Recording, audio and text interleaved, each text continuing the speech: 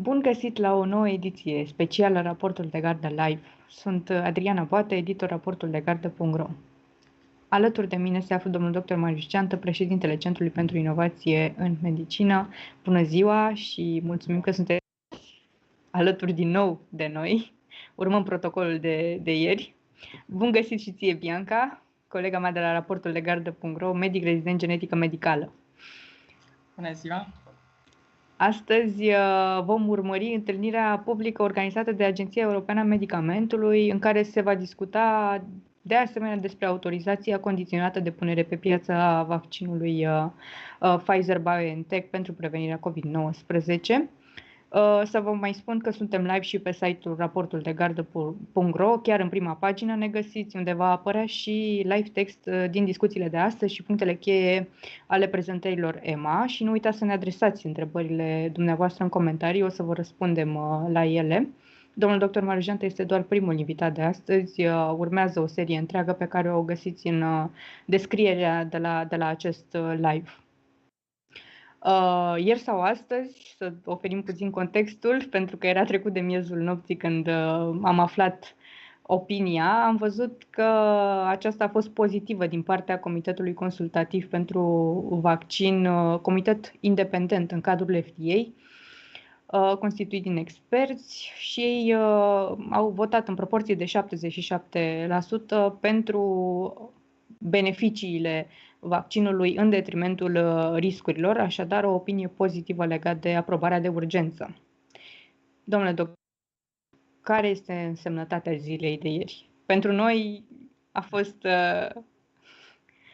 Da, 10 ore a durat ședința Comitetului Independent de Experți, care s-a încheiat cu un vot de 77% din cei prezenți în favoarea recomandării pentru aprobarea vaccinului COVID-19 în Statele Unite. Ceva mai mult a durat transmisiunea live în direct de ieri de pe raportul de gardă. Astăzi discutăm despre un eveniment public. Nu avem aceeași așteptare. La sfârșitul evenimentului de astăzi, organizat de Agenția Europeană a Medicamentului, nu vom avea un vot, nu vom avea o decizie. Este o sesiune de informare și de educare a tuturor celor interesați în privința modalității de dezvoltare și de aprobare a vaccinurilor. Este un curs public, sperăm că acest public să fie foarte numeros, inclusiv pe raportul de gardă.ro. E o lecție deschisă, într-un moment foarte important, în care transparența instituțiilor și transparența datelor trebuie să fundamenteze sentimentul de încredere în vaccin. Ce rămâne în urma zilei de ieri rămâne o extraordinară demonstrație de știință. Sunt mai mulți piloni care pot să susțină această afirmație. Este dezbaterea în sine și toate argumentele care au fost aduse în cadrul grupului organizat de FDA. Acest grup a fost precedat de opinie favorabilă a FDA în sine. Acest grup pe care l-am invocat ieri este un grup de experți independent. Ieri, întâmplător sau nu, în New England Journal of Medicine a fost publicat studiul de fază 3, despre care, de altfel, toată lumea a vorbit ieri, care ne-a pus la dispoziție date consistente în legătură cu vaccinul.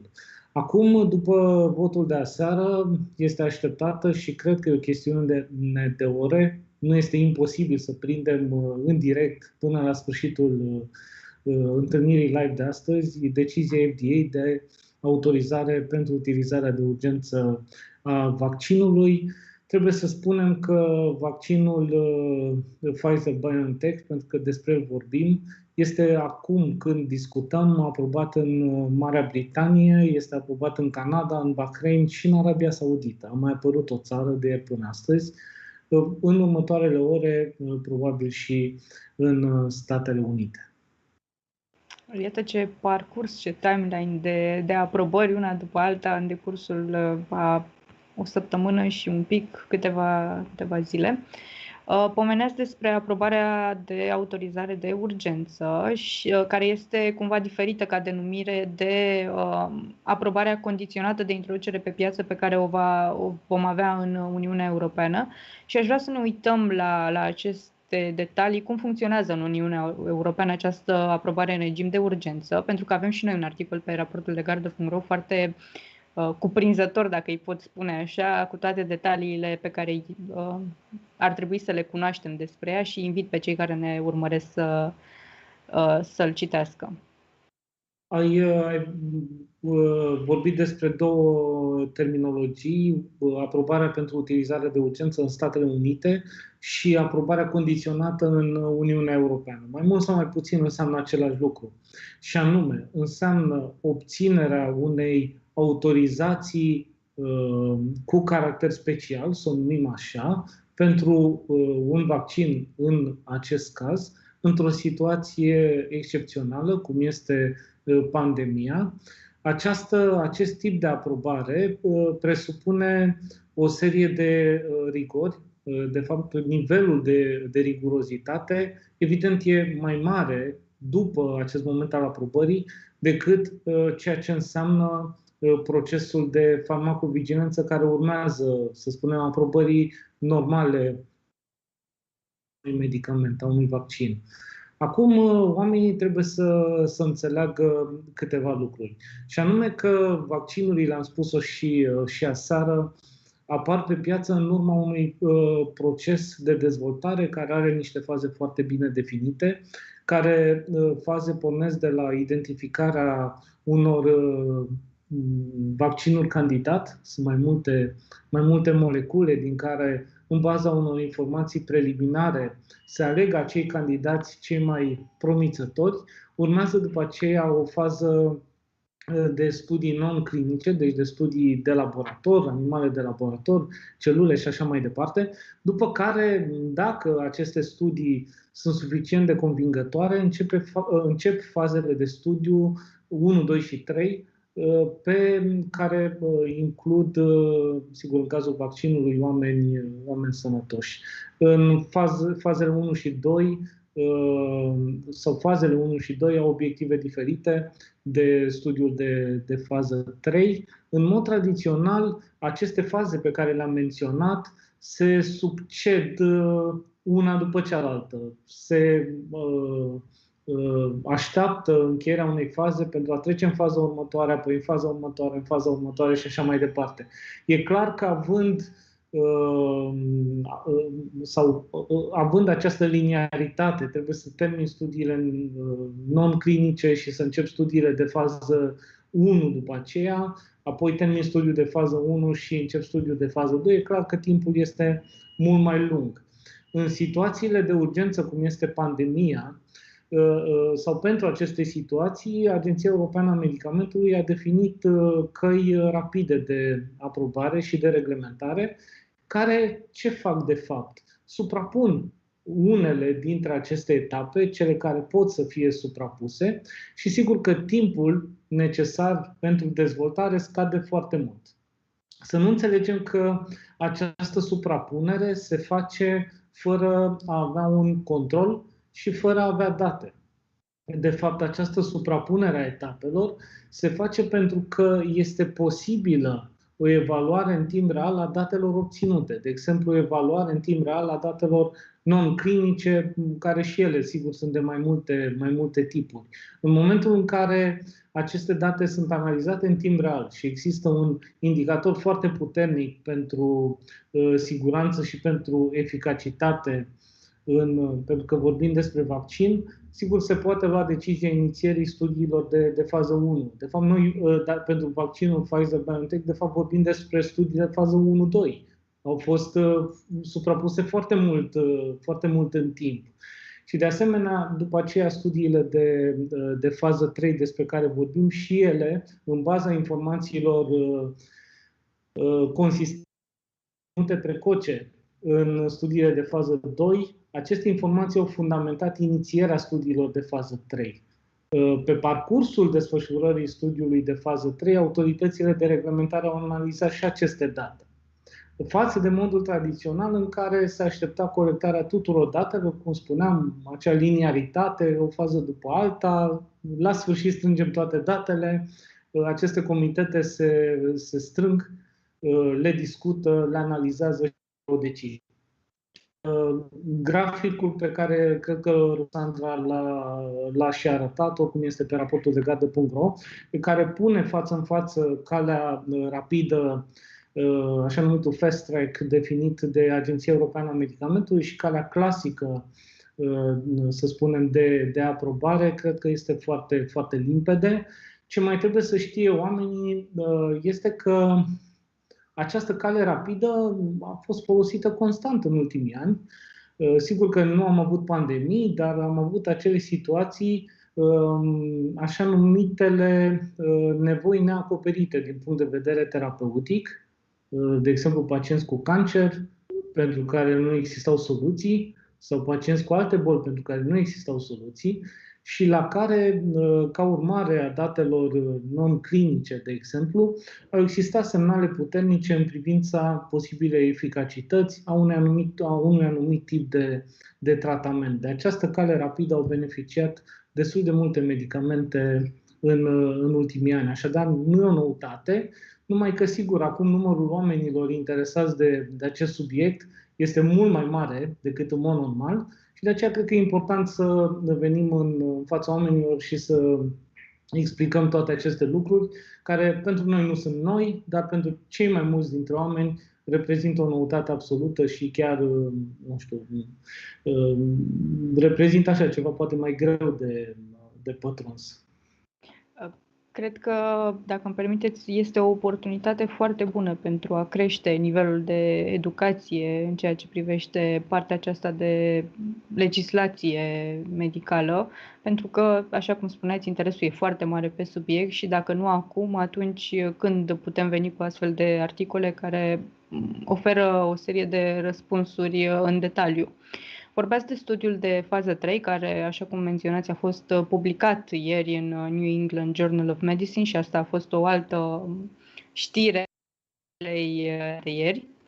Așa că, Bianca, te-aș ruga să ne prezinți datele din acest studiu pe care s-a bazat și dezbaterea experților de ieri.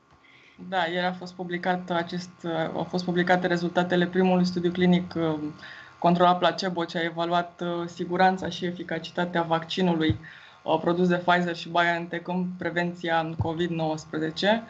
Publicarea într-un jurnal prestigios arată cumva angajamentul privind transparența și rigoarea științifică care înconjoară tot acest proces. Datele au arătat că această schemă de vaccinare, deci cu 2 doze din vaccinul respectiv, conferă protecție împotriva COVID-19 la persoane cu vârste de peste 16 ani, o eficacitate de 95%. În analiza primară, doar 8 cazuri de COVID-19 s-au înregistrat în grupul care a primit vaccinul, comparativ cu 162 de cazuri în grupul placebo. Eficacitatea pare să fie similară la persoanele cu risc scăzut și la cele cu risc înalt, la cele cu vârste de peste 55 de ani sau sub 55 de ani. Desigur că analize riguroase pe subgrupuri vor urma în lunile următoare, însă datele de până acum sunt încurajatoare. De asemenea, persoanele cu comorbidități au fost bine reprezentate în studiu. Au fost persoane cu obezitate, cu hipertensiune. Deci peste 40% dintre participanți aveau vârste de peste 55 de ani. Siguranța la 2 luni distanță, aceasta este cea mai mică perioadă de follow-up, dar este cea care ne permite să tragem niște concluzii privind această balanță risc-beneficiu despre care s-a tot discutat. Siguranța a fost similară cu cea a altor vaccinuri. Cele mai frecvente reacții adverse au fost ușoare sau moderate și au inclus durere la locul de injectare, oboseală, cefalee. Reacții adverse severe au fost raportate la mai puțin de 2% dintre cei care au primit vaccinul. Oricum, toți vor fi monitorizați pe termen lung, încă 2 ani, și urmează să se colecteze date, deci din acest studiu, date despre durata protecției, despre eficacitatea împotriva infecției asimptomatice, datele de siguranță și imunogenitate la adolescenții cu vârste între 12 și 15 ani și vor fi studii adiționale. Vor fi studii adiționale care vor evalua eficacitatea vaccinului și siguranța la femeile însărcinate și la populația pediatrică, la copii cu vârste de sub 12 ani și pe alte grupuri de risc speciale, cei imunodeprimați, de exemplu. Cam astea ar fi datele pe scurt, așa, privind studiul din New England Journal of Medicine.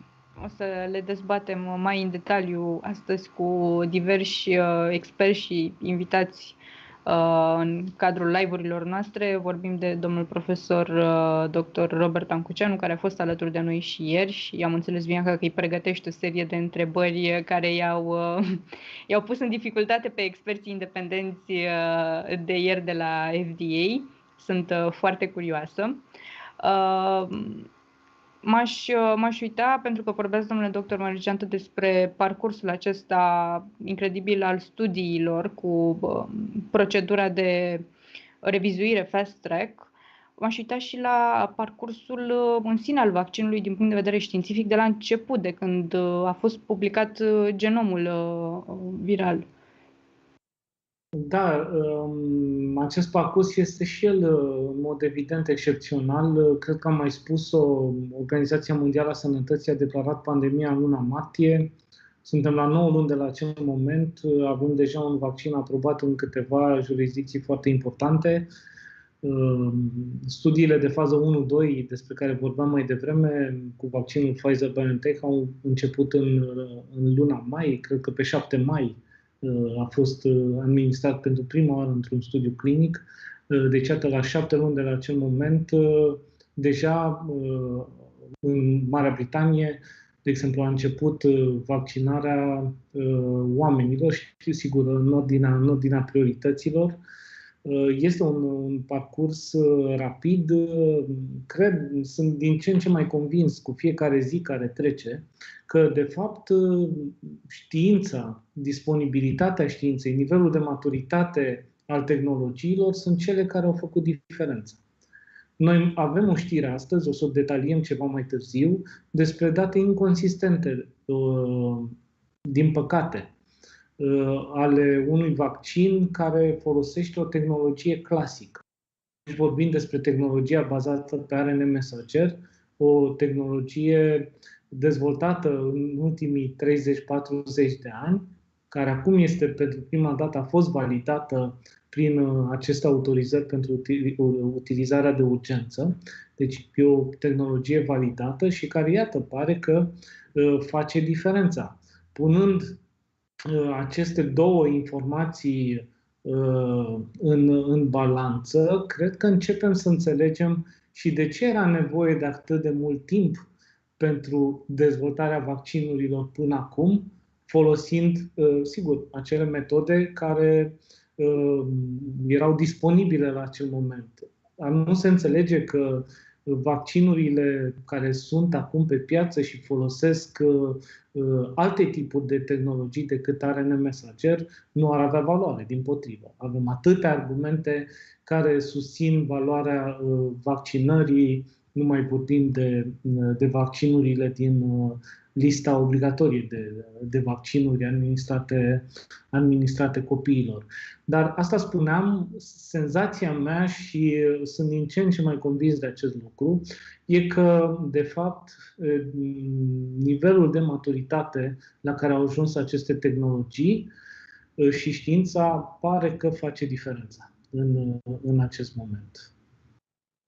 Profit în acest punct și reiterez îndemnul către ascultătorii noștri să ne adreseze întrebările lor. Le așteptăm și o să răspundem la ele pe parcursul zilei alături de invitații noștri. Și pentru a seta cadrul de la ora 2, să spun așa, când îl vom avea invitat pe domnul dr. Valeriu Gheorghiță, coordonatorul campaniei de vaccinare anti-COVID-19 din România, să spunem că aceasta a fost publicată în monitorul, strategia de vaccinare, a fost publicată în monitorul oficial în data de 3 decembrie. și am văzut acolo mai multe detalii despre grupuri țintă, populațiile prioritizate, dar și despre metoda de monitorizare, pentru că aici voiam să ajung. Cred că e important să explicăm oamenilor că, deși această autorizare de urgență se bazează pe date din studiul de fază 3, monitorizarea continuă. Și asta a fost un subiect foarte dezbătut și ieri în cadrul întâlnirii. Pe de o parte, monitorizarea continuă, pe de altă parte, studiul continuă și cred că ar fi bine să rugăm pe Bianca să ne spună cum anume va continua studiul de fază 3 și, la fel, aș indica aceeași provocare pentru Bianca să ne spună ce alte tipuri de studii, vorbind despre vaccinul Pfizer-BioNTech, ar urma să fie inițiate în lunile următoare. E important să știm că această aprobare reprezintă, de fapt, doar un pas din punct de vedere al reglementării. Exact. Deci urmează, practic, o perioadă de urmărire de 2 ani pentru oamenii care sunt incluși în faza 3 a acestui studiu. Vor fi urmăriți câțiva parametri foarte importanți, cum ar fi, desigur, eficacitatea pe termen lung, să vedem dacă se menține acest nivel de eficacitate, dar și această transmitere. Dacă persoanele asimptomatice, de exemplu, pot transmite boala, adică dacă persoanele vaccinate mai transmit boala. De asemenea, vor fi evaluate populațiile pediatrice, copiii cu vârste între 12 și 15 ani, și vor apărea studii adiționale, pentru că există această dezbatere și s-a tot discutat în spațiul public dacă vaccinul ar putea fi administrat la copii. În Statele Unite, în cursul discuției de aseară, se discuta dacă s-ar putea atinge acea imunitate de turmă, acel prag înalt de imunizare, dacă populația pediatrică nu este inclusă. Despre asta cred că vom mai discuta și în cursul zilei de astăzi. Dar e un punct important atins. În Statele Unite există și îngrijorarea cu privire la diversitatea populației. Și atunci e clar că trebuie extins cumva astfel încât oamenii să fie categorii de populație diversă, pentru a se vedea un rezultat cu adevărat valid. Se estimează că în aprilie o să înceapă un studiu care evaluează vaccinarea la copiii cu vârste între 5 și 11 ani. Și, desigur, este importantă și analiza pe subgrupuri, așa cum am spus. În studiu au fost incluse anumite categorii de persoane cu comorbidități, însă e nevoie de a vedea detalii, de exemplu la persoanele cu cancer sau alte tipuri de afecțiuni. Sunt foarte multe întrebări în acest sens. Deci e nevoie de o analiză detaliată pe subgrupuri. Așa este. Vom vedea cum vor decurge toate aceste lucruri, care vor fi rezultatele și le vom comenta, desigur, pe măsură ce ele apar. Legat de populația pediatrică, mai mulți chiar invitați ai noștri de ieri și-au exprimat curiozitatea în acest sens și trebuie să spunem că vom putea să răspundem mai în detaliu la aceste întrebări, începând cu ora 6, când îl avem invitat pe domnul doctor Mihai Craiu alături de noi. Așadar, iată, pentru cei care doresc să adreseze întrebări pentru dumnealui, vă pot face chiar și acum la acest segment de live în comentarii, pentru că le preluăm și le adresăm la momentul potrivit. Dacă vorbim de grupuri, aș face o precizare, pentru că ieri la FDA a fost acea discuție intensă în legătură cu alergiile severe, cu precauțiile care trebuie avute. În mod clar, în viața reală, diversitatea este mult mai mare. Asta nu înseamnă că vaccinul nu trebuie folosit, nu trebuie utilizat, numai că mai mult ca oricând e necesară o comunicare deschisă între medic și pacient. E important ca medicii, în momentul când decid să administreze vaccinul, trebuie să aibă acces la un istoric medical al persoanei pe care o vaccinează, să ia în calcul din istoric ceea ce este relevant din perspectiva precauțiilor, a riscului de reacții adverse și, pe de altă parte, este important ca și persoana respectivă să fie informată, să știe la ce să se aștepte, să furnizeze aceste informații. De ce e atât de important ca să știe la ce să se aștepte? Pentru că vorbim despre administrarea a 2 doze la 21 de zile diferență una de cealaltă și în cazul în care managementul așteptărilor după prima doză nu este la nivelul dorit, dacă pacienții nu știu că ar putea să apară episoade febrile, de exemplu, sau durere la locul injectării, sau întumefierea zonei respective, pot să fie elemente care să-l determine să nu se prezinte sau să fie reticent în a se prezenta pentru administrarea celei de-a doua doze. Ceea ce, sigur, în acest context în care și disponibilitatea vaccinului este redusă, sigur, genul acesta de situații trebuie evitate cât se poate de mult. Da. Și aș mai spune, legat de ce urmează privind studiile, că acest studiu nu a cuprins un braț care să analizeze efectele unei singure doze. Asta, desigur, se va cerceta în continuare, pentru că ar eficientiza cumva procesul de vaccinare, ar crește complianța dacă s-ar administra doar o doză din vaccin. Dar vom vedea ce urmează în acest sens. Și vom vedea și studii cu, de fapt, aprobări posibile cu alte vaccinuri. Ni se adresează chiar acum. Da, te rog, Adrian. Văd că avem pe cineva în comentarii. Ne întreabă dacă la cei bolnavi de epilepsie se poate administra vaccinul. Vă las pe dumneavoastră să răspundeți, deși cred că răspunsul a mai fost dat. Recunosc că nu am această informație și n-aș vrea să greșesc. Nu știu dacă tu, Bianca, ai... Cred că datele acestea specifice vor fi incluse cu siguranță în prospect și medicul specialist va ghida cel mai bine. Nu ar fi indicat la acest moment să ne pronunțăm. Da, un singur prospect pe care noi l-am văzut, cel din Marea Britanie, nu e vreo referire la această categorie de pacienți. Ne așteptăm ca prospectul FDA să includă mai multe date. De altfel, documentul, briefing-ul pe care FDA l-a pus la dispoziție și care are 50 ceva de pagini, conține mult mai multe informații, de fapt. Așa este.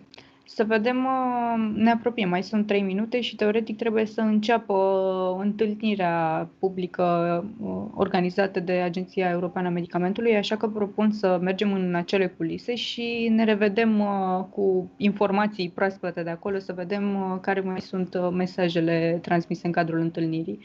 Vă mulțumesc pentru prezență și spun încă o dată că ne găsesc oamenii și pe site-ul raportullegardă.ro, în prima pagină suntem, unde va fi și live text cu cele mai importante mesaje.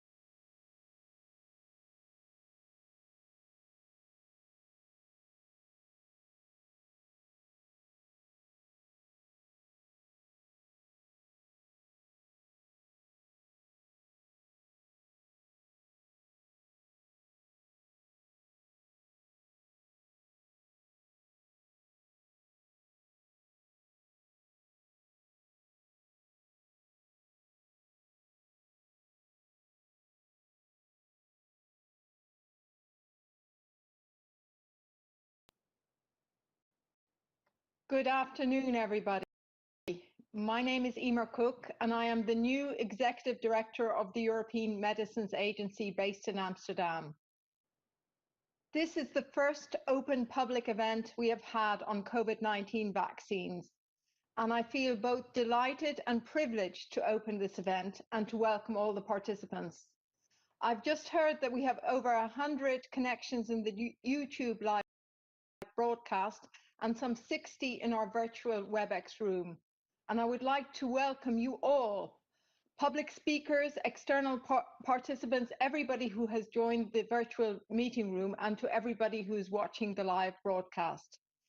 This is a new experience for us, but we see this public meeting as an extremely important step for the agency in the context of the current pandemic. You are all aware of the impact of the current pandemic. With COVID-19, we're facing an unprecedented global current pandemic. With COVID-19, we're facing an unprecedented global crisis. So far, over 1.5 million lives have been claimed, and we have had huge social and economic disruption on all of our lives. In the EU, we have the important task as the European Medicines Agency and the enormous responsibility of evaluating the candidate vaccines. This vital work is needed to guarantee that when vaccines are used in the EU, we are sure that they are safe, of high quality and effective, and that their benefits outweigh any potential risks. We want the people of Europe to understand this work, the pride we take in doing this, and the enormous number of experts we bring together to make this happen. So people in the EU can trust the process, feel confident, and feel protected. We have organized this public meeting to explain how COVID-19 vaccines are developed and the role the agency is playing in their scientific evaluation, their approval, and their safety monitoring in the EU. We know that you, our citizens and public, want more information about how these urgently needed vaccines are developed and evaluated, and how this process can be done so quickly, while at the same time ensuring that they work as they were intended to do, and that we maintain the highest standards of quality and safety. But today's meeting is not only about informing about the development and evaluation of COVID-19 vaccines. It's about us listening to you. We would also like to listen to the public and stakeholder groups on the needs, expectations, and concerns, so that we can consider these needs for our work going forward. We recognize how important it is that the science and requirements behind our regulatory decisions are made in a clear and transparent manner. Part of our task, we will try to address the questions that are being raised. Sometimes this won't always be possible. Sometimes the work is in progress, but we will aim to answer everything based on the information we have, and we will answer honestly. Now, many of you will be aware that in addition to the work that we're doing on evaluating the vaccines under development, we've just been, we had to announce this week that the agency has been the subject of a cyber attack. We have immediately launched a full investigation in close cooperation with the law enforcement officers and other relevant entities. We're not able to say much more because the investigation is still ongoing, but we can assure you that the timelines for the evaluation of COVID-19 vaccines and treatments are not impacted, and the agency, as you see today, continues to be fully functional. Before we move on to our programme, I would like to thank Rare Diseases Europe, Eurodis, and the European Patients Forum for their suggestion to hold this important event. We have been interacting as an agency with our stakeholders and the public since our inception in 1995, but continuing an open, proactive, and meaningful dialogue remains a high priority for us. Actively listening to the public, to patients, to healthcare professionals, to industry and academia provides us with additional means to set our sense of direction and where we need to gear our efforts for future engagement and information. Let me stress again, we need to hear from you to help us ensure that we can meet your needs. So without any further delay, I would like to introduce now Noel Wathian, the Deputy Executive Director, who will be moderating the event going forward. And I wish us all a very, very successful meeting. Over to you, Noel. Thank you very much, Emer, and good afternoon, everyone. So it is my pleasure to also welcome everyone to this important meeting, which I will be moderating. As explained by our Executive Director, this meeting will focus on aspects of the development of the scientific evaluation and safety monitoring of COVID-19 vaccines. There are other relevant elements of COVID-19 vaccines, such as national deployment and vaccinations plan, which will not be the focus of today's discussions, as they lie outside the remit of the EMA. In terms of how we will proceed with today's meeting, first of all, we will provide a series of very brief presentations focusing on development, the approval process, safety monitoring, and transparency. The first presentation is how COVID-19 vaccines are developed, and this will be given by Marco Cavalieri, who is the head of biological health threats and vaccine strategy at the EMA. Then we move on to the overview of the regulatory pathways for approval of these vaccines, and this presentation will be delivered by Fergus Sweeney, who is the head of clinical studies and manufacturing. We will then move on to vaccine safety monitoring, and this presentation will be given by Peter Arlett, head of data analytics and methods. And finally, we will conclude the presentations by a presentation on how we engage, how we communicate, and how we ensure transparency throughout the whole process. And that presentation will be given by Melanie Carr, who is the head of stakeholders and communication. That will conclude the first part of today's event. And then we will move on to listening to the views and to the opinions of various members of the public and representatives of European organizations, so that we can better understand their concerns and take them into consideration during our regulatory process. So without further delay, I will now start with giving the floor to the first speaker, which is Marco Cavalieri. So up to you, Marco. Thank you so much, Noel, and good afternoon to all of you. I see that my slides are put up. Thank you very much.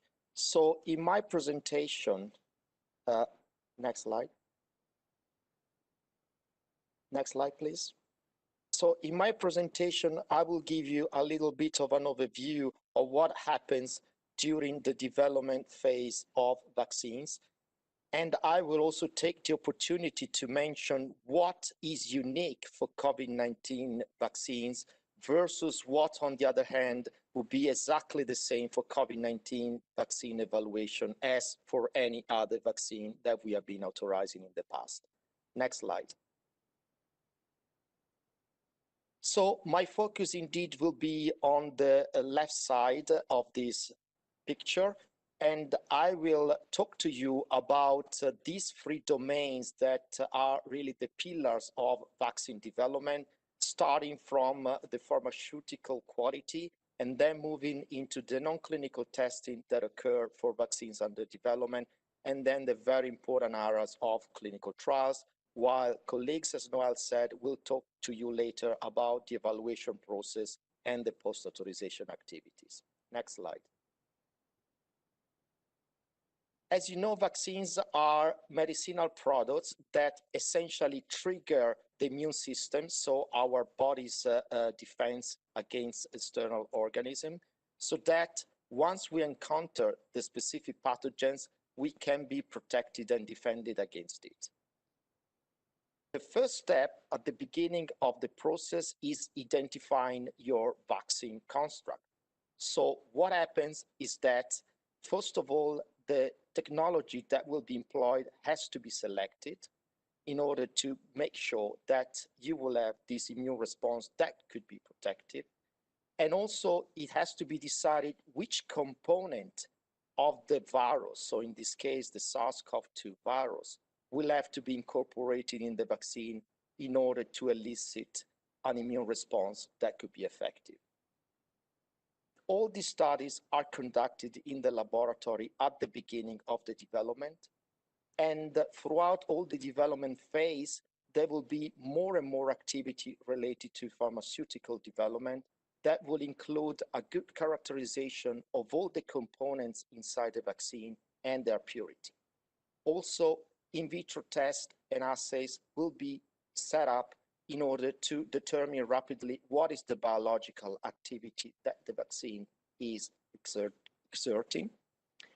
And also, starting from the small scale production that occurs in the early phases of research and development, then gradually move up to larger amount of vaccines produced in each single batch, and with the need to incorporate good understanding on how it can be controlled at each step of the manufacturing phase, and to have a test that can control that what is manufactured is exactly what we expect to see, and to ensure at the end of the day that each of the batch of the vaccine is manufactured in a consistent way and is of good quality.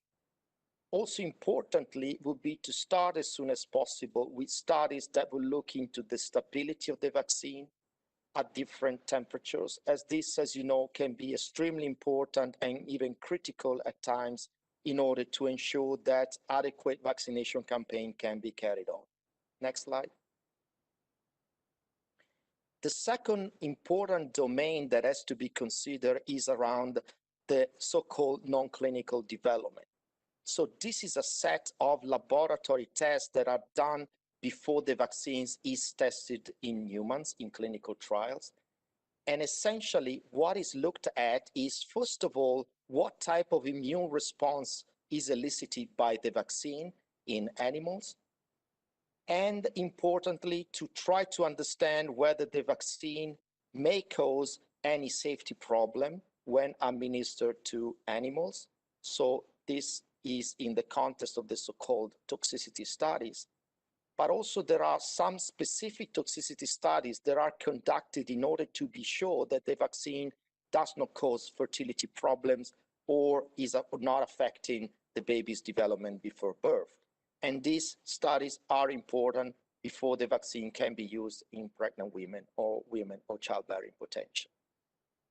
Another important area is conducting studies that are called challenge studies, in which is it checked if animals, after they receive the COVID-19 vaccines, are protected from the disease when exposed to the virus deliberately, and also importantly to make sure that the vaccination is not causing any paradoxical effect of worsening the disease, as this is a signal that was seen in preclinical models with some investigational vaccines for other coronaviruses, such as SARS and MERS.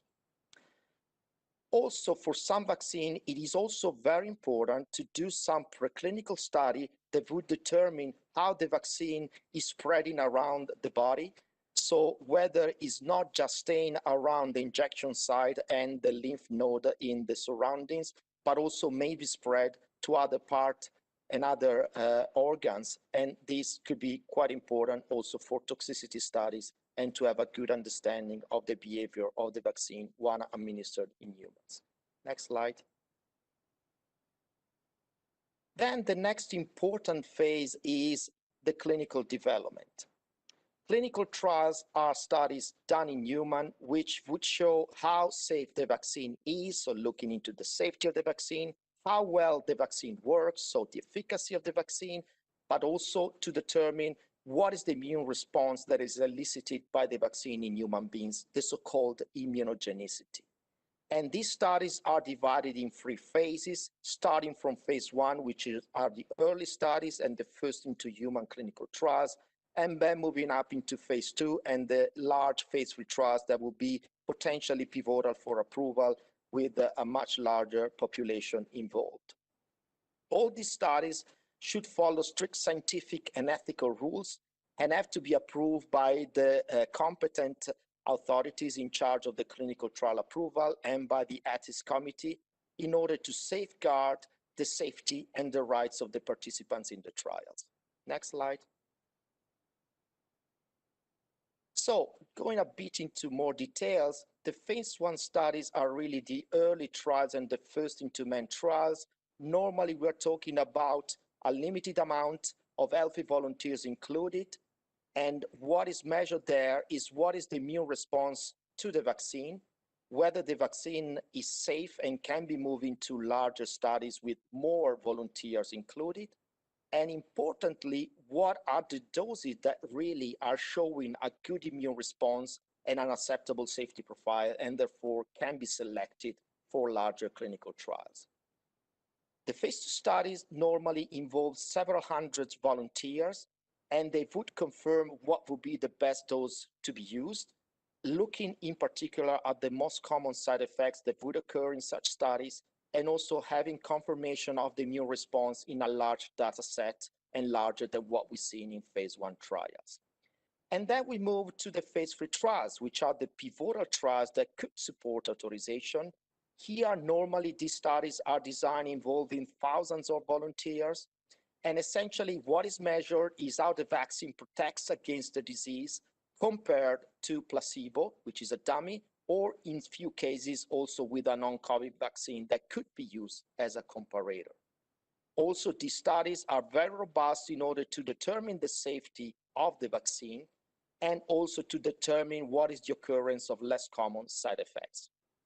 Next slide.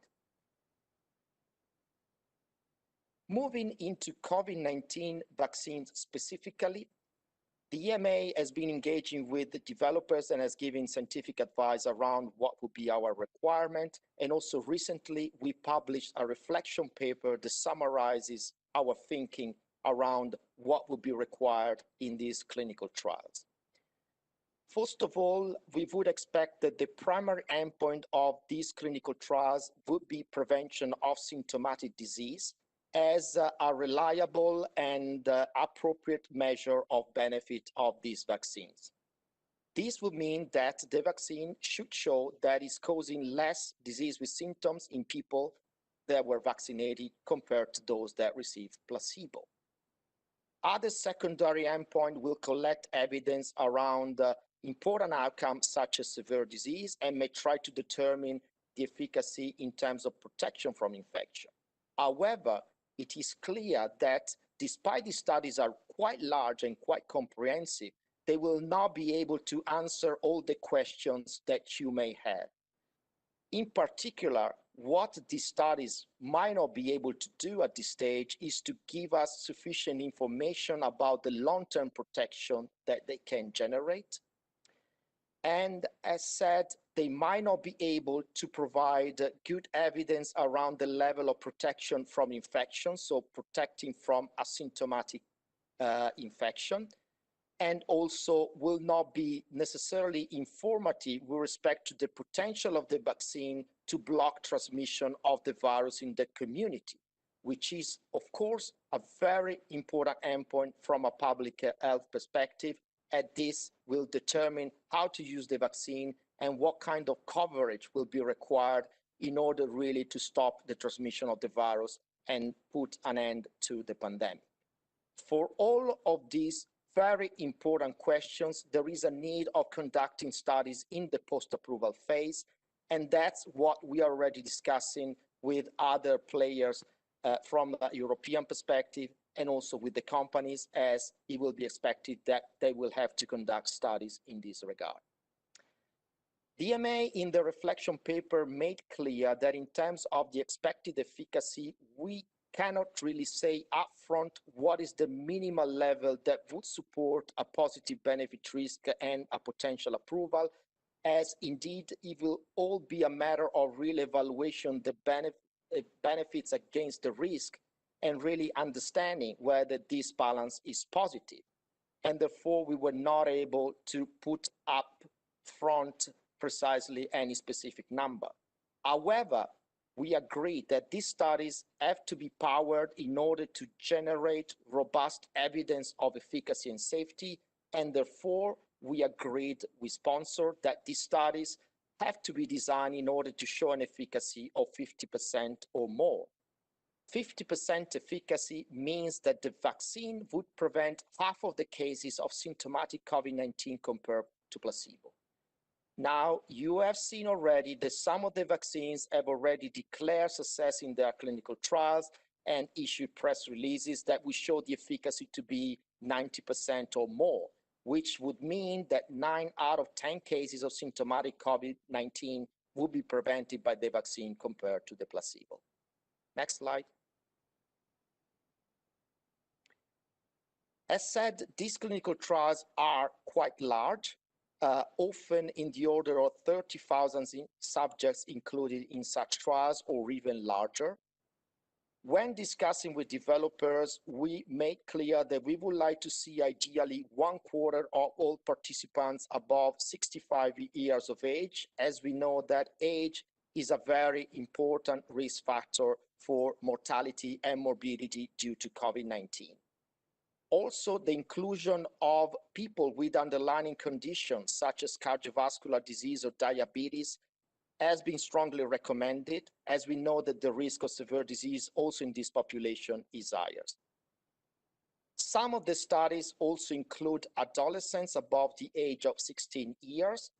However, for younger children, we expect that the studies will be conducted only once we have a good picture around the efficacy and safety of the vaccine in the adult population.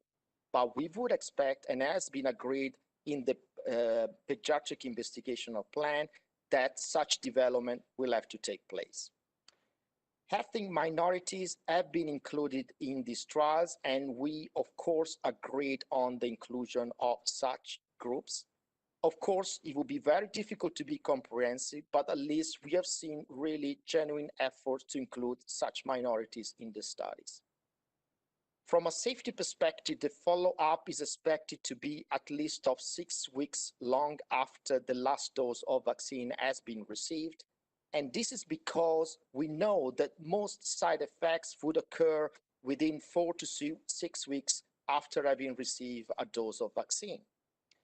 However, these trials will last for 1 year or even longer in some cases, which potentially will give us invaluable information on the long-term protection that could be provided by the vaccines, and also whether some side effects might occur later on after vaccination.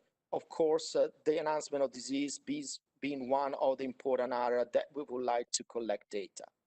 Whether participants in clinical trials can be kept onto placebo long-term after a vaccine is authorized and made available in any specific country or location, that is something that, of course, we cannot predict, and we might expect that it might be challenging and even not ethically feasible. However, we are urging companies to try their best in order to make sure that these studies are continued in a rigorous way so that we have good evidence in the long run. Next slide. An important point that has often been raised is that COVID-19 vaccines seem to be going too fast. Now, what you see here on this slide is what normally would happen for a vaccine under development in non-pandemic scenarios. What you see that a lot of the activities that I described to you before related to the various phases of development are occurring in sequence, one after the other, and often with intervals and pauses between each phase. And this has led to an average of 5 to 10 years before a vaccine can be ready for approval, and then once approved, being deployed after manufacturing on a large scale. Next slide. What we are seeing here with COVID-19 is that all these steps are still done and to a rigorous way, but everything is much more compressed, with a lot of these activities occurring in parallel or with respect to the clinical phases according to a seamless approach in which there is a continuum between the phase 1, the phase 2, and the phase 3 trial. This has allowed something that is being unprecedented, which is seeing a vaccine developed in a matter of months instead of years. However, it's important for me to stress that all this is happening without cutting any corner in the data generation. At the end of the day, we will have the same amount of evidence that we would have for any other vaccine developed in standard conditions. Next slide. And indeed, also from our side, the regulatory standards are not changed. So the same standard in terms of safety, quality, and efficacy that would normally apply to any other vaccine will be applicable here for COVID-19. Next slide. And as said, here what we're seeing is just really a compression in time of all the activities with respect to what normally happens, but really no decrease in the amount of evidence generated. Next slide. This has been possible because there has been an incredible effort by all the players and the stakeholders to mobilize resources simultaneously and make sure by a number of agreements and collaboration to make sure that this vaccine could advance very rapidly, and also that they have sufficient funds to make sure that all these activities are carried on in really a very short time frame. Next slide. From the EMA perspective, we made also a contribution in this sense and really foster how rapidly this vaccine could have been advanced. And this has been done essentially by establishing the EMA COVID-19 task force according to our ELFREC plan, which is a group composed by EMA staff and experts from the regulatory network in the area of vaccines and infectious diseases, and with other expertise as well, that has helped in having a continuous and rapid dialogue with the developer so that we could provide feedback in a way that normally is not done in a continuous fashion, and also giving rapid scientific advice that has been instrumental in directing developers very rapidly on what would be the requirement from a regulatory point of view. Next slide. The other very important peculiarity that has happened here with COVID-19 is that manufacturers and sponsors have decided to start scaling up the manufacturing much before they were aware of whether their vaccine is successful in large clinical trial. So in other words, starting scaling up at risk. This can be extremely important in making sure that once the vaccines are approved, there will be sufficient amount to be deployed in order to have an impact on the pandemic in the fastest possible way. Next slide. The last point I want to cover here is which vaccines for COVID-19 are currently under assessment for approval by the EMA. And I have to say that we got 4 vaccines that officially started rolling review and 2 also submitted officially for conditional marketing authorization.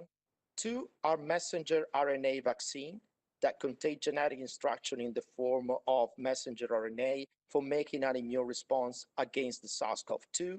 One is from Pfizer-BioNTech and the other one from Moderna. Then we have 2 viral vector vaccine which use this modified and harmless adenovirus, human adenovirus or chimpanzee adenovirus. And these viruses, they carry the genetic instruction for making an immune response against the SARS-CoV-2 as well. This vaccine could advance very rapidly for a number of reasons. Of course, this technology might be more prone for rapidly advancing them in the early phases of development. And they are based on the experience that was already with these companies for with the same platform technology, but with other pathogens and with vaccines that were already under development. However, these are not the only vaccines that with whom we are talking. There are many other vaccines that came for discussion to the EMA, and a few more could be in the position of starting very soon a rolling review with the EMA for a potential approval in the near future. Next slide. So if I can conclude, with COVID-19 vaccine, we have the same types of studies as for any other vaccine. The only difference is that the timelines for the development have been shortened, and this thanks to the pooling of expertise, resources, and funds that made this possible. The studies that will be pivotal in supporting a positive benefit risk are large clinical trials with a rigorous design and would generate robust evidence for our deliberations. The expected benefit that we will see at time of approval will be demonstrated in the reduction in COVID-19 disease mainly, and we have to accept that there will be uncertainties at that point in time, particularly with respect to the long-term protection and what could be the ability of the vaccine to turn down the community transmission. Also, important evidence on safety will be available that would allow a robust conclusion also in that sense. Let me also say that the use of face mask, hand hygiene, and physical distance would remain important public health measure, at the very least until large amount of vaccines will be deployed and the vast majority of the population would have been vaccinated. And even then, we still don't know exactly what will be the impact. So it's very important that we maintain a rigorous approach in order to protect public health. And the last important statement from my side is that the high regulatory standards for quality, safety, and efficacy are here maintained, and that comprehensive data packages will be submitted in order to support the conclusions of the EMA. So this is the end of my presentation, and now I will hand over to Dr. Fergus Sweeney, who will talk to you about the regulatory process for evaluation and approval of vaccines at the EMA. Thank you. Thank you very much, Marco, and good afternoon, ladies and gentlemen. It's an honor to be able to present and describe to you the process for evaluation and approval of the vaccines. Next slide, please. So what I want to do is cover 4 key topics to look at how we bring together the expertise from the European network and how we are able to bring that to bear to carry out this evaluation process and do so in a rapid way using the rolling review and conditional marketing authorization terms you may well have seen already. And finally, to discuss the quality checks that are applied to the vaccine before it's released to the market. So I'm focusing on the evaluation. So Marco has covered all the development phases, the quality, non-clinical, and clinical trials. I'm now looking at the evaluation by EMA and our scientific experts, and then the marketing authorization decision by the European Commission. Clearly, as part, and Marco has indicated in the process, the manufacturers have already been scaling up their manufacturing. That will continue further post-authorization, but we are looking at as it is already developed. The important thing is that we have a very rigorous benefit risk evaluation by our scientific experts. The role of EMA is to ensure the independent review of evidence generated for the COVID-19 vaccines and to make recommendations on their use in EU citizens driven by patient and public health needs. EMA's recommendation will be based on the strength of the scientific evidence on a vaccine's safety, quality, and efficacy, and nothing else. And authorization will be granted when the evidence shows convincingly that the benefits of vaccination are greater than any risks of the vaccine. Safety is paramount. Vaccines are given to a very large population, many of whom are healthy. They're certainly not yet suffering from COVID in the large majority of cases, so it's to prevent that disease, and wherefore safety is very important.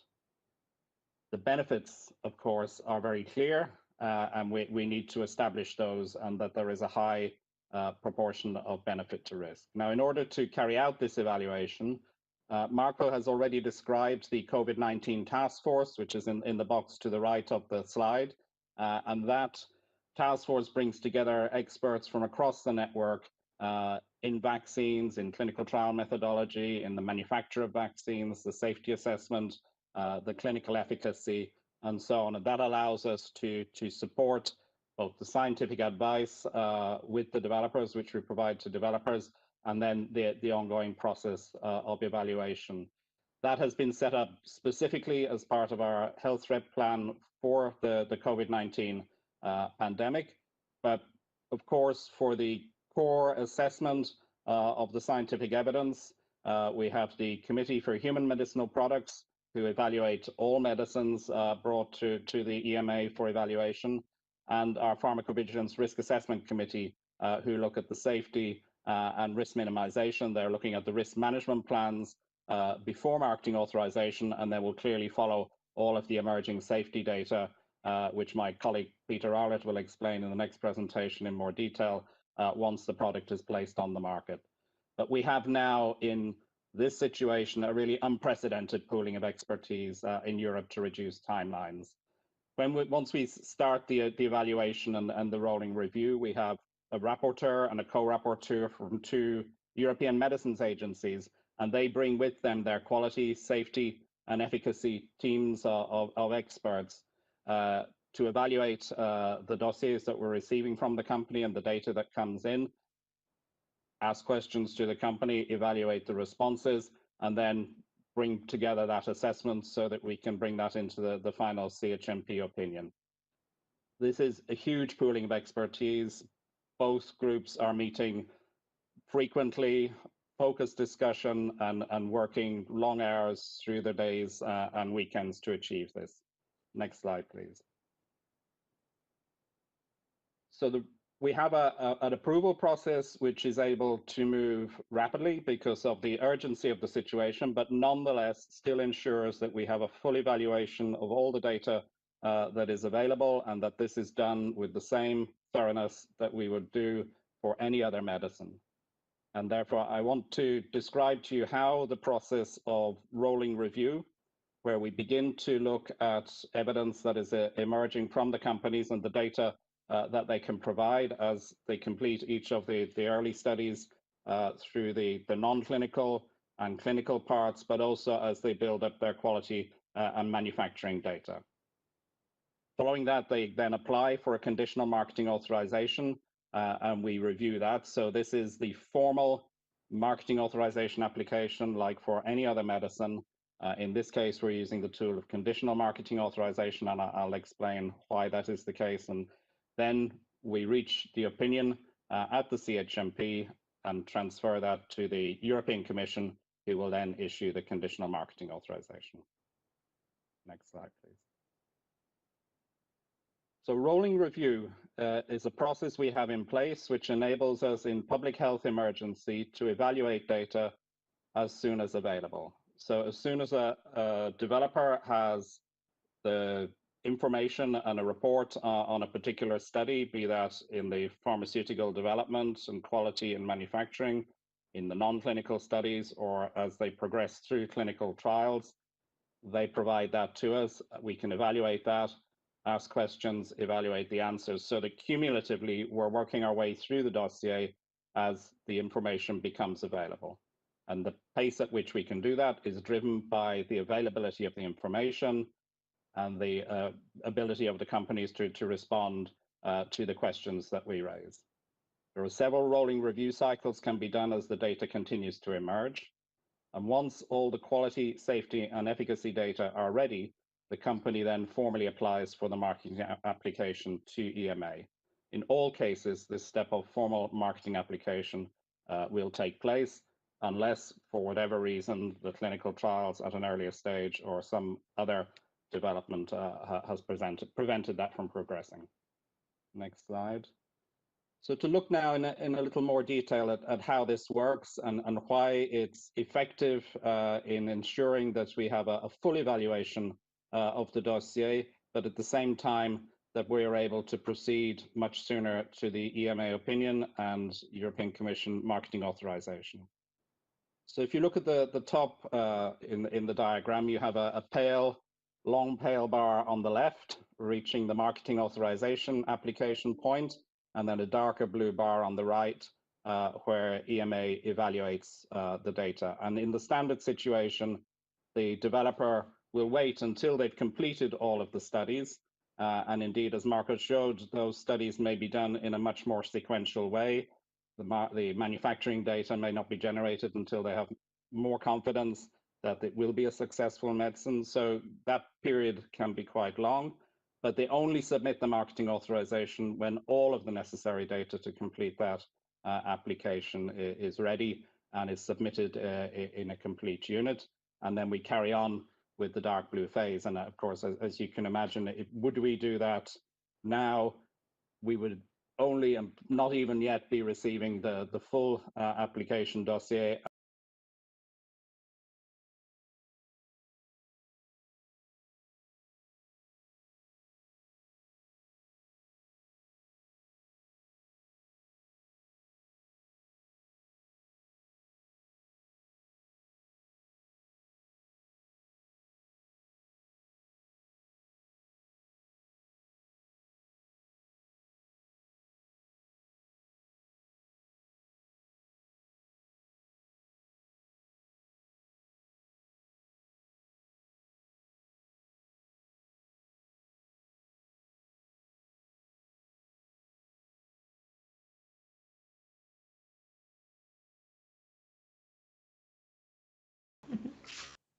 Bună ziua, bun găsit, am revenit. Alături de mine se află domnul dr. Gindrovel Dumitra, coordonator al grupului de vaccinologie din cadrul Societății Naționale de Medicină a Familiei. Bună ziua și vă mulțumim că ne-ați acceptat invitația.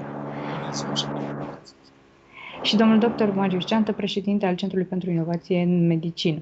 Bună ziua, domnule doctor. Bună ziua. Urmăream live înainte să ne conectăm. Da, noi vă auzim foarte bine. Dumneavoastră ne auziți? Foarte bine, da. Da, e în regulă.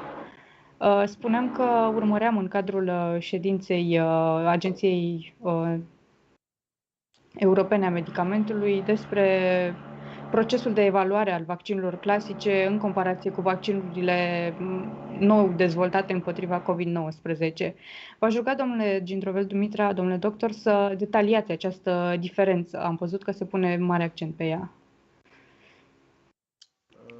Dacă vă referiți la procedura de avizare, da. Sigur că în acest moment, practic, sunt cel puțin două proceduri sau trei proceduri diferite. Aici, dacă ne referim la procedura clasică, este una care durează mai mult timp și care presupune o analiză minuțioasă în comunitate de experți care se întâlnesc fizic la nivelul organismelor de reglementare și care, în același timp, are ca și, să zicem, cerință importantă a se aduce niște date care sunt culese pe o perioadă mai lungă de timp. În cazul acesta, acum, asistăm la cel puțin două tipuri de proceduri. Pe de o parte, o autorizație de punere pe piață în regim de urgență pe care o adoptă Statele Unite ale Americii, cât și Marea Britanie și, practic, Marea Britanie asta a făcut, a emis o autorizație de punere de aprobare sau aprobare în regim de urgență, iar Statele Unite ale Americii au aproximativ același mecanism, fapt pe care l-au și implementat în acest an de mai multe ori, atunci când au aprobat în regim de urgență folosirea anumitor medicamente antivirale și este explicabil în acest context pentru că, practic, la un moment dat, cel puțin în primele faze ale acestei pandemii, niciunul dintre medicamentele pe care le avem în acest moment în uz nu era aprobat pentru COVID-19.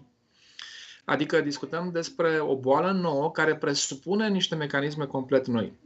De data asta, în cazul Comisiei Europene și mai ales Agenția Europeană a Medicamentului, termenul este altul, se numește mecanism de aprobare condiționată pentru punere pe piață, care este, dacă vreți, nu este aprobarea în regim de urgență pe care au folosit-o britanicii, respectiv americanii, este mai mult decât atât, înseamnă o analiză mult mai minuțioasă, în care sunt aduse mult mai multe dovezi și, în același timp, beneficiază atât de mecanismele de evaluare rapidă, dar și de mult mai multe opinii legate de, să zicem, valoarea pe care o aduc aceste dovezi în practică.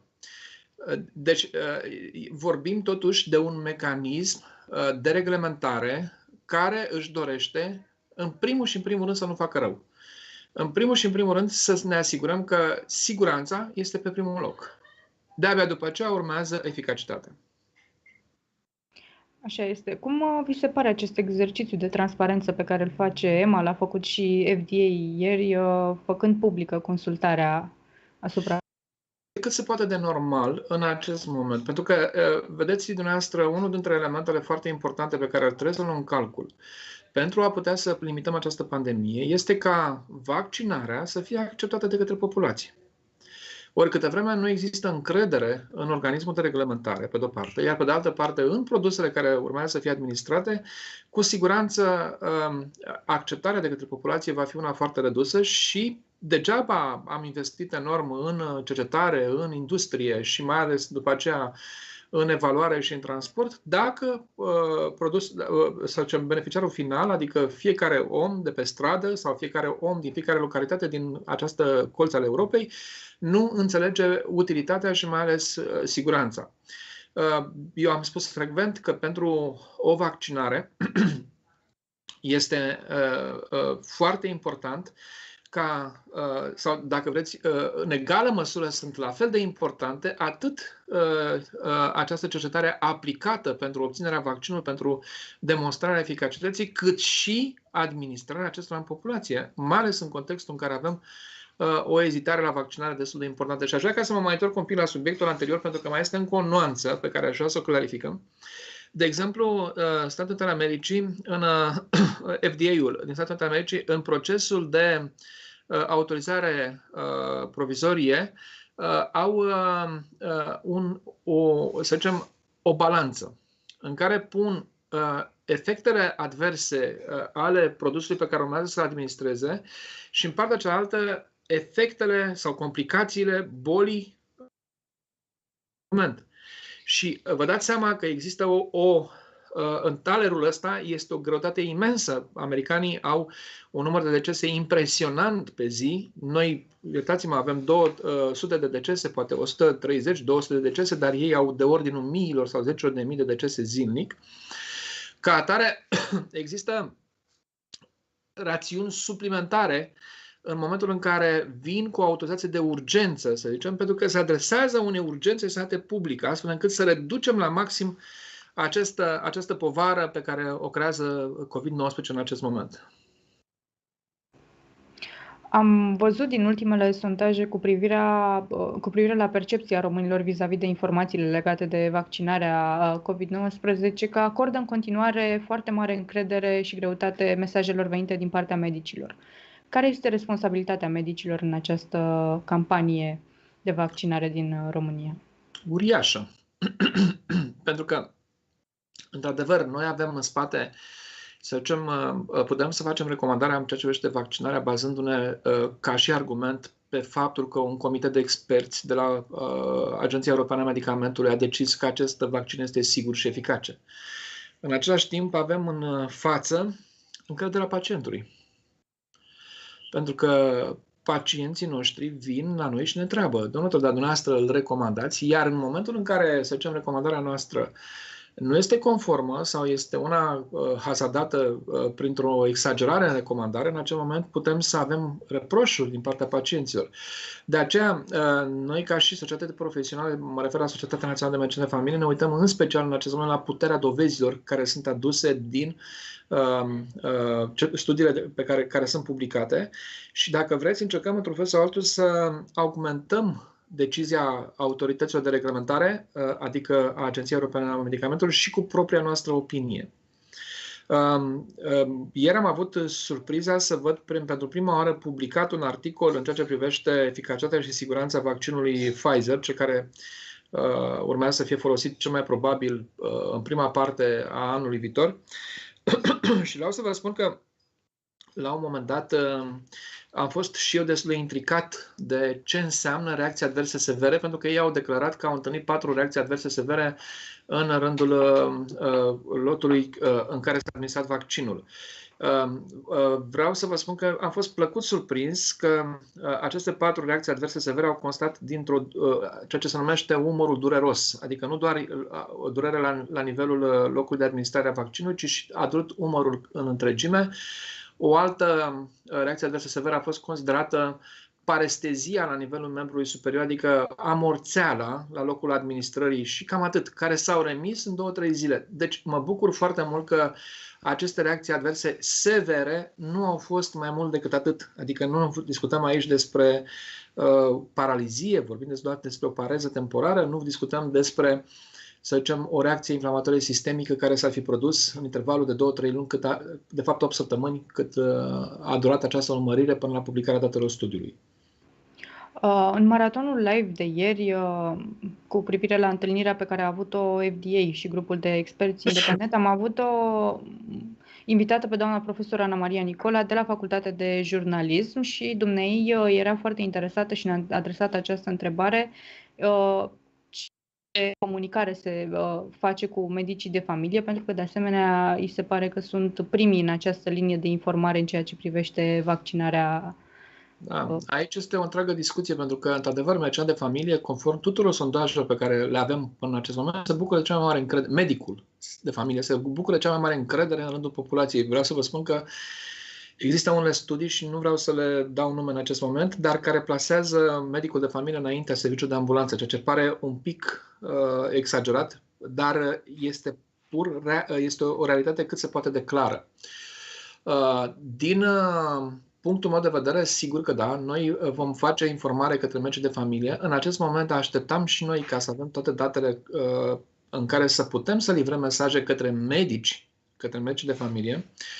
Eu vreau să vă spun că noi la nivelul Colegiului Medicilor Dolj și împreună cu Universitatea de Medicina și Farmacie din Craiova vom avea pe data de 21 decembrie, adică lunea cealaltă, nu lunea viitoare, lunea cealaltă, un webinar de 6 ore în care vom încerca să facem imunologia de la A la Z. Vom pleca de la caracteristicile virusului și comportamentul acestuia în funcție de contextul imunologic. Vom merge mai departe pe corelațiile imunoclinice și mai ales imunoterapeutice.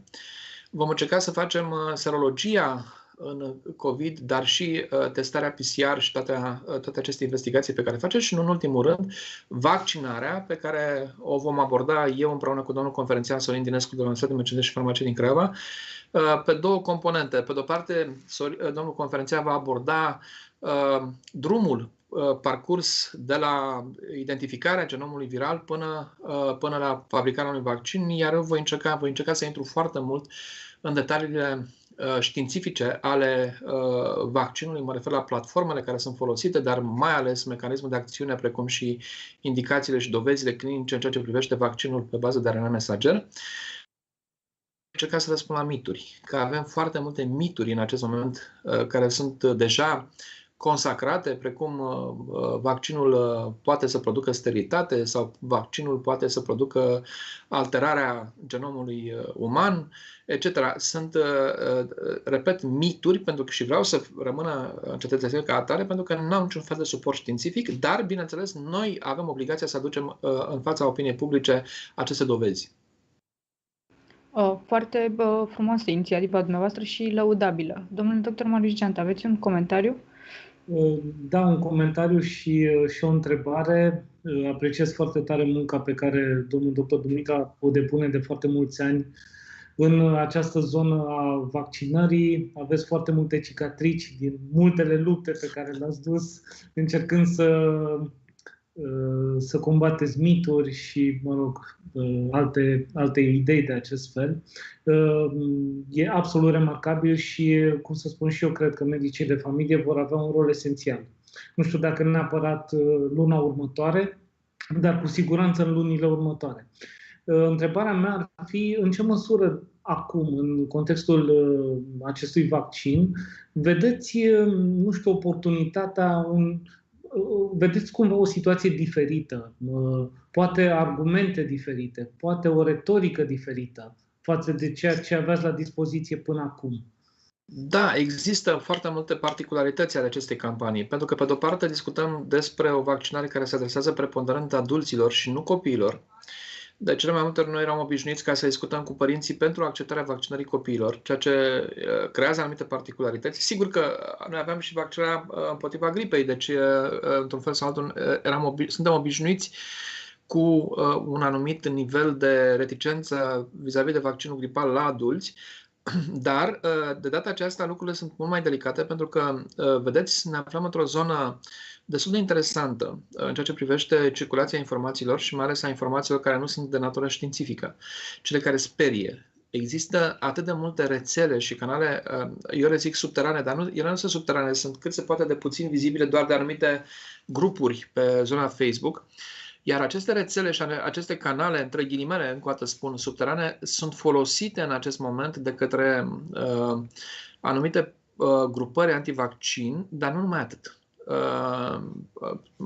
Îmi pare rău că trebuie, deci nu sunt o persoană care să creadă în teoria conspirației, dar eu cred că totuși acum se întâmplă ceva vis-a-vis de scăderea încrederii în populație la nivel de conspirație. Deci lucrurile sunt destul de delicate și de asta trebuie să transmitem un mesaj cât se poate de coerent din partea noastră a specialiștilor, astfel încât, într-un fel sau altul, populația să nu fie indusă în eroare.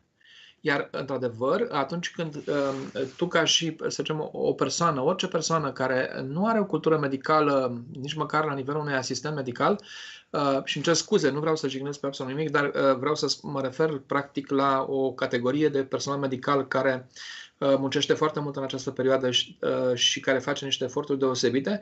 Practic, noi trebuie să traducem informația științifică pentru colegii noștri, pentru pacienții noștri, care trebuie să înțeleagă, pe de-o parte, faptul că discutăm despre niște date care vin în context, să zicem, cât se poate de clar de dezvoltarea unui vaccin pe baze științifice, dar un lucru foarte important pe care noi îl transmitem pacienților noștri se numește empatie.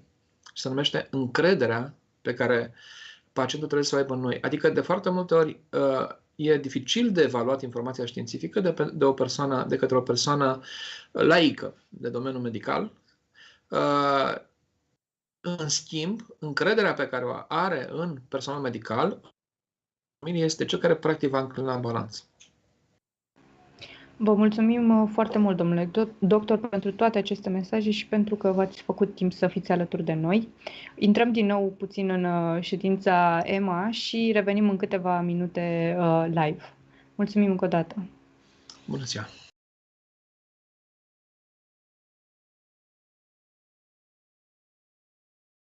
This is an important question, and the first thing to say is we have established analysis techniques to assess whether a side effect is likely to be caused by a vaccine.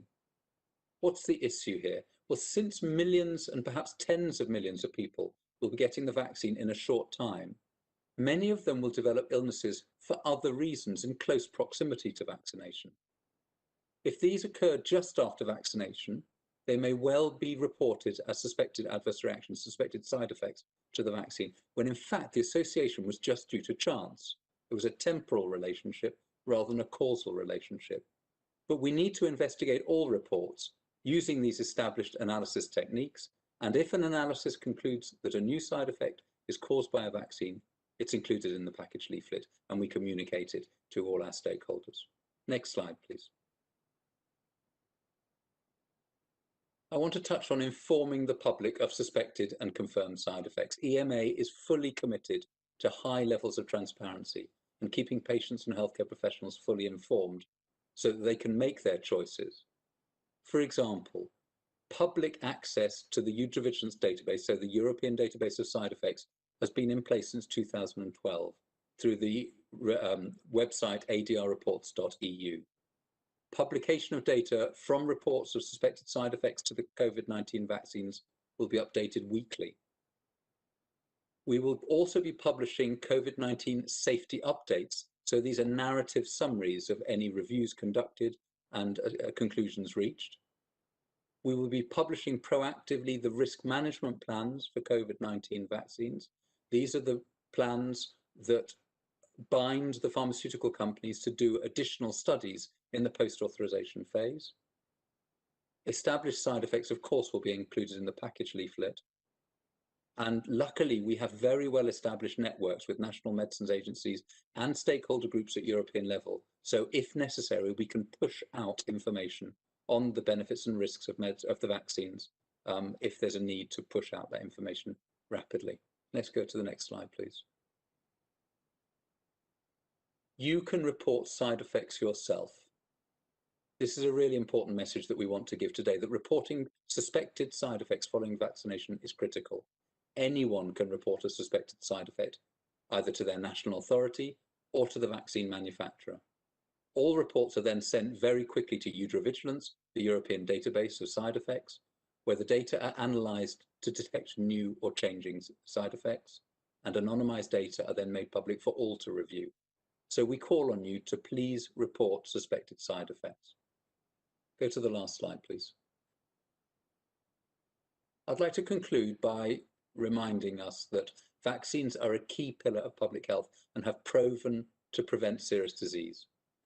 No medicine's 100% safe, so like any other medicines, vaccine can have side effects. The majority are mild, and even rare, serious side effects must be balanced against the prevention of severe or even fatal disease like COVID-19. We have a strong EU pharmacovigilance system in place, and safety will not be compromised.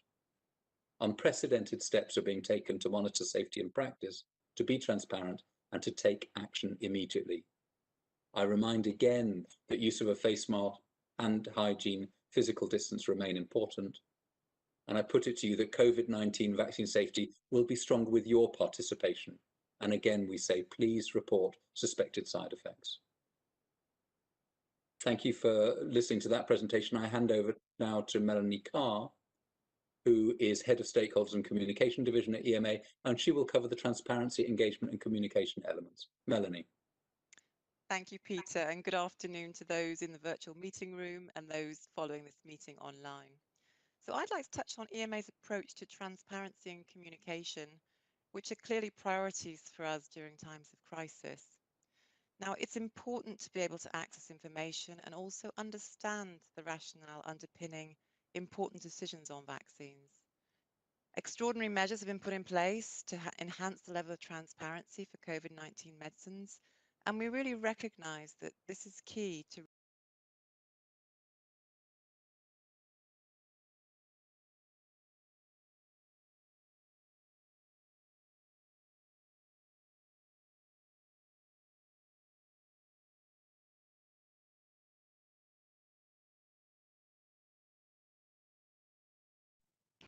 Bună ziua, am revenit. L-am avut în urmă cu 10 minute alături de noi pe domnul dr. Gindrovel Dumitra, iar acum ni s-a alăturat domnul Dan Zaharescu, președinte al ARPIM, Asociația Română a Producătorilor Internaționali de Medicamente. Bună ziua, mulțumim că sunteți alături de noi. Bună ziua și vă mulțumesc pentru invitație. Domnul dr. Marius Geantă a rămas alături de noi, este președinte al Centrului pentru Inovație în Medicină. Bună ziua, eu sunt fixat în acest scaun, nu mă ridic până diseară. Așa este. Amintesc că urmărim întâlnirea publică organizată de Agenția Europeană a Medicamentului și vedeam că chiar în timp ce noi suntem aici, ei discută despre ce înseamnă aprobarea de urgență, care sunt beneficiile vaccinului și tot felul de astfel de aspecte.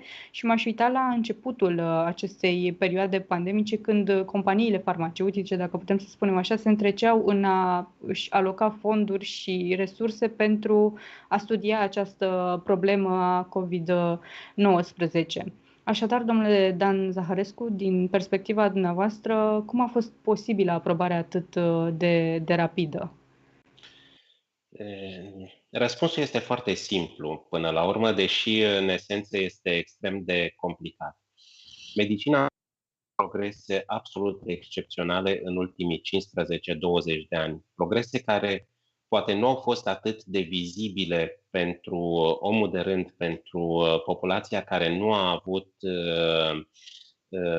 membri ai familiei care să fie bolnavi de boli grave și să fie avut acces la medicația de ultimă generație care este disponibilă în acest moment. Dar acest progres științific se manifestă pe toate planurile. Odată de la descifrarea genomului uman și de la progresele pe care le-a făcut medicina din acel moment și trecând pe la progresele în informatică și progresele tehnologice. Să nu uităm, de exemplu, acum 20 de ani, dosarele de studii clinice se țineau pe niște fișe de observație care mai apoi urmau să fie introduse în niște sisteme de date, în niște baze de date și analiza datelor se făcea cu o întârziere destul de mare. Acum aproape totul se desfășoară în timp real. Din punct de vedere al studiilor clinice, al colectării datelor, al circulației informației dinspre centrele unde se desfășoară aceste studii clinice și centrul de cercetare al companiei care centralizează aceste informații, lucrurile se mișcă cu o viteză amețitoare. Și, practic, acesta a fost factorul determinant care a permis ca ceea ce eram obișnuiți să avem în 5 ani, în 10 ani, cel puțin rezultatele studiilor clinice și concentrarea acestei informații într-un dosar care este de agențiile medicamentelor, lucrurile acestea s-au desfășurat cu o viteză foarte, foarte mare. M-aș uita puțin și la procesul acesta, cum spuneați, accelerat de aprobare. Vorbim astăzi despre aprobarea condiționată de punere pe piață. Să explicăm că nu a scăzut calitatea evaluării. Nu a scăzut nici calitatea evaluării și nici numărul de persoane care au fost implicate în studiile clinice. În cazul vaccinului Pfizer vorbim de aproximativ 30.000 de subiecti care au fost, cărora li s-a administrat acest vaccin. Deci, din nou, numărul foarte mare de subiecti care au fost implicați și datele care au putut să fie centralizate și prelucrate foarte, foarte repede. Nu mai vorbim aici de progresele care s-au făcut cu ani în urmă în dezvoltarea de noi vaccinuri. Să nu uităm că omenirea a mai trecut în ultimii câțiva ani prin niște episoade care aveau un potențial pandemic și care au dat frisoane cercetătorilor științifici. Să nu uităm de Ebola, să nu uităm de primul val de SARS, care a fost în 2007-2008. Deci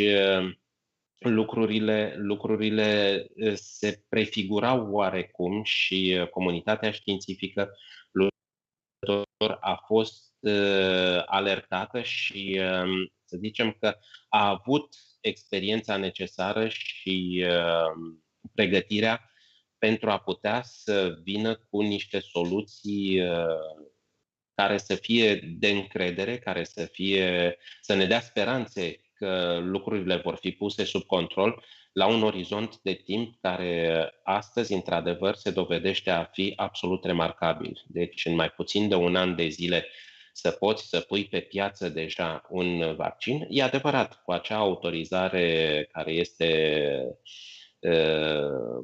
nu putem spune condiționată, dar va pune vaccinului niște condiții de monitorizare în continuare, deci procedurile de farmacovigilență probabil că vor fi mai aspre decât în oricare din alte situații, dar la nivelul tuturor statelor se prefigurează o evidență foarte clară a persoanelor care urmează să fie vaccinate, deci va exista un istoric de date sau o acumulare de date foarte mare care va ajuta în perioada următoare la căpătarea acelui coeficient de încredere de care populația are nevoie în acest nou vaccin. Aș vrea ca în acest punct să explicăm, probabil că se va întâmpla, vom avea o aprobare și din partea EMA, așa cum am văzut că s-a întâmplat în Marea Britanie. Ieri FDA, grupul de experți independenți și-a dat avizul pozitiv în privirea aprobării și probabil că va urma, conform EMA, cel târziu pe 29 și o aprobare pozitivă în Uniunea Europeană. Cu pași, ce se va întâmpla din momentul în care avem aprobarea în UE? Practic, din acel moment, produsul va putea să fie distribuit și administrat pe scară largă populației. Din păcate, provocările cu care ne vom confrunta noi, producătorii, în primul rând, sunt foarte mari, fiindcă toți știm, cererea este uriașă, capacitatea de producție este limitată și de aceea s-au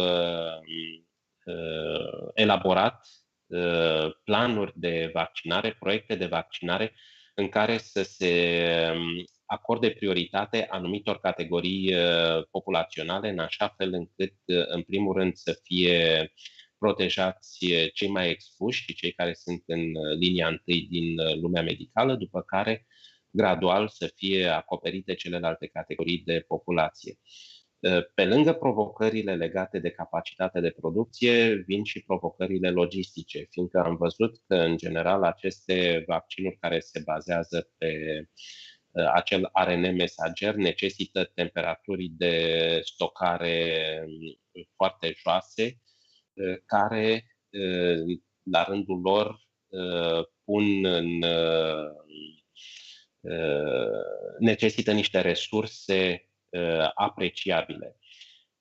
O a treia provocare este legată de organizarea activităților de vaccinare. Și dacă este să ne uităm și să luăm cazul României, practic, dacă dorim ca într-un an de zile să vaccinăm sau să ajungem la o rată de vaccinare de aproximativ 60%, care este targetul care a fost stabilit, ne uităm că asta înseamnă undeva în jurul a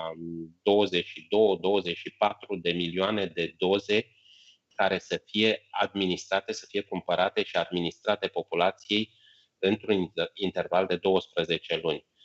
Lucru care ne duce la câteva zeci de mii de persoane care să trebuiască să fie vaccinate zilnic. Deci este un efort logistic și un efort de organizare care este absolut remarcabil. Acesta a fost și motivul pentru care, nu numai în România, dar și în alte țări, s-a decis ca cel puțin partea de organizare, partea de logistică să fie realizate cu ajutorul armatei și implicarea armatei, care este obișnuită să respecte niște reguli, niște proceduri, să fie mult mai bine organizată, cel puțin în faza incipientă, justifică din plin decizia care a fost luată și în România. Deci, din nou, nici de cum nu se pune problema ca armata să vină să vaccineze cu forța populația, ci să vină cu sprijinul logistic necesar, cu know-how-ul necesar pentru a facilita procedurile necesare pentru vaccinare. Un mesaj foarte important acesta din punct de vedere al comunicării și mi-aș începe întrebarea prin a spune că la începutul pandemiei mi-amintesc că ARPIM a lansat campania Bătălia COVID-19 în laborator, ați avut proiecte cu mai multe platforme media și m-aș uita și v-aș întreba la rolul ARPIM în acest punct legat de comunicarea inovației. Avem aceste noi tehnologii de ARN mesager care sunt folosite în unele dintre vaccinuri. În moment, după declanșarea pandemiei, am fost conștienți de importanța informării corecte sau importanța existenței unor surse de încredere pentru informarea populației. Și ținând cont că producătorii de medicamente, respectiv producătorii de vaccinuri, care sunt membri ai asociației, sunt direct implicați în această luptă pentru descoperirea unui vaccin împotriva COVID-ului, am considerat că este responsabilitatea noastră să pregătim această platformă de informare și să aducem la îndemâna publicului interesat cât mai multe informații de încredere legate de această bătălie împotriva COVID-19, care, într-adevăr, în bună măsură, cel puțin într-o primă fază, s-a dat în laborator. Acum ieșim din laboratoare și începem să ne apropiem din ce în ce mai mult de populația care va trebui să se vaccineze, să fie vaccinată și acesta este, de fapt, punctul culminant, fiindcă degeaba vom ajunge să avem un vaccin sau chiar mai multe vaccinuri dacă nu vom reuși să convingem populația că este în beneficiul ei și este pentru siguranța ei acest proces și acest vaccin. Și vedem că unele companii au câștigat momentan bătălia aceasta din laborator, dar cred că este un câștig al tuturor, pentru că o aprobare a unei astfel de inovații nu poate decât să aducă beneficii. Fără nicio îndoială. În primul rând este o certificare a progresului științific, a tehnologiilor care au fost folosite și nu trebuie să ignorăm faptul că tehnologiile care au fost folosite la dezvoltarea acestor vaccinuri deschid uși largi și pentru alte arii terapeutice, pentru alte tipuri de dezvoltări care vor veni în anii următori și, din nou, este ca un bulgăre de zăpadă care a început să se rostogolească și care va avea un impact și efecte din ce în ce mai mari. E adevărat că nu totdeauna un bulgăre de zăpadă care se rostogolește nu declanșează vreo avalanșă sau ceva, dar asta este latura anecdotică, să zicem. Dar ați intuit cumva provocarea pe care urma să vă lansez. Și anume, noi ne-am întâlnit în multe contexte în ultimii ani. Cele mai multe dintre ele se referau la accesul la inovație, inevitabil. Inevitabil, în etape diferite, cu guverne diferite și așa mai departe. Absolut. Noi acum vorbim despre această scurtare a timpului pentru aprobarea, dezvoltarea și aprobarea unui medicament. După cum ați spus înainte, pare că asta va fi regula în următorii ani. Implicit, bulgărele respectiv despre care ați vorbit se poate transforma într-o avalanșă la nivelul unor sisteme de sănătate care și până acum făceau față cu greu în privința accesului. Cum vedeți dumneavoastră și cum credeți că ar trebui să pregătim terenul? Cred că e o lecție pe care trebuie să o învățăm acum, de altfel. Fără îndoială, și paradoxul este că ne vom confrunta cu două situații diametral opuse. Este posibil să avem vaccinul care este vârf de lance să fie dat gratis, să fie pus la dispoziția populației și o parte din populație să refuze să accepte această inovație și pe latura cealaltă să ajungem să avem niște medicamente care să trateze niște boli foarte grave și să poată să ajute pacienții să iasă din situații dificile și să le salveze viața și pacienții respectivi să nu reușească să aibă acces la medicamentele respective pentru că ele nu sunt în sistemele de compensare și rambursare ale țărilor respective. Deci, revenind la întrebarea dumneavoastră, fără îndoială că vor trebui create niște mecanisme care să faciliteze accesul pacienților la această inovație despre care vorbim. Dumneavoastră sunteți unul din coordonatorii Centrului de Medicină Personalizată și acest domeniu al medicinei personalizate se leagă foarte mult de progresul tehnologic și progresul în medicină despre care vorbeam un pic mai devreme. Și este clar că randamentul și rata de succes a acestor medicamente este extrem de ridicat sau de ridicată, dar în același timp costurile legate de obținerea acelor medicamente sunt de asemenea semnificative. Și atunci aceste modele de asigurări de sănătate bazate pe solidaritatea socială, la un moment dat s-ar putea să nu mai fie suficiente pentru a putea să acoperim aceste nevoi. Și de aceea trebuie destul de multă inventivitate, trebuie destul de multă gândire pentru găsirea unor soluții care să fie aplicabile și să fie adaptate evoluției pe care o așteptăm.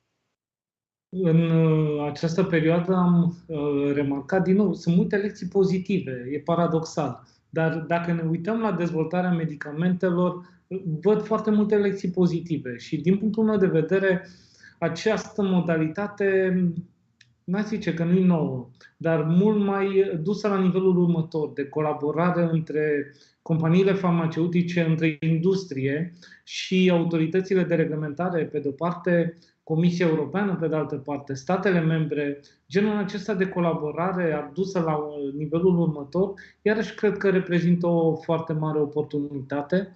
În Uniunea Europeană, în ultimii ani, s-au încercat diverse modalități pentru achiziții în comun, pentru anumite tipuri de medicamente. Cum spuneați acum, Comisia Europeană e cea care va aproba vaccinul, va achiziționa vaccinul și va distribui vaccinul, sigur, către fiecare stat membru. Apoi începe treaba noastră. Cum vedeți că e clar că unele lucruri se vor schimba și din această perspectivă în următorii ani? Fără îndoială că această criză ne-a creat niște provocări. În primul rând, ne-a arătat care sunt limitele Uniunii Europene, atâta vreme cât fiecare stat membru sau limitele date de tratatul de constituire al Uniunii Europene, care lasă la responsabilitatea fiecărui stat politicile legate de sănătate. La un moment dat, anumite elemente nu pot fi separate și trebuie integrate în Uniunea Europeană, la fel cum sunt și mecanismele economice, mecanismele financiare, libera circulație a persoanelor și așa mai departe. Pe de altă parte, avem nevoie de o altă dinamică în domeniul medical. Cel puțin în cazul României s-au văzut foarte clar limitele pe care le avem și care se datorează în primul rând resurselor extrem de mici care au fost alocate de-a lungul ultimelor decenii sistemului sanitar. Și nu numai faptul că suntem foarte departe, dar și nivelul de educație cu privire la la sănătate, să spunem așa, în mod generic, este extrem de limitat la ora actuală. Deci trebuie să pornim de la bază spre vârf și să construim ceva. Avem nevoie de o educație pentru sănătate, educație pentru viață sănătoasă și toate aceste elemente să fie corelate cu o alocare de resurse financiare, de resurse economice corespunzătoare, care să ne permită să progresăm. Sănătatea acum este pe buzele tuturor sau problemele care sunt legate de sănătate. Deci nu mai trebuie să aducem sănătatea pe locul 1 în agenda opiniei publice, pentru că ea este deja. Ce trebuie să facem acum este să vedem care sunt pașii pentru a ameliora sistemul, pentru a-l îmbunătăți și a-l aduce la nivelul așteptărilor sau al nevoilor, de fapt, pe care le avem în acest moment. Ca să continu în aceeași notă pozitivă care, iată, mă caracterizează în această discuție cu dumneavoastră, sunt absolut de acord. Sănătatea e foarte sus în agenda, nu mai trebuie să o luptăm ca să o poziționăm atât de sus, cum am făcut în anii din urmă. Ba mai mult de atât, cum foarte bine ați spus, în ciuda acestor limitări care vin din Tratatul de Funcționare al Uniunii Europene, cu toate acestea, avem acum pe masă câteva foarte mari oportunități. Planul de reziliență, cu o componentă medicală extrem de puternică, primul program bine finanțat al Uniunii Europene pentru Sănătate, EU for Health, de asemenea o inițiativă care a fost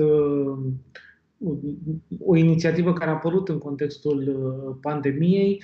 De asemenea, dacă ne uităm în zona de oncologie, avem misiunea pentru cancer, avem planul european de cancer, nu mai vorbesc despre programul de cercetare Horizon Europe. Deci, iată, sunt foarte multe instrumente de la nivel central european, de la Bruxelles, care se referă într-o formă sau alta la domeniul sănătății, nemai punând la socoteală cadrul local, strategia de sănătate, program operațional. Fără îndoială, deci aici, ca să fiu un pic răutăcios, bani sunt peste tot, sunt pe jos, totul este să ne aplecăm și să începem să-i adunăm. Ca să putem să ne aplecăm, ne trebuie proiecte și ca să accesăm acești bani. Deci, până la urmă, trebuie făcut un efort minimal, dacă e să spunem, să ne gândim în acest context, de a elabora proiecte, de a le face viabile după regulile care sunt setate de Uniunea Europeană, în așa fel încât acești bani să poată să fie accesați și folosiți. Premizele sunt resurse la nivelul României care să se implice, sunt cele. Totul este să existe și voința politică la un moment dat ca lucrurile să se desfășoare fără piedici și fără constrângeri, să zicem, fiindcă s-au mai văzut în anumite etape, mai ales în ultimii ani, și categoria aceasta de frâne care s-au pus. Și de asemenea, un alt instrument este strategia farmaceutică a Uniunii Europene, de altfel, la care dezbatere la care am... Absolut. Aici, asta este o dezbatere în care și ARPIM a fost implicat și Federația Europeană a Industriei Farmaceutice. Este un domeniu care ne privește pe toți cei care lucrăm în industria farmaceutică, pentru că până la urmă poate să reprezinte niște oportunități majore de continuare a statutului de lider sau de consolidare a statutului de lider al industriei farmaceutice în ceea ce privește inovarea și cercetarea în medicină. Și dacă reușim să menținem acest statut puternic al Europei, până la urmă, de lider în cercetare, acest lucru va atrage resurse financiare, va atrage competențe și ne va permite să progresăm mai repede decât concurenții noștri din Statele Unite, Japonia, Asia de Sud-Est, care nu sunt deloc de neglijat din punctul acesta de vedere. În contextul a ceea ce ați spus și în contextul discuției de astăzi despre vaccinul Pfizer-BioNTech, cred că sunt două mesaje pe care trebuie să le spunem foarte clar. Și anume că mediul privat e cel care pune pe masă prima soluție. Vaccinul Moderna a beneficiat și de finanțare publică. Putem să facem această afirmație fără să... Și n-a fost singurul, fiindcă mai sunt încă... Sigur, și al doilea lucru important, BioNTech este o companie germană. Deci, tehnologia, know-how-ul, referitor la ce spuneați mai devreme, la localizarea... Necesitatea ca Europa, să rămână între liderii marcanți în ceea ce privește inovația în medicină și inovația tehnologică. Exact, dar BioNTech, fără un mare jucător farma, n-ar fi putut să desfășoare programul acesta de studii clinice de așa învergură și nici atât de repede, e evident. Și dacă e să privim lucrurile în dinamica lor, au fost chiar situații în care companii care competiționează în domeniul vaccinurilor una cu cealaltă au ajuns să-și dea mâna pe acest proiect de elaborare a unui vaccin împotriva COVID-ului. Este vorba de Glaxo și Sanofi. E adevărat, se pare că gradul de eficiență al acelui vaccin nu se ridică la nivelul așteptat. Lucrurile sunt reportate pentru sfârșitul anului viitor, abia pentru a avea un vaccin care să fie probabil la nivelul așteptărilor. Dar această întârziere sau această evoluție ne mai arată un lucru care nu este deloc de neglijat. Această industrie farmaceutică este o industrie caracterizată prin așa numitul concept high risk, high rewards. Nu trebuie să ignorăm faptul că cei care investesc în aceste proiecte de cercetare investesc sume uriașe, dar în clipa în care un proiect de cercetare eșuează, prăbușirea la bursă, prăbușirea economică poate să fie fatală companiilor respective sau companiei care a ratat un asemenea proiect. Deci, e adevărat, sunt anumiți analiști sau anumiți comentatori, să le spunem așa, care privesc doar jumătatea plină a paharului, aceea că anumite companii farmaceutice vor profita la maxim și își vor umple buzunarele cu banii pe care îi vor câștiga din vânzarea vaccinurilor, ignorând faptul că eforturile de cercetare au fost extrem de costisitoare și în același timp riscurile din punct de vedere financiar ale acelor firme au fost uriașe. Deci, la un moment dat, trebuie să existe un echilibru și acest echilibru se realizează în mod natural și îl vom vedea probabil în anii următori, când vom avea probabil 3, 4, 5 vaccinuri pentru lupta împotriva COVID-ului și altele care vor mai veni. Mulțumim, domnule Dan Zaharescu, pentru toate mesajele și pentru timpul acordat. Mulțumim, domnule dr. Marius Geantă, de asemenea, pentru activitatea de sparring partner. Exact. Celor care ne urmăresc le spun că pot să ne urmărească, dacă nu o fac deja, și pe raportul de gardă.ro. Pe prima pagină suntem și acolo avem și live text cu cele mai importante mesaje transmise atât de dumneavoastră, domnule Dan Zaharescu, cât și de dumneavoastră, domnule dr. Marius Geantă. Și ne întoarcem în culisele întâlnirii EMA să vedem ce se mai întâmplă acolo și revenim în următoarea oră cu un nou live.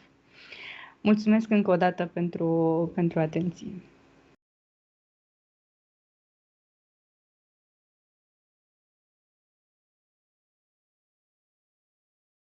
Continue to listen and to respond to all questions the public might have. Engaging and listening is an essential component of transparency and trust. Thank you.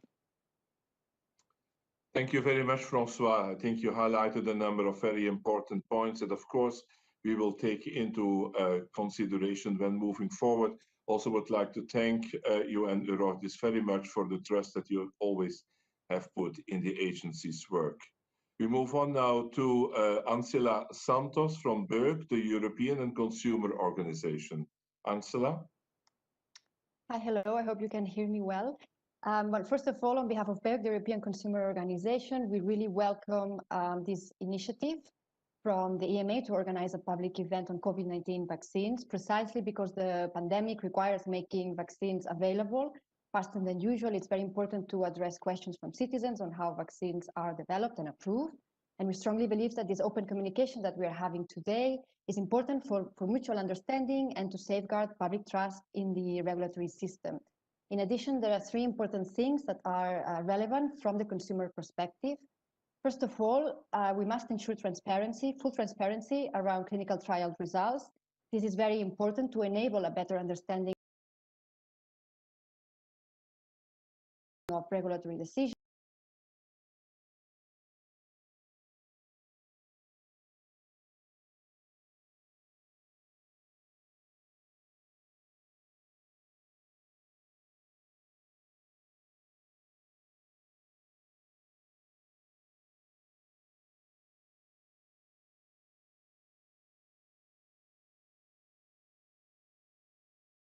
Potential side effects. And although electronic product information is an interesting tool, it is not equally useful to everyone, for example, the elderly. This is why it will be important that package leaflet or printouts are available when people get the vaccine. And the third point is that all these communication materials must speak to people. They must be understandable, they must be clear. And for this, it will be important to include consumer representatives, but also lay persons as much as possible in the revision of this product information of the package leaflets. And on that front, I would like to say that at BEUC, we would be happy to contribute to this exercise, as we do often upon EMA's request. And speaking about consumer engagement, of course, it will be important to engage consumers and patient representatives in the development and dissemination of public communication campaigns, which are very important to counteract misinformation and disinformation, especially around vaccines. And I would like to conclude by stressing that, of course, for us it's very relevant that COVID-19 vaccines, like any other medicine, is approved based on strong data on safety and efficacy. It is very reassuring to hear from the EMA that safety is paramount.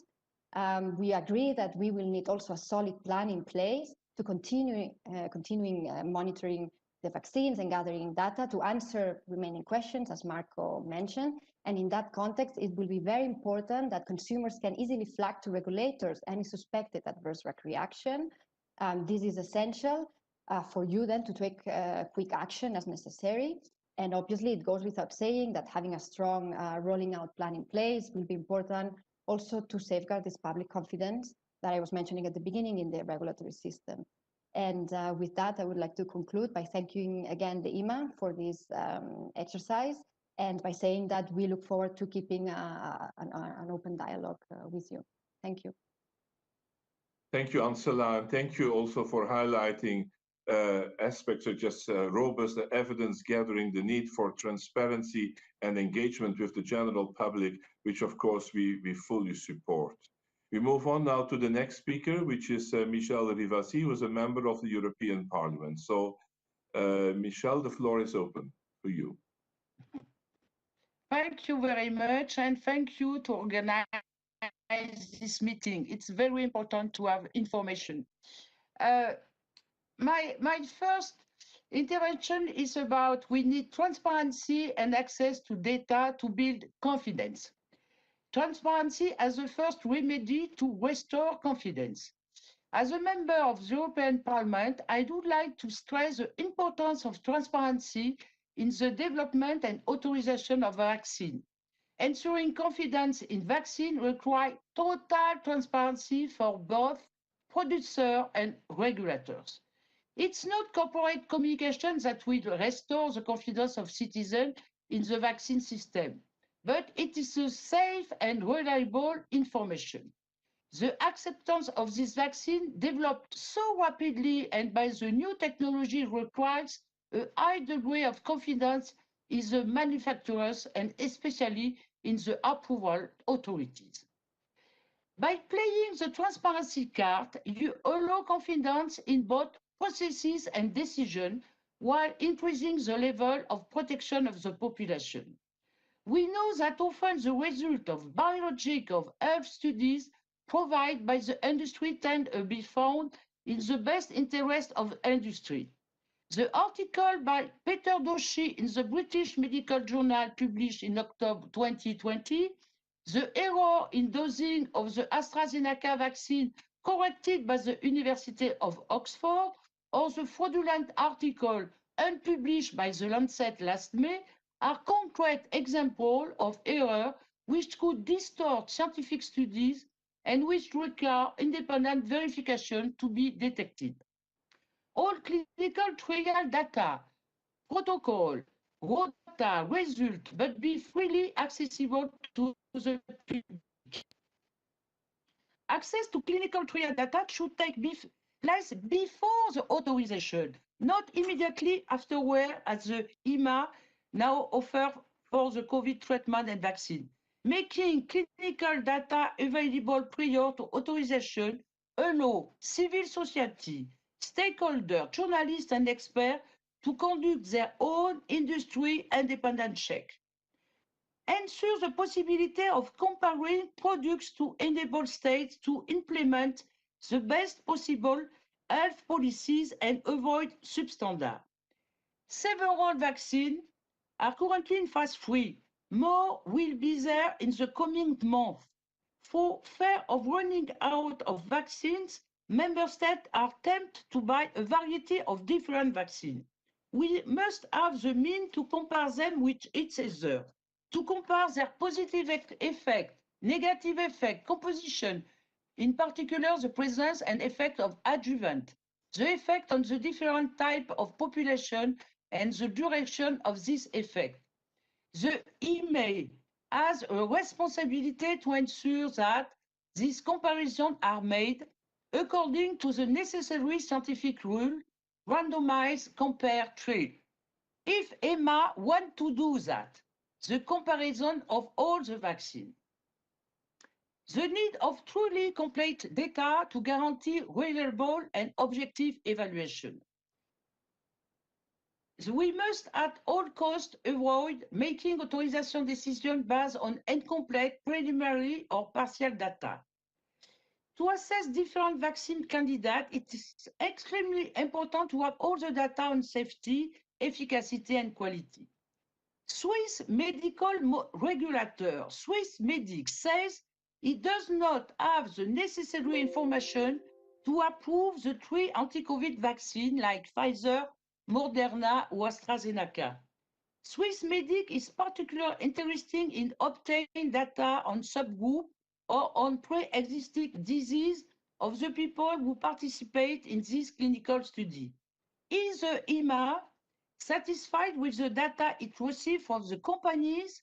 Is there any data we don't have yet? We must be clear on the parameter on which we judge this vaccine. What is their action? Do they have an effect on the development of the disease and its severity, on mortality, on infection, on contagion? Do they have different effects on different populations? How long do these effects last? We must ensure that we comply with all stages of the existing regulation, including carrying out impact studies that are required to be done in advance. Do not repeat lack of evaluation on the Tamiflu or Remdesivir. In the case of Remdesivir, the gray area needs to be clarified. The EMA still has to decide on the conditional authorization for the European marketing of this drug. Beyond the lack of efficacy of Remdesivir, demonstrated in several studies, in particular by the result on Solidarity clinical trial, the toxic risk of this drug for the kidney and liver functional now. It's very important to have confidence in you. You have the support of European Parliament. So be careful, be very careful. And if you give authorization, we must assure that there is no big side effect and it's good for the population. Thank you. Thank you very much, Michelle. Thank you for your very wise words and for the concerns that you have expressed. I would also like to thank you very much for your continued support to the European Medicines Agency. Thank you. So we move on now to the next speaker, which is Norbert Oberdorfer. So Norbert, you have the floor. Hello, and thank you for your presentation. I'm a journalist from Austria, from Lower Austria, working for a regional newspaper. And I sense as an individual a lot of concerns, serious concerns coming from the people on the COVID vaccines. People especially troubled by the mRNA vaccines, the speedy development and research, and the lack of knowledge on possible long-term effects. For example, in Austria, now we are running public health tests, antigen tests organized by the government. And for now, only 1/3 of the population takes part. Also, recent media polls stress that people demand more information on the vaccines. And they say that only 1 in 5 Austrians would go for a vaccination for now. So I see this lack of information and no space for respectful and serious debate. The social media are definitely not a good space for that, and badly or not answered questions provide plenty of ground and fruitful soil for growing conspiracy theories, not only since the tragic event of 9/11 back then. According to the Swiss psychiatrist Carl Jung, conspiracy theories also represent some kind of psychological shadows of ourselves and of our society. So I think that we really need to take them serious and the people serious, and therefore stay open for dialogue and debate. There's always this danger of bubble building. I know myself, whether scientifically or politically driven, and this can lead really to deep divisions in our society.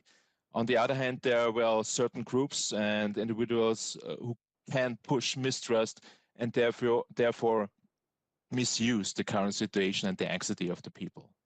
So I think if the EMA, the European Union, scientists, politicians involved, and us journalists do not manage to explain and to deliver easy to understand, but nevertheless full scope explanations on how, why, who, and also who profits around the vaccines development, trust among the people and the citizens might further erode. From my neighborhood where I live, I hear from academics to professionals, teachers, craftsmen, and farmers that even solid facts and explanations provided to them would leave them still skeptical and uncertain on the vaccines and their development.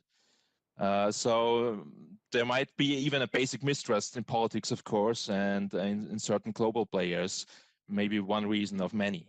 So I think the influence and the interdependency and interests of politics, global pharmacy enterprises, and certain global foundations, as well as the individuals behind, will be very important to make public and transparent to all citizens. It will be as well crucial to stress the obvious risks and dangers of the vaccines, which you have already stated partly, and also the monitoring, I think, is really, really important, besides the positive effects, to prevent or to elevate the effects of COVID illness. So-called half-truths are not helping to build confidence, I think, quite the contrary. They are not contributing to dialogue between authorities and citizens. People, I sense, people are searching the truth, especially in such crisis like we are now in. And if they don't find it, they grade down. So to sum up, I see my mission as a citizen and my professional role as journalist to foster a free and open dialogue, to report the last possible version of the truth, and not to pre-frame or defame individuals and groups as conspiracy theorists, because then we kill the debate and the dialogue. So I try to follow the principle, which is also applies in justice, audiate et altera pars, let the other side be heard as well. Thank you. Thank you, Norbert. And once again, the issue of transparency, communication coupled with targeted messages is raised, and of course fully supported, as we have already elaborated upon during the presentations. We move on now to Fanos Anastasiou. Fanos, you have the floor. Hi, everyone. Thanks for the useful presentations and particularly the openness in acknowledging what is still unknown. It is enormously exciting that through vaccines, we're finally seeing a light at the end of the tunnel and a way out of this global pandemic. With cautious optimism, it's important for society to work together during this process. It is, however, vital that the EMA acknowledges that the public has reasonable concerns around the speed of the regulatory approval process. It is vital, as Norbert just explained, I think, to avoid polarization and ensure that the public does not split into two camps, a separate pro-vaccine and another anti-vaccine camp. It is only natural for people to be worried about things like optimism bias or residual uncertainty in the results. The EMA should actually encourage cautious interrogation and ease vaccine concerns through a fully transparent approach to communication and an honest assessment of the benefits and remaining uncertainties of approved vaccines. It is also important for the public to frame concerns as constructive criticism and to engage with the EMA, as well as governments. The EMA again has a strong role as an enabler for such a process through events like today's, but also more complete and fully transparent FAQs that are accessible to the general public and not the people who just are able to find this information in what you could call niche websites like the EMA for the general public. Local engagement plans are completely necessary. A strong proactive outreach effort to reach out to European citizens is required. It is important to also acknowledge that what we still do not know. Honesty will build trust with the public, and communication should not feel like a sales pitch. It should rather be much more interactive. I had a big list of questions, and some of which were already addressed today, so I will focus on questions I did not hear answers to. The likelihood of long-term side effects we just heard today has been briefly evaluated, and actually the approval will be a conditional one. So what happens to conditions assigned to the conditional market authorization? What if those conditions are not met, and what will the reaction of the EMA be? Sharing the track record of other vaccines in terms of long-term side effects would certainly ease public concerns. Let's acknowledge again what we don't know. And for example, are there additional risks presented by vaccines that utilize new technologies never used before for human vaccines such as mRNA? And should we be more conservative in the approval of such vaccines? How quickly can we learn from a country that is ahead in schedule with countries already taking approvals? Specifically, lessons learned should be extracted, for example, from the UK, but also other countries outside Europe, such as Russia and China, pushing on with different vaccines. We can learn a lot also by the process and the public reaction to the vaccinations. How is a cost-benefit analysis done in a scientific way to ensure that it is objective rather than subjective? That analysis should be performed separately for different groups, such as ethnic groups, age groups, vulnerable groups, and should be easily accessible to the public so that they can relate to their specific circumstances and the specific cost-benefit analysis.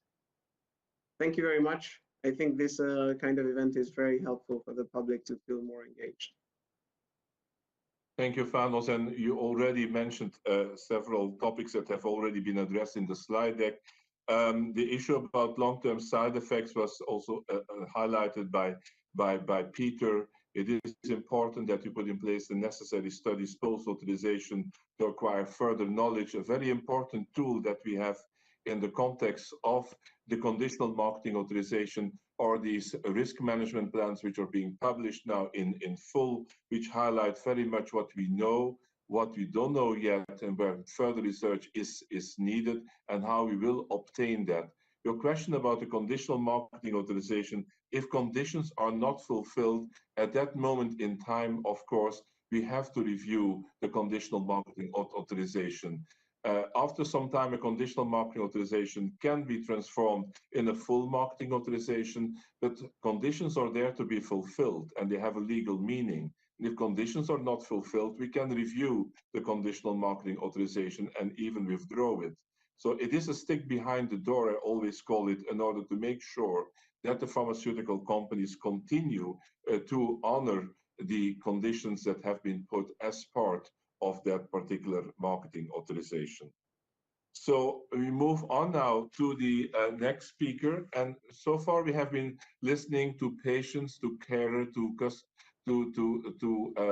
to citizens, and to the general public at large. We move on now to industry. Would like, of course, industry is a party in all this, and would like to hear the view of Vaccines Europe. And I give the floor to Sue Middleton.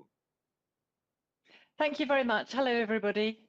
COVID-19 is a public health challenge of unprecedented scale, which requires all stakeholders to work together in a concerted effort. Vaccines Europe represents companies who research, develop, or manufacture vaccines in Europe. And in response to this devastating pandemic, our members have been working around the clock in search of a vaccine, or to be more precise, in search of several vaccines that can then be manufactured at scale. Vaccine companies are working in collaboration with each other, with academic institutions, governments, and regulators such as EMA in this important endeavour. We now have 3 vaccines for which have proven efficacy in late-stage, very large clinical trials. This is giving us all cause for hope. These positive results are being evaluated by regulators around the world. And whilst these vaccines have been developed at unprecedented speed, it's really important that we, the industry, regulators, health professionals, and frankly, all of us, build confidence that COVID-19 vaccines, just like all vaccines, are subject to rigorous testing for safety and efficacy. As colleagues at EMA have reported this morning, the safety requirements for COVID-19 vaccines are the same as for any other vaccine and have not been lowered in the context of this pandemic. The positive results seen today are based on very large, well-defined clinical trials, recruiting tens of thousands of volunteers around the world. Many other vaccines are still in development, and we hope that these will also prove successful in the near future. COVID vaccines will only be approved based on objective scientific review of data from large-scale, high-quality, randomized and observer-blinded clinical trials. And we wouldn't have it any other way. In a joint statement earlier this year, The CEOs of 9 leading European and American vaccine developers have made this clear. These vaccine industry leaders committed to apply for regulatory approval only after demonstrating safety and efficacy through phase 3 studies designed and conducted to meet the requirements of expert regulatory authorities. If our regulators approve COVID-19 vaccines for use in a broad population, this will not be the end of the process. The safety and effectiveness of these vaccines will continue to be monitored during the rollout. We really appreciate the flexibility granted by the European Commission and Member States for labelling and packaging requirements. And I really would like to remind you that it's critical to have a single pack for all Member States in order to meet the demand as quickly as possible across Europe. It's worth finishing by reflecting on the fact that approval of these vaccines is just the start. Our members started manufacturing these vaccines months ago, before they knew they would be successful. And even so, vaccines will not be available in sufficient quantity to vaccinate everybody at the start of the rollout. And it's great to see member states making clear recommendations on which groups to vaccinate first.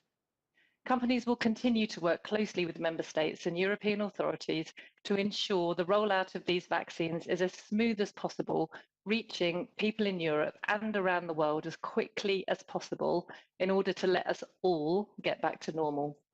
I have no specific questions for EMA. I just want to express the support and gratitude of the industry for your collaboration so far. Thank you.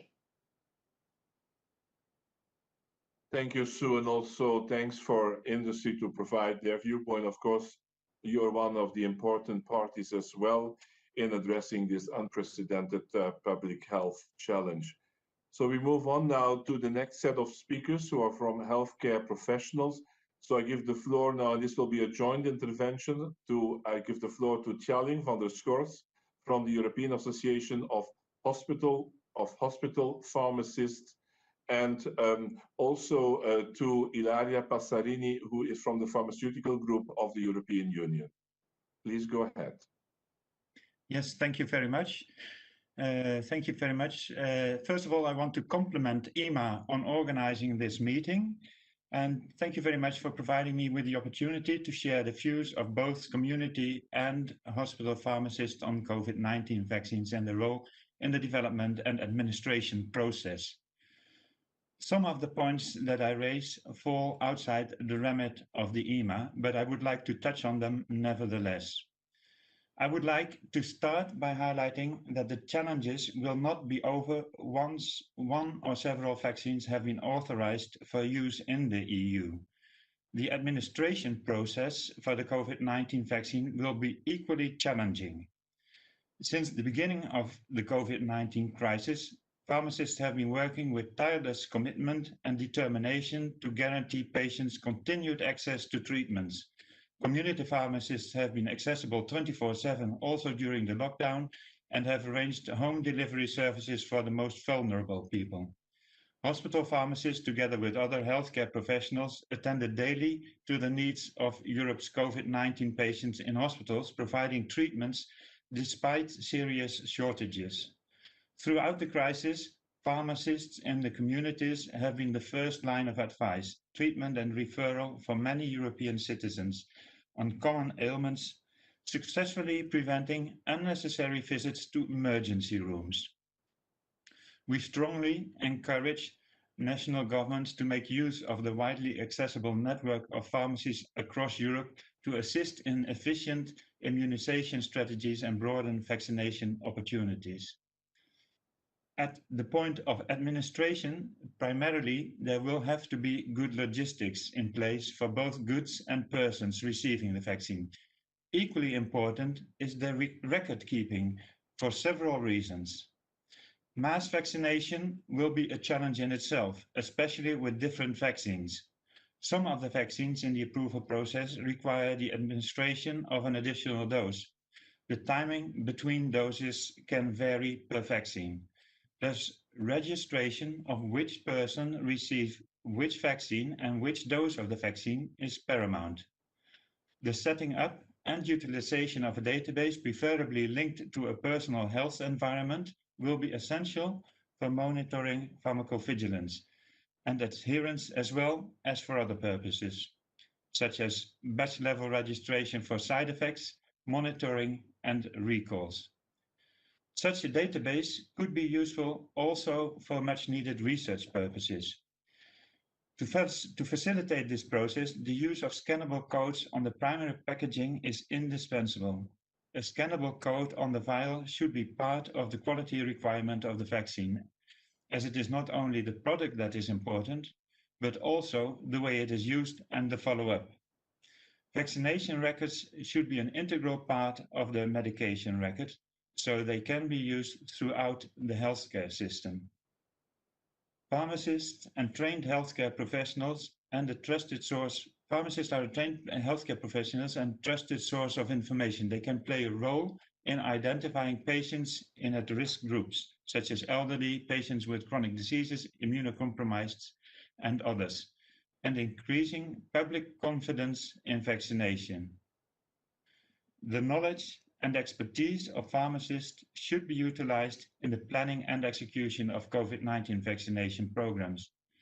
As all healthcare providers, they should be included in the priority access groups for the vaccine. So thank you for your attention, and I give the word back to you, Noel. Thank you very much, Darling. Yes, of course, healthcare professionals, including pharmacists, will play a very important role in the rollout of this of the whole vaccination campaign. And I can assure you that we pay a lot of attention at the level of the EMA in our discussions with the network, with the regulatory agencies of the member states in terms of how to address the specific elements that you have just elaborated upon. Thank you. So we move on now to Angeliki Ladia from the private geriatric clinic Evangelistria in Greece. Angeliki?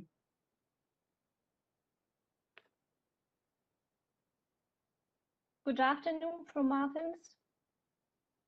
Can you hear me? Good afternoon, we can hear you. Okay. Let me tell you our concerns about our patients. It's without doubt that older people and those with pre-existing medical conditions, such as diabetes, high blood pressure, heart disease, lung disease, or cancer, appear to develop serious illness from COVID-19 more often than the others.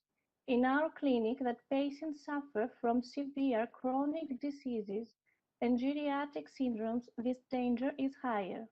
According to ECDC and Greek Ministry of Health guidelines, visits have been banned since March. Consequently, geriatric relatives or carers have not seen or touched their beloved ones for months. On the other hand, the technology, safety, and efficacy of COVID-19 vaccines and vaccines in general are scientific aspects unfamiliar to the public. So, it is important for us that EMA should take into consideration how to convince them, and that's the biggest challenge if vaccination is not obligatory, how to convince them to vaccinate their geriatric patients despite the widely spread controversial opinions about the vaccine itself and their psychological burden. I would also like to talk about a more practical aspect. EMA should take into special consideration the procedure that geriatric population is going to be vaccinated, since this frail population in majority cannot walk or even move.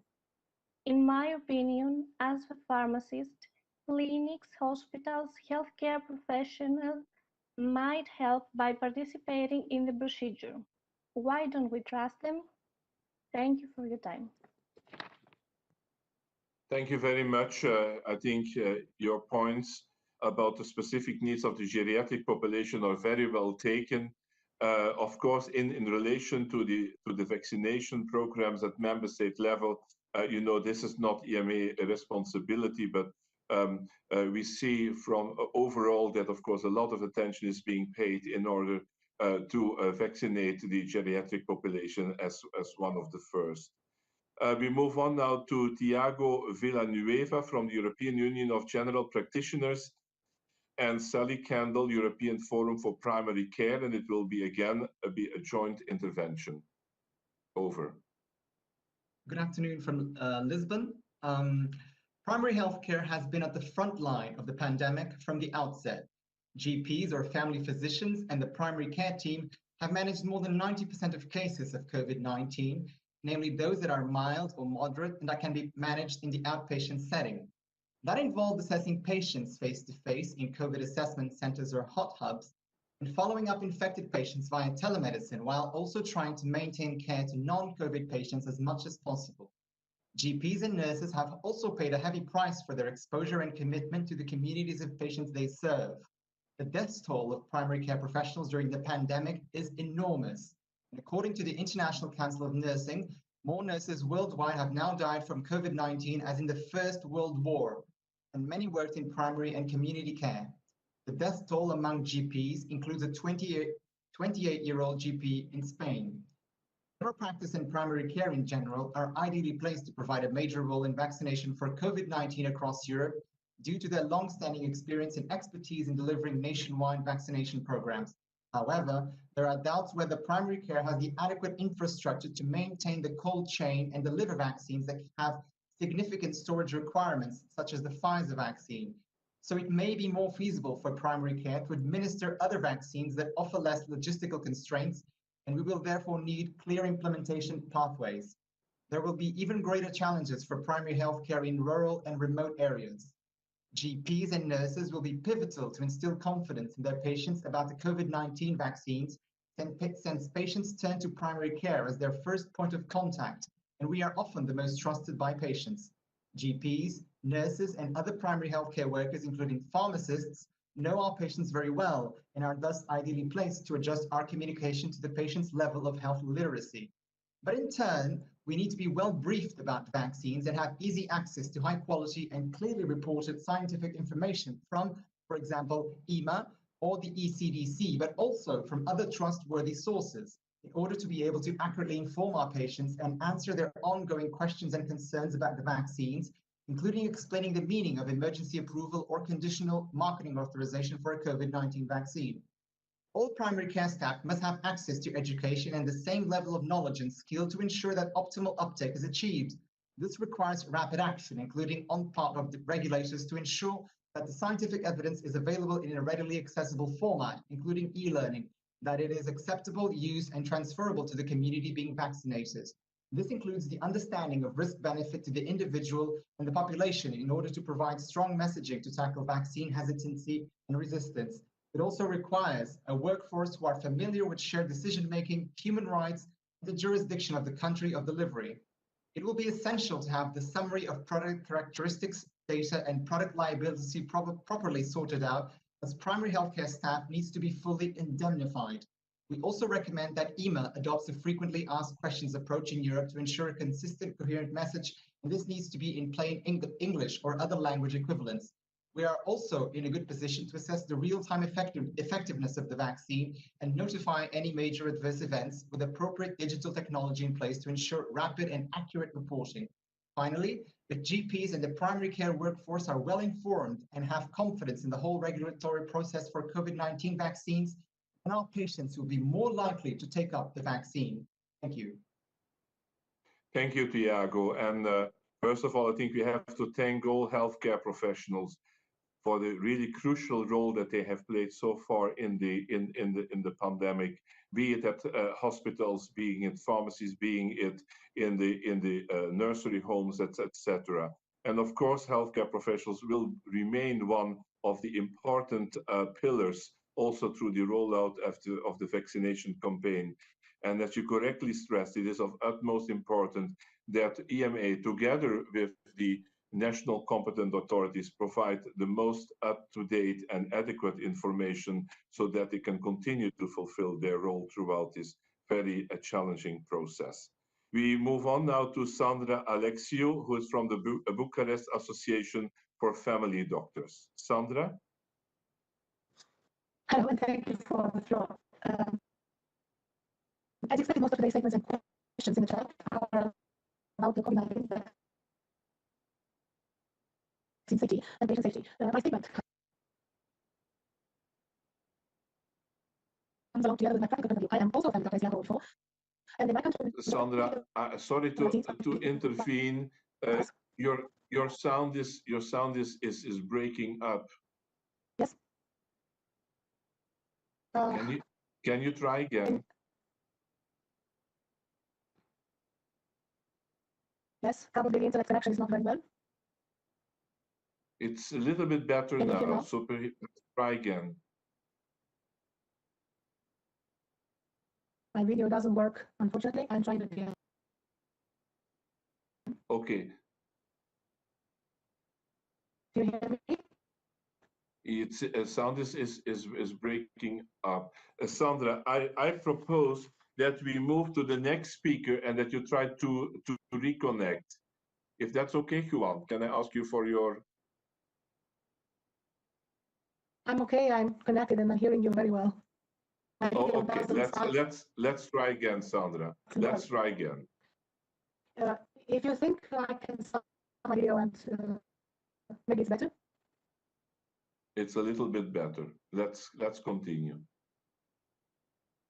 Okay.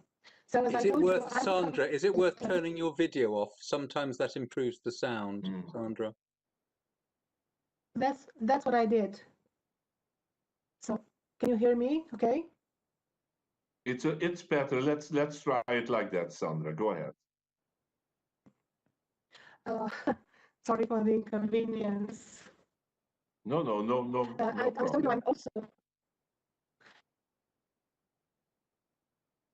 I'm also a family doctor, as Tiago before, and as expected, most of today's statements and questions in the chat are about COVID-19 patients, vaccine safety and patient safety.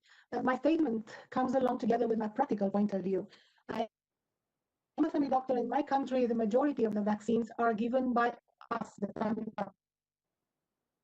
In my experience, together with my expertise in vaccinology, all along with my colleagues, microbiologists, infection disease specialists, epidemiologists, pneumologists, pediatricians, we should always see the patient not only through the theoretical eyes, but also through the clinical experience with practical points of view. This is why, in my opinion, it's important that medicine's regulatory authorities should also have in mind review the following 4 points. The first one, about the transplacental transfer of post-vaccine antibodies and the degree of protection given to the newborn. Will pregnant women be vaccinated as we do with using Tdap? Or if data about vaccinating in pregnancy are not available, will there be a recommendation for conception vaccination? I think future approaches will need to clarify whether the protection developed by vaccinated women may be useful for future pregnancy. The second one, given the process of immunosenescence or aging, the vaccination of the elderly, the most targeted risk category in some countries, will require a particular schedule with more doses or the succession of 2 different types of vaccines as stated in pneumococcal vaccination, for example. The data provided should take into account the phenomenon of immunosenescence.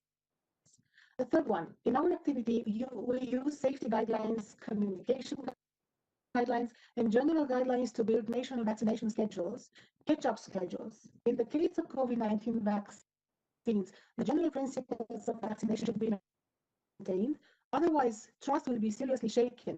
If there are exceptions or peculiarities related to vaccination against COVID-19, then they should be carefully communicated to avoid misconceptions. And the fourth one, the effectiveness of the vaccine conditioned by previous exposure to virus. Is it an issue? If testing before vaccination is necessary, then regulation concerning the types of tests and timing should be carefully specified. I would like to thank you for accepting my statement in this public transparent debate. I'm deeply honored and I'm happy to live in a historical moment in which humanity is struggling with the threats so difficult to anticipate and control. And I'm really a part of the US debate in the first prevention solutions of COVID-19. Practically the shining star at the end of our tunnel. Thank you, Sandra. Yes, we will anyway publish all the statements later on. If I'm not mistaken, I will need some confirmation here. You have raised a number of points which are already partly addressed in the slide deck which were presented. Marco, is there anything you would like to add to what you have mentioned before? Yeah, no, thanks. If I understood correctly, one point was around immunosenescence, and I have to say that we will be scrutinizing the data indeed in the elderly above 70, 75 years of age. But you may have seen already in the publication that came out today on the New England Journal of Medicine for the Pfizer-BioNTech vaccine efficacy trial, yet the efficacy appears to be maintained very high also in the elderly above 65 and above 75 years of age. Of course, there was not a large number of cases, but still that is extremely reassuring. And a very similar message was coming from the somehow smaller data set published for the AstraZeneca vaccine. So the emerging data would show that differently than with the influenza vaccines that we have available now, this vaccine seems to be protecting the elderly, including those above 70, 75 years of age, more or less to the same extent that younger adults. And then I think with respect to pregnancy, to go back also to what said before, of course, we need to assess all the data that will be submitted, including from preclinical model, before we can really understand whether vaccination in pregnancy would be recommended at this point in time. Because indeed it's also important not to forget that in most of these clinical trials, pregnant women were excluded. So we don't have yet data in pregnant women with respect to the safety and the efficacy. And we will look forward to understanding the post-approval phase, what can be done in order to generate data in this important vulnerable group. And as Peter said, there will be the option of setting up registry that will look specifically into that. I think we already covered before the point of the one that were already exposed to the virus. Thank you. Thank you, Marco. And thank you, Sandra, for raising these points. So we'll move on then to Oli Weis-Bierum from the European Hematology Association. Oli? Thank you, Chair, and good afternoon, ladies and gentlemen. Thank you for the invitation to this open event and the previous presentations. This presentation is on behalf of the EHA, the European Hematology Association, and blood disorders are diagnosed across ages and are benign or malignant, but treatment may be curative. However, the disease or treatment may cause patients to be at high risk for infections due to immune deficiency. And the corona setting is a hazard to clinical trials and the development of novel treatments.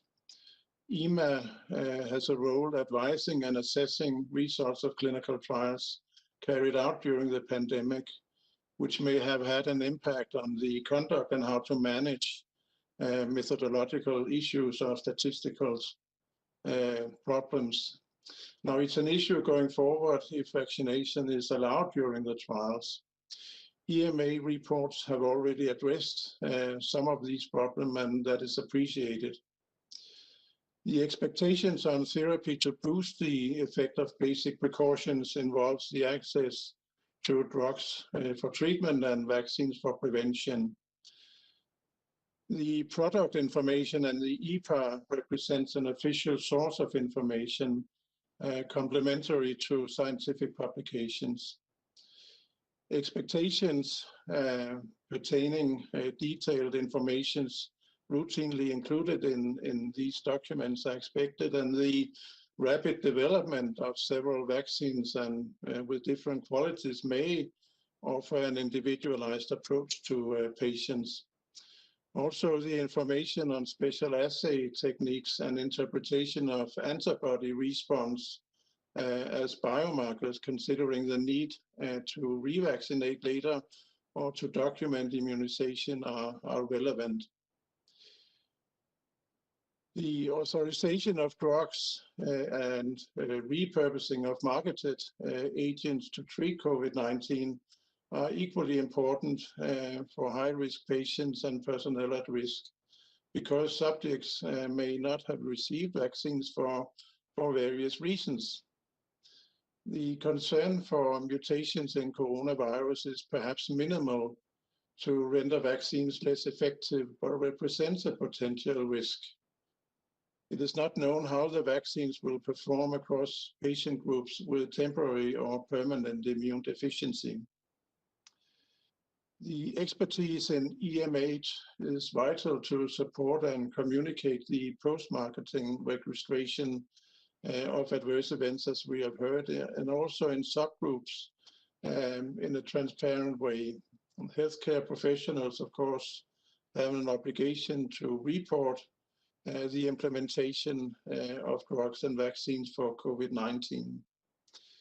Study groups in EHA has established fora for disease-specific projects in COVID and has developed educational material for the dissemination of knowledge.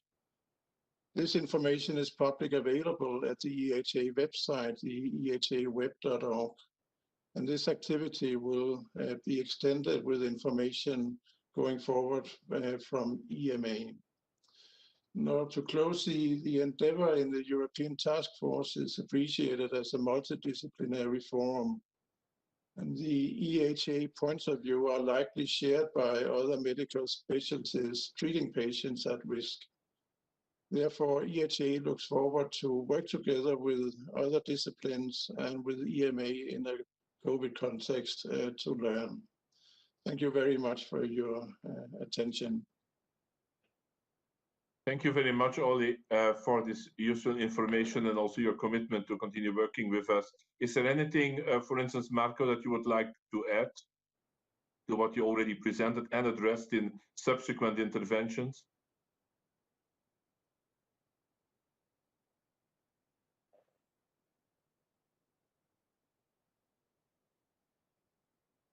Or Fergus? Not from my side, Noel. Okay, thank you.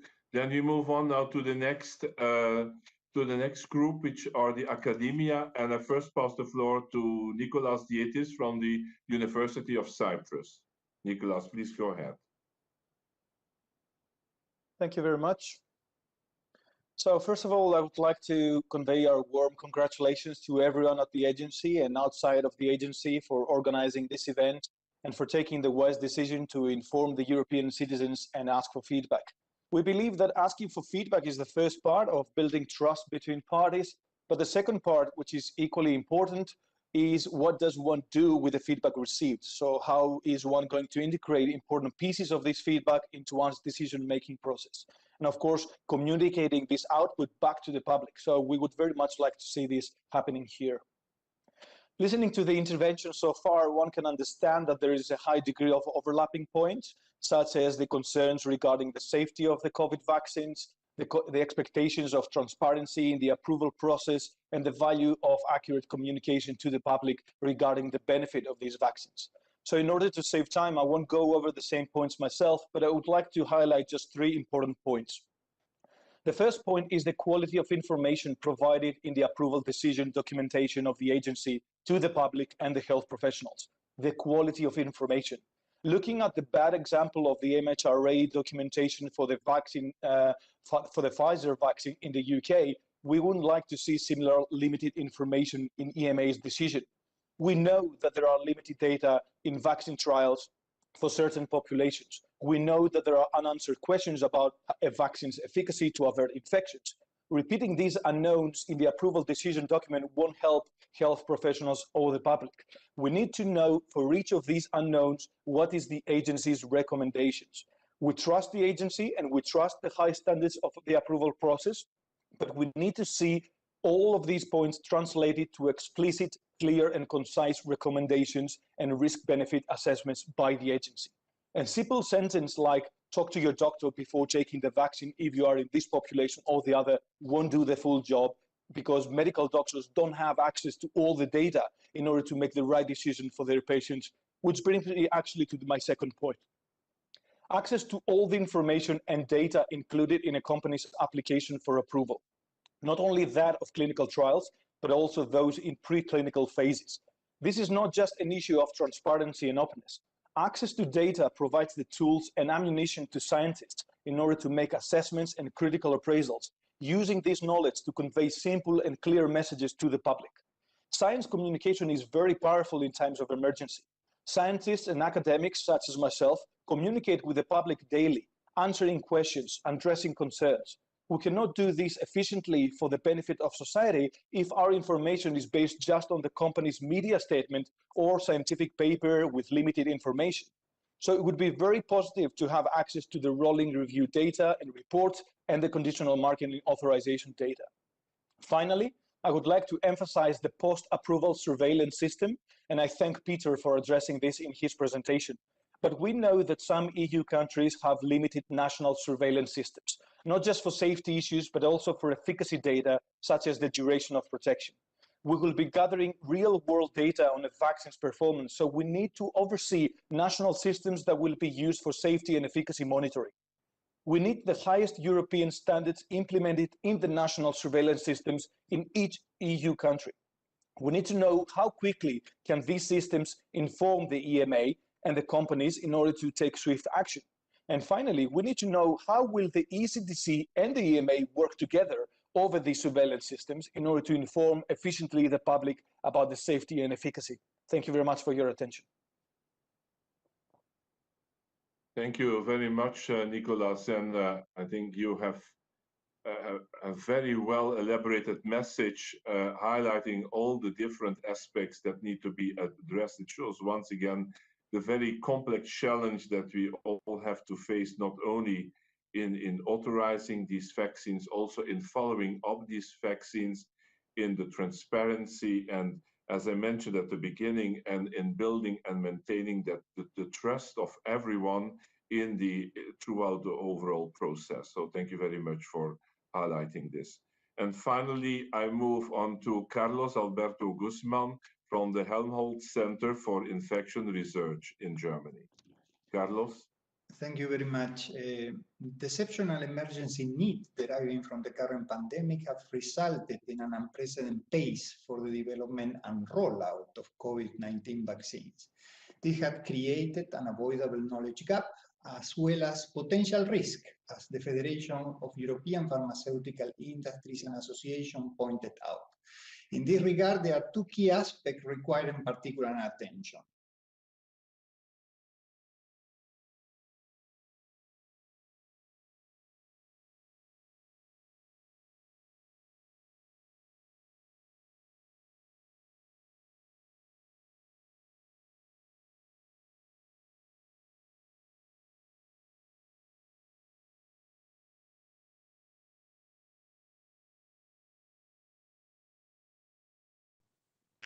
Bună seara, am revenit. Alături de mine se află domnul profesor Robert Ancuceanu, profesor de Botanică Farmaceutică și Biologie Celulară în cadrul Universității de Medicină și Farmacie din București, Facultatea de Farmacie.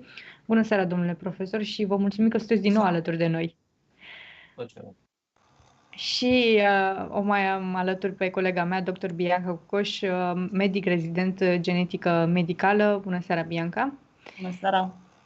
Vă reamintim celor care vă alăturați acum nouă că urmărim întâlnirea publică a Agenției Europene a Medicamentului cu privire la acordarea unei autorizații condiționate de punere pe piață pentru vaccinul Pfizer-BioNTech împotriva COVID-19. Iar ieri am avut un adevărat maraton, 10 ore am fost live și am urmărit întâlnirea grupului de experți independenți a FDA. Domnul profesor Ancuceanu a fost și atunci alături de noi și a oferit o prezentare foarte amănunțită și detaliată asupra tehnologiilor. Spre seară, când se apropiau de vot, experții au tot găsit diverse întrebări pe care și le tot adresau și aveau nelămuriri, iar Bianca a fost foarte interesată și și-a notat multe dintre nelămuririle acestea și o să le discute cu dumneavoastră, domnule profesor, așadar îi dau cuvântul. Regulă.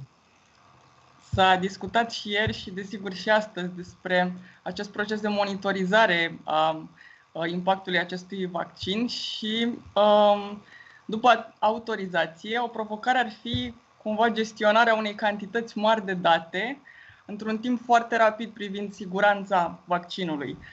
V-aș propune să ne referim mai mult la ce s-a discutat astăzi despre acest sistem european de farmacovigilență și ce ar presupune acest lucru. Da. Cred că nu există provocări majore care să ne facă să credem că va fi imposibil de gestionat. De altfel, în prezentarea inițială trebuie să spunem că această dezbatere organizată de EMA, din punct de vedere structural, a fost similară cu cea de la FDA. Au fost mai întâi niște prezentări ale autorității competente în care a prezentat pe scurt potențiale răspunsuri la întrebările cheie ale publicului și apoi au existat luările de poziție ale stakeholderilor, a persoanelor interesate, profesioniști din domeniul sănătății, ONG-uri, asociații savante în domeniul medical, etc. Deci, referitor la partea de farmacovigilență, s-a exprimat foarte clar. A fost Peter Arlit, care lucrează de multă vreme la Agenția Europeană a Medicamentului, a lucrat o vreme și Comisia Europeană, ocupându-se tot de zona de farmacovigilență și a revenit la Agenția Europeană a Medicamentului. A precizat foarte clar că da, avem toată infrastructura necesară, avem cadrul procedural. Recomandarea la final a fost că încurajează pe toată lumea, inclusiv pacienții, care pot să aibă un rol în a raporta efecte adverse.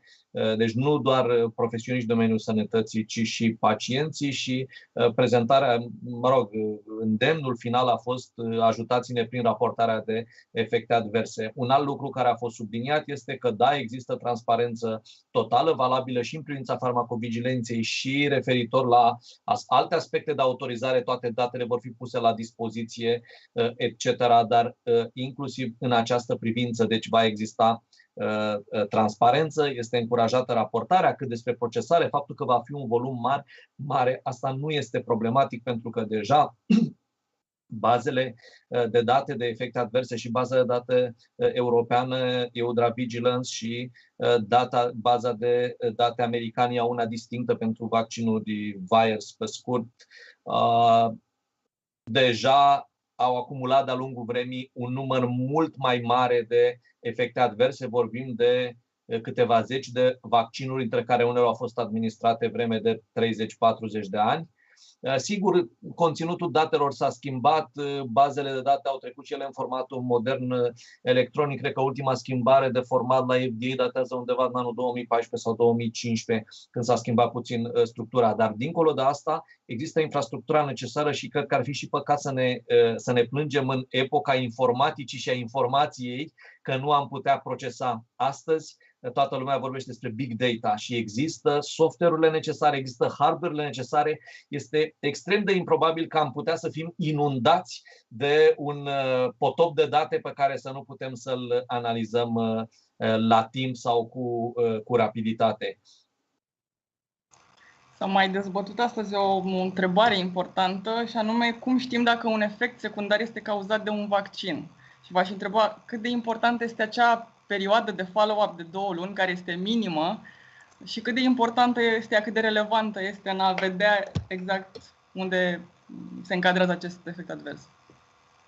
Da, sunt două lucruri. Unu, raportul de cauzalitate. Raportul de cauzalitate între un eveniment advers observat și un medicament. Pentru că noi observăm un eveniment, ceea ce înseamnă că am observat ceva neplăcut, un eveniment neplăcut pentru pacient, despre care considerăm că ar putea să fie asociat cauzal. La momentul la care se raportează, de exemplu, un eveniment advers, pentru că asta se raportează, nu o reacție adversă, sigur, uneori ușor inexact, pacienții sau chiar profesioniști de domeniul sănătății spun că raportează o reacție adversă, dar aici raportează un eveniment advers. Evenimentul advers devine reacție adversă după ce s-a confirmat legătura de cauzalitate.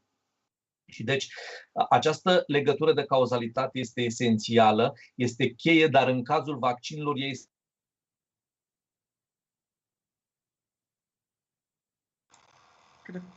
Cred că s-a întrerupt. Da, cred că domnul profesor are o mică problemă de conexiune. Eu vă aud. Perfect, gata. Gata, e în regulă acum. Haideți să mă conectez. Cred că o să se reconecteze, domnul profesor. Da. Așteptăm și reluăm informațiile despre care vorbeam. Alo? Da. Mă aud acum? Da, noi vă auzeam și atunci. Nu știu ce s-a întâmplat, că ați spus că nu se mai aude, dar eu vă auzeam și n-aveam microfonul oprit, n-aveam nimic. Probabil a fost o problemă de conexiune și... Posibil, temporară.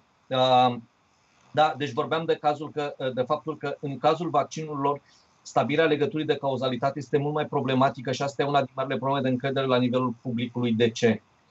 Imaginați-vă ce se va întâmpla anul acesta, presupunând că n-am vaccinat pe nimeni. Anul acesta, într-o populație de 18 milioane ca a României, este de așteptat să moară cel puțin câteva sute de mii de persoane din cauze diverse. Nu vorbesc aici de accidentele de mașină, vorbesc de cauze cardiovasculare, vorbesc de cauze renale, tumori și așa mai departe.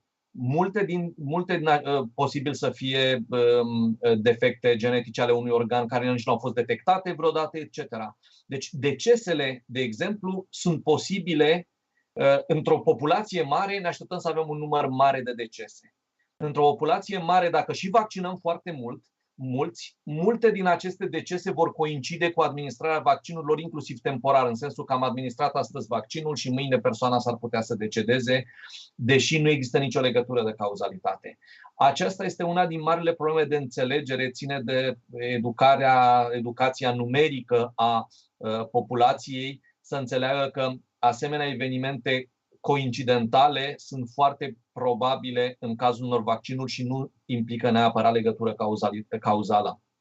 În realitate, legătura cauzală presupune mai mult decât atât.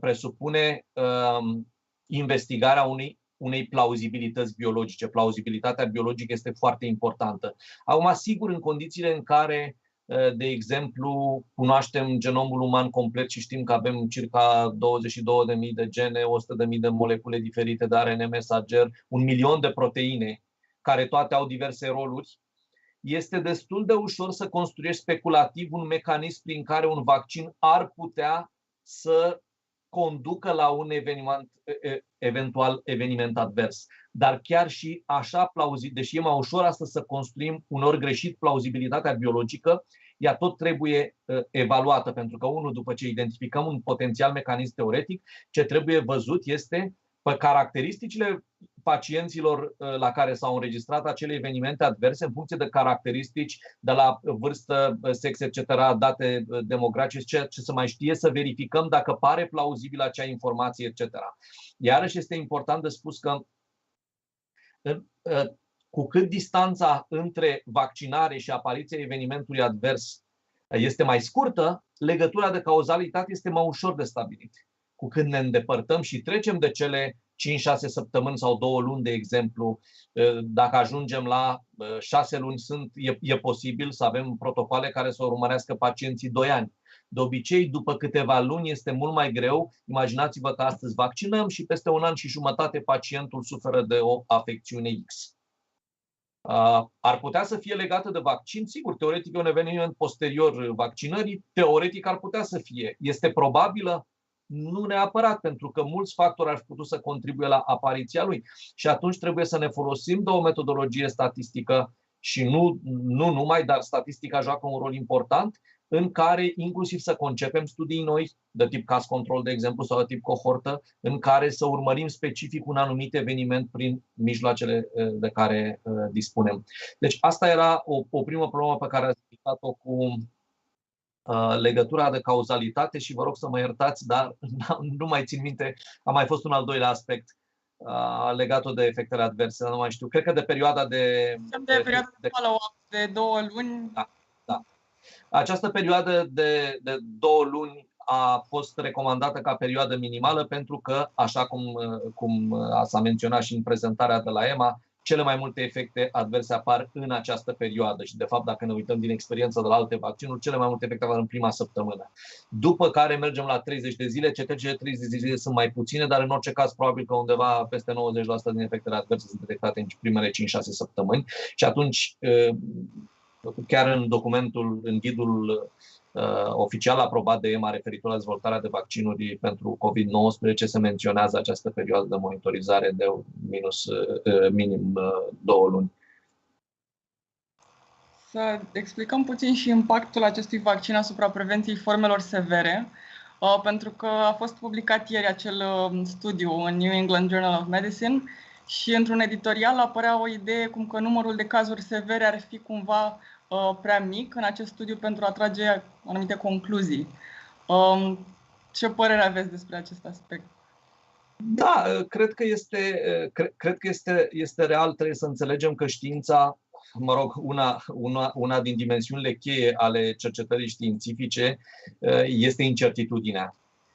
Oamenii sunt foarte convinși în limbajul de toate zilele, sunt foarte convinși inclusiv despre evenimente la care n-au fost de față și despre care nici măcar nu am auzit frecvent. Sunt convins că el sau ea i-a spus lui, deși n-a fost acolo și n-are nicio dovadă palpabilă. Dar afirmații de genul ăsta, sunt convins, sunt sigur că, și omul chiar poate să fie foarte convins. Din punct de vedere științific suntem mult mai rezolvați și afirmațiile pe care le facem le calificăm pe baza unor noțiuni verificabile. Cât de sigur putem să fim? În general, din ce am avut până acum, iată, vorbim despre studiul lui Pfizer, sigur că vorbim de circa 40.000 de subiecți, au fost împărțiți în 2 grupuri, unii placebo, unii medicamentul activ. Asta a însemnat circa 20.000, dar din cei 20.000 nu toți s-au infectat a doua zi. În perioada de monitorizare a studiului am ajuns la un număr mic de câteva sute. Dintre ăștia, sigur, 168 au fost datele de la raportarea intermediară pe baza căreia se solicită această autorizare de urgență, dar cred că erau ceva în genul 168 de cazuri la cei vaccinați și doar vreo 10, nu mai știu, un număr mult mai mic la cei nevaccinați și, într-adevăr, la cei vaccinați, printre cei vaccinați cazuri mult mai puține. Dintre acestea puține au fost doar un caz sever. Și dacă erau 2 și dacă erau 3 și dacă vorbim de 5, vorbim de din punct de vedere statistic, este un număr foarte mic. Adică ce înseamnă de obicei să ai din 200 de cazuri, să spunem ușoare, un caz grav, asta înseamnă 0,5%, da? Unul din 200 înseamnă 0,5%. Dacă ai 2 cazuri, deja se dublează proporția. Vorbim de 1%, nu mai vorbim de 0,5%. Dacă ai 4, ajungi deja la un nivel de 4 ori mai mare, etc.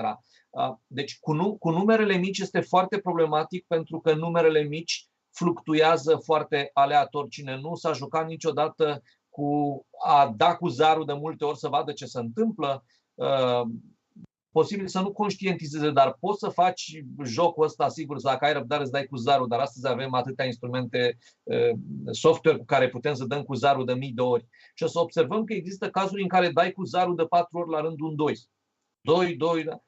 Teoretic, probabilitatea de a da un 2 este, mă rog, de 1 pe 6.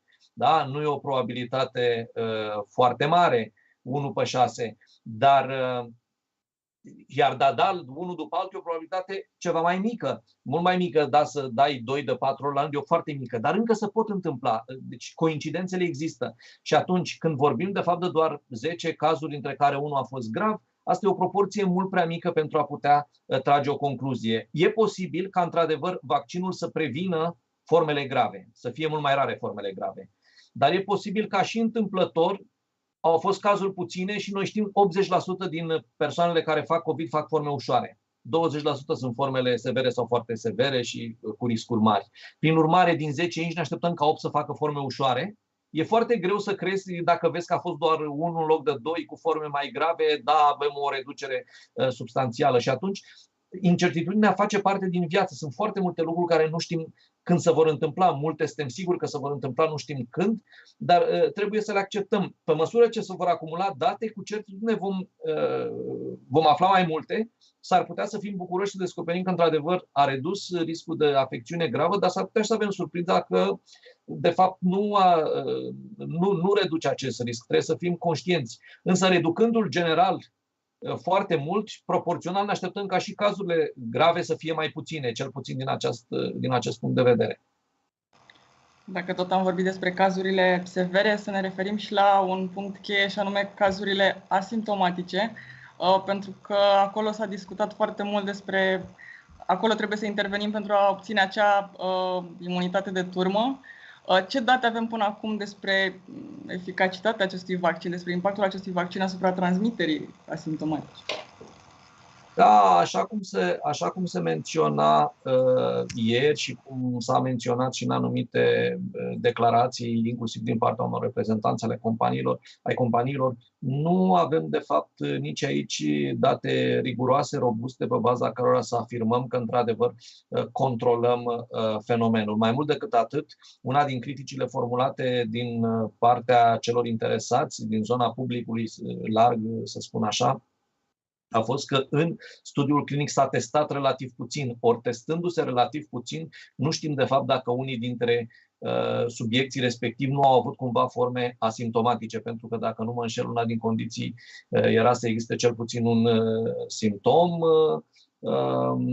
Dar ideea este că ne-am bazat pe simptome, nu ne-am bazat pe, așa s-a spus, nu ne-am bazat pe o testare intensă. Și din acest motiv, asta rămâne o incertitudine la care trebuie să aflăm răspunsul. Sigur, nu este neapărat elementul cel mai important.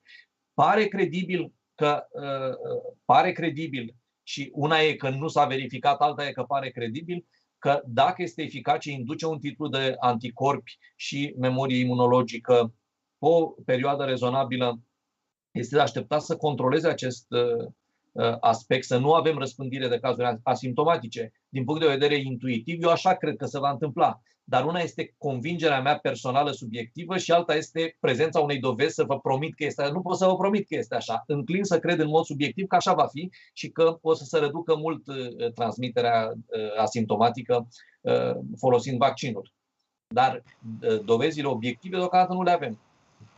V-am întrebat acest lucru și pentru că acesta a fost cumva un criteriu propus pentru a trece la acea formă de unblind a studiului, adică cum știm momentul în care trecem de la când putem vaccina oamenii din brațul placebo?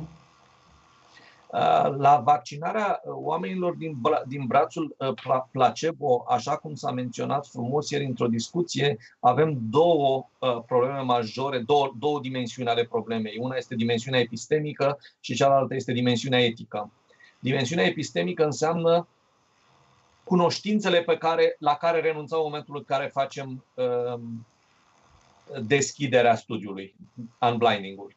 Da? Deci în momentul în care nu mai suntem în blind, riscăm să introducem un bias și prin faptul că introducem un bias, calitatea cunoștințelor pe care le generăm mai departe se reduce. Deci, din punct de vedere epistemic, ne dorim să stăm cât mai mult în blind.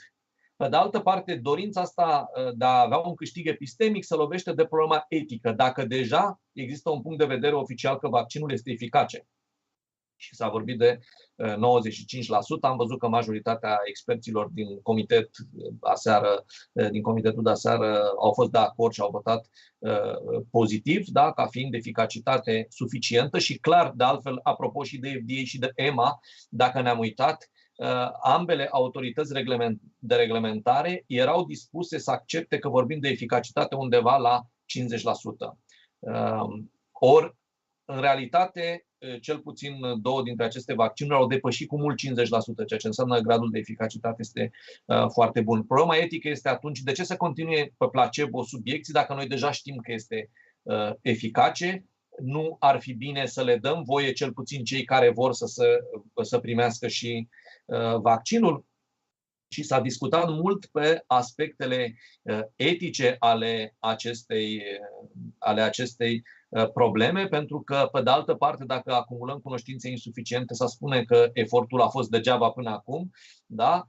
Pentru că avem o cunoaștere parțială, deocamdată limitată, și, pe de altă parte, problema de principiu este, din moment ce deja știm că vaccinul este eficace, există un principiu general al studiilor clinice, a fost menționat și astăzi și ieri, că niciun pacient, niciun subiect într-un studiu clinic nu poate fi obligat să continue studiul. Orice subiect are dreptul oricând să se retragă din studiu. Iar în momentul în care în Statele Unite, printr-o autorizație de urgență, atipică, dar produsul deja devine disponibil, oricare din acești subiecti, dacă știu că sunt în brațul și dacă nu știu, ei pot să spună, bun, eu vreau să mă retrag, să mă duc și mă vaccinez, chiar dacă nu știu ce am primit, că eventual știu că am mai primit vaccinul.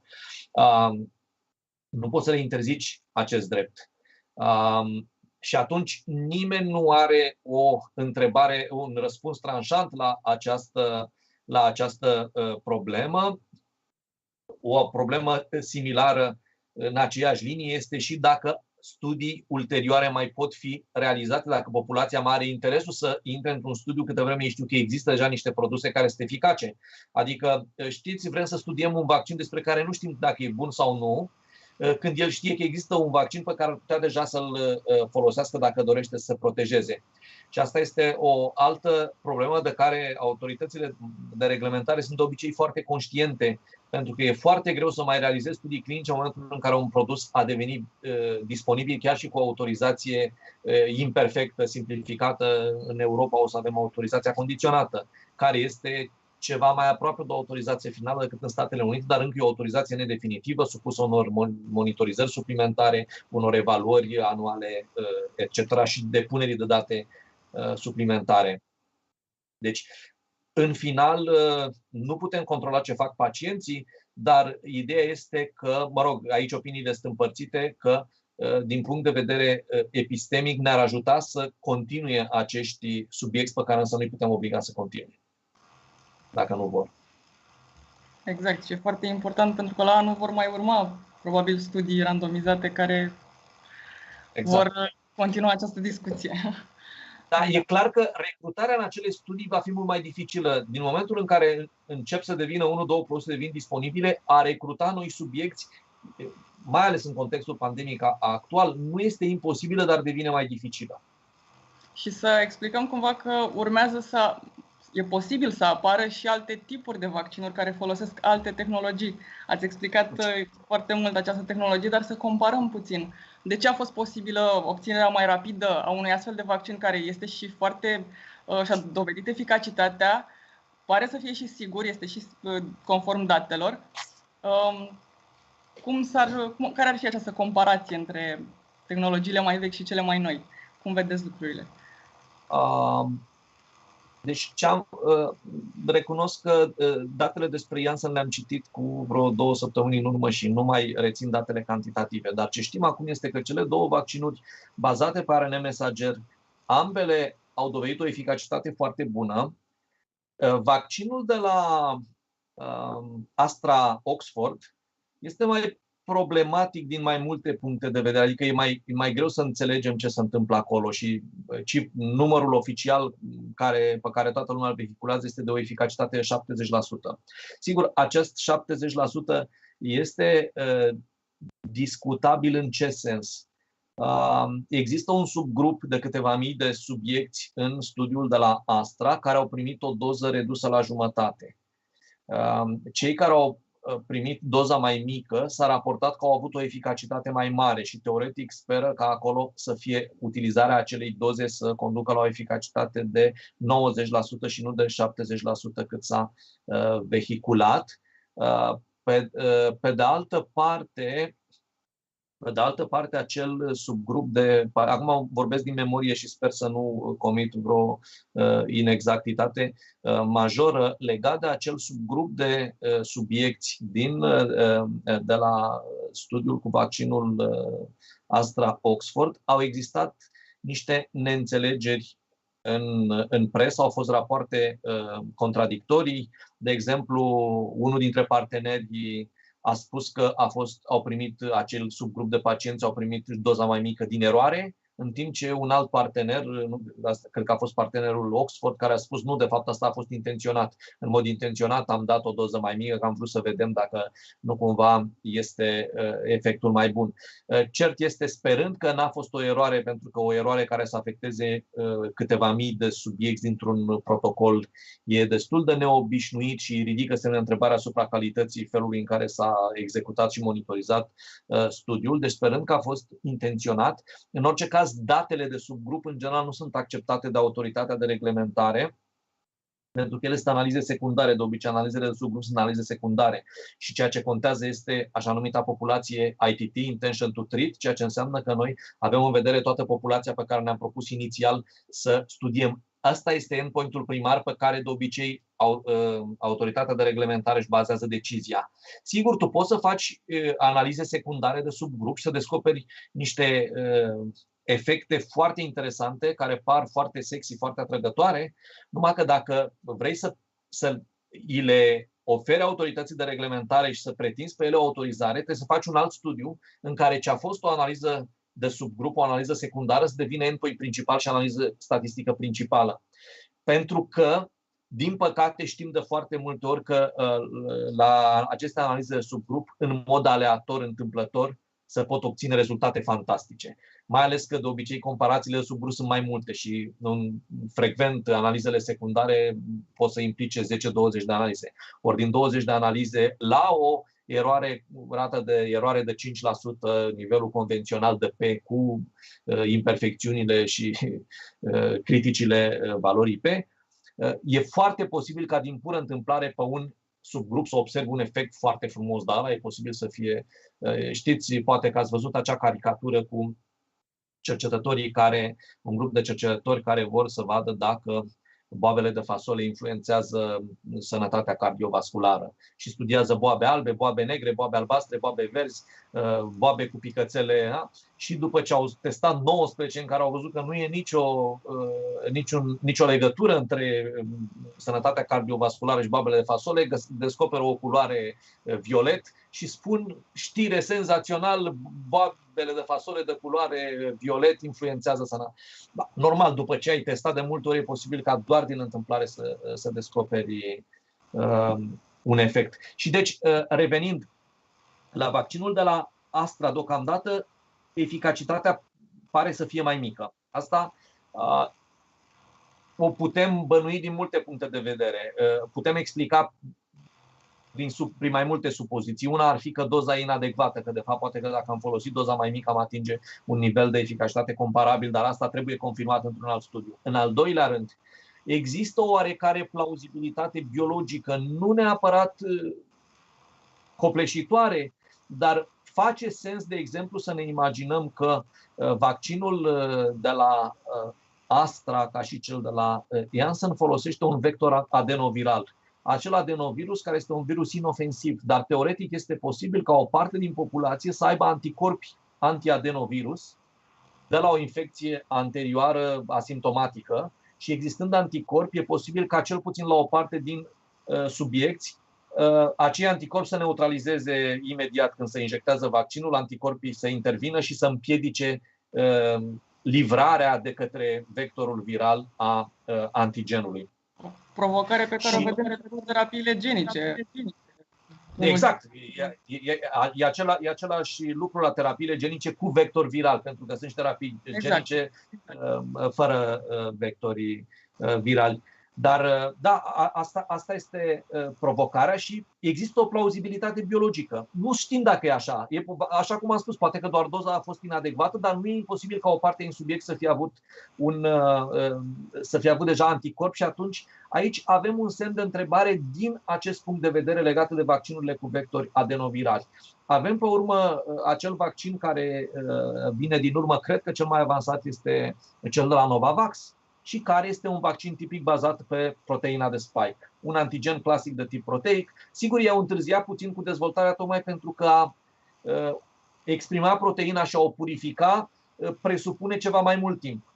Deci le-a luat mai mult timp să dezvolte acest vaccin, dar se pare că într-un stadiu avansat cu studiul 3, din câte am citit, am văzut chiar mărturia unui subiect care fusese înrolat ca voluntar în acest studiu și care raporta că experiența lui e pozitivă. Dacă nu mă înșel, acest pacient și cumpărase acțiuni la Novavax. Novavax e o companie de biotehnologii nouă, dar el era optimist pe baza experienței pe care a avut-o și credea că o să aibă șanse. Sigur, avem mai multe experiențe cu vaccinurile bazate pe proteine. E de așteptat să fie un răspuns bun și să nu avem problema pe care o avem la problema teoretică pe care o avem la vectorii adenovirali. Din nou o mulțime de mesaje și o claritate incredibilă. Ar trebui să existe mai multe astfel de intervenții în spațiul public. De aceea noi chiar vă lansăm public invitația de a vă mai alătura nouă la raportul de gardă.ro când mai apar astfel de studii chiar pe problema aceasta de vaccinare și ar trebui comentate sau, nu știu, scrieți-ne când mai simțiți nevoia de a clarifica aspecte. Avem încredere în expertiza dumneavoastră. Dacă mai aveți ceva de adăugat, considerați că ar trebui adăugat?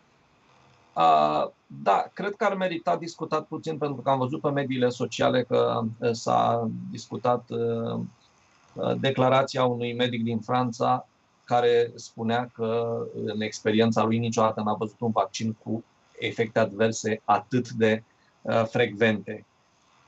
Ceea ce cred că acea declarație trebuie pusă într-un anumit context. Mă bucur că domnul profesor Cherecheș, profesor Sănătate Publică în România, a distribuit pe mediile sociale un tabel comparativ în care a inclus frecvența reacțiilor adverse principale la Pfizer și la alte două vaccinuri, precum și la placebo.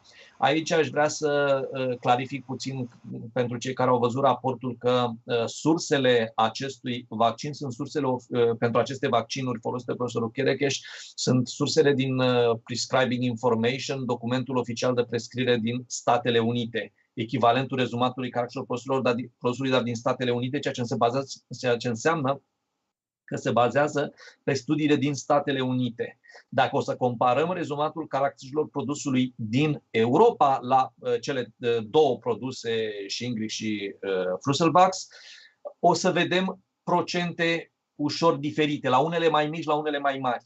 Adică nu trebuie să ne mirăm că n-a inventat.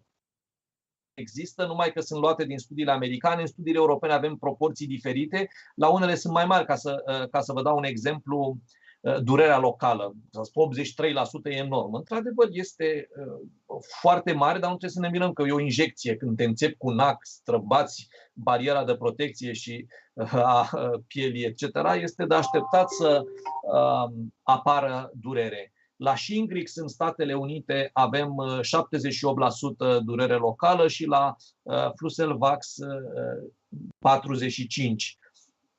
Dacă ne uităm la datele din Europa, la Flucelvax la adulți avem doar 34%, însă la populațiile pediatrice, la anumite subgrupuri pediatrice, putem avea 58%, de exemplu, deci mai mult decât apare în Statele Unite la adulți, 45%, da? La unele subgrupuri de copii pot să fie mai mari. În mod asemănător, dacă ne uităm la Shingrix, în Europa, studiul din Europa apare cu 68% durere locală față de 78% în Statele Unite. Sigur, între 68% și 83% nu sunt sigur că diferența e atât de catastrofală încât să spui, mamă, în viața mea n-am văzut frecvența atât de mare. Pe de altă parte, e posibil ca și la același vaccin testat în Europa, că în cazul ăsta vorbim de exact același produs, nu vorbim de echivalente, de exact același produs pe populația din Statele Unite 78%, populația din Europa 68%. Deci e posibil ca în Europa, pe subiecti europeni, am putea să avem o frecvență ușor diferită, mai mică. Asta din cauza că și structura populațională e diferită în Statele Unite decât Europa, etc. Pe de altă parte, există o eroare de măsurare, depinde, da, când eșantionezi, iei două eșantioane, nu o să obții niciodată exact aceleași procente, dar una peste alta, dacă ne uităm pe tabelul profesorului Cherecheș, care este foarte fiabil, o să vedem, de exemplu, că inclusiv la oboseală și dureri de cap, placebo a fost aproape dublu față de Flucelvaxul antigripal. Prin urmare, vorbim de 33-34%. Deci dureri de cap și oboseală 33-34% înseamnă unul din trei care au primit placebo. E foarte ușor și de multe ori persoanele care vorbesc despre efectele adverse ale vaccinurilor nu realizează că, de fapt, da, cel puțin unele dintre ele apar foarte frecvent și la placebo și nu sunt neapărat iarăși legate cauzal. Și atunci, Dacă ne uităm pe acea comparație, în schimb, apropo de durere locală 83%, inflamația, umflătură, scris acolo doar 6% la acest vaccin COVID-19 față de 26% la vaccinul de zona zoster. Da? Sau eritemul, roșeața, 5% la vaccinul COVID-19 față de 38% la vaccinul de zona zoster. Și nu este adevărat că acest vaccin este cu cea mai mare frecvență de reacții adverse. N-am văzut niciodată așa ceva. Durerea locală e ceva mai frecventă. Aici poate că ar mai trebui să mai spun ceva. Apropo de n-am văzut niciodată la vaccinuri. Multe din vaccinuri se administrează în copilărie. În copilărie vorbim de un sistem imun care este încă imatur și este posibil ca efectul, reactogenitatea la copii ar putea să fie mai mică. Sigur, la unele vaccinuri ale copilăriei știm că efectele adverse acestea sunt într-adevăr mult mai rare, dar cele mai multe vaccinuri de fapt le administrăm în copilărie pe un sistem imun imatur. Pe când aici vorbim de persoane mature cu un sistem imun care încă n-a intrat în senescență la o bună parte din lot. Cele mai multe reacții, apropo, s-au înregistrat la adulții tineri, nu la cei vârstnici, unde iarăși începe să intervine imunosenescența și acolo nu au fost reacții atât de agresiv, de intense. Reactogenitatea n-a fost atât de mare la cei peste 65, a fost reactogenitatea mai mare la cei sub 65 de ani. Încât ce vreau să spun este că da, ne așteptăm la niște efecte adverse posibil foarte frecvente, cel puțin durerea locală și posibil și altele, posibil mai intense decât la alte vaccinuri, dar una peste alta, așa cum spuneam și aseară, vorbim de efecte adverse severe, dar nu grave. Pot să fie severe, dar nu sunt grave. Nu am avut decese, decesele respective s-a văzut că nu erau cauzale și au fost mai multe la placebo decât la cei vaccinați. Deci nu vorbim de, dincolo de spaimele populare care pe mine mă îngrozesc, că în spaimele populare da, se vehiculează, se colportează tot felul de idei. De fapt, iată, aici avem 20.000 de oameni care l-au făcut și de fapt au murit mai puțin decât ăia care au primit doar, era să zic, apă chioară, da? Au primit placebo. Iată cât de frumos se pot combate știrile false și dezinformarea cu știință pură și explicată extrem de frumos. Deci vă mulțumim pentru un nou curs, domnule profesor. Așa este. Prin invitație. Mulțumim frumos și ne întoarcem pentru ultimele 20 de minute din întâlnirea Agenției Europene a Medicamentului să vedem ce au mai discutat și de asemenea invit pe cei care ne-au ascultat să adreseze întrebări, vi le transmitem dacă sunt întrebări la care ați putea răspunde și să urmărească în continuare pe raportul de gardă.ro pentru că avem live text, iar multe dintre mesajele dumneavoastră foarte importante, atât cât se pot sintetiza pentru a nu le simplifica prea mult, se găsesc acolo. Vă mulțumim încă o dată foarte mult și ne revedem cu alte ocazii. Noi chiar sperăm că ne vom întâlni din nou să comentăm și alte date la fel de interesante. Mulțumesc, la revedere!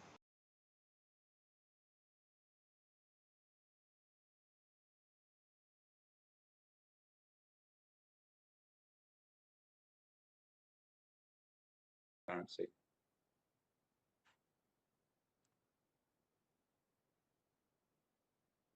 Okay, Juan? Yes, I will read now one question in the chat from Fanos. I think somehow has been touched upon, but we can clarify. And he's asking, we are talking about benefit and risk, and eventually the agency will be giving a recommendation whether the benefit outweigh the risk of the vaccines. And he suggests, he's commenting that this is a very subjective rather than an objective element. So that how do we avoid optimism bias also in face of the crisis that we are now facing? Sorry, Juan, can you repeat? I didn't get the question very well. My connection was not very good. Sorry, the question is asking that we are talking about benefit and risk, and we expect that when the agency has all the data, we expect to be able to give a recommendation stating that the benefit of the vaccine outweighs the risk. So Fanos is suggesting, is commenting, this is a very subjective element rather than an objective one. So how EMA and the committee is going to avoid any kind of bias and optimism bias, as he put it?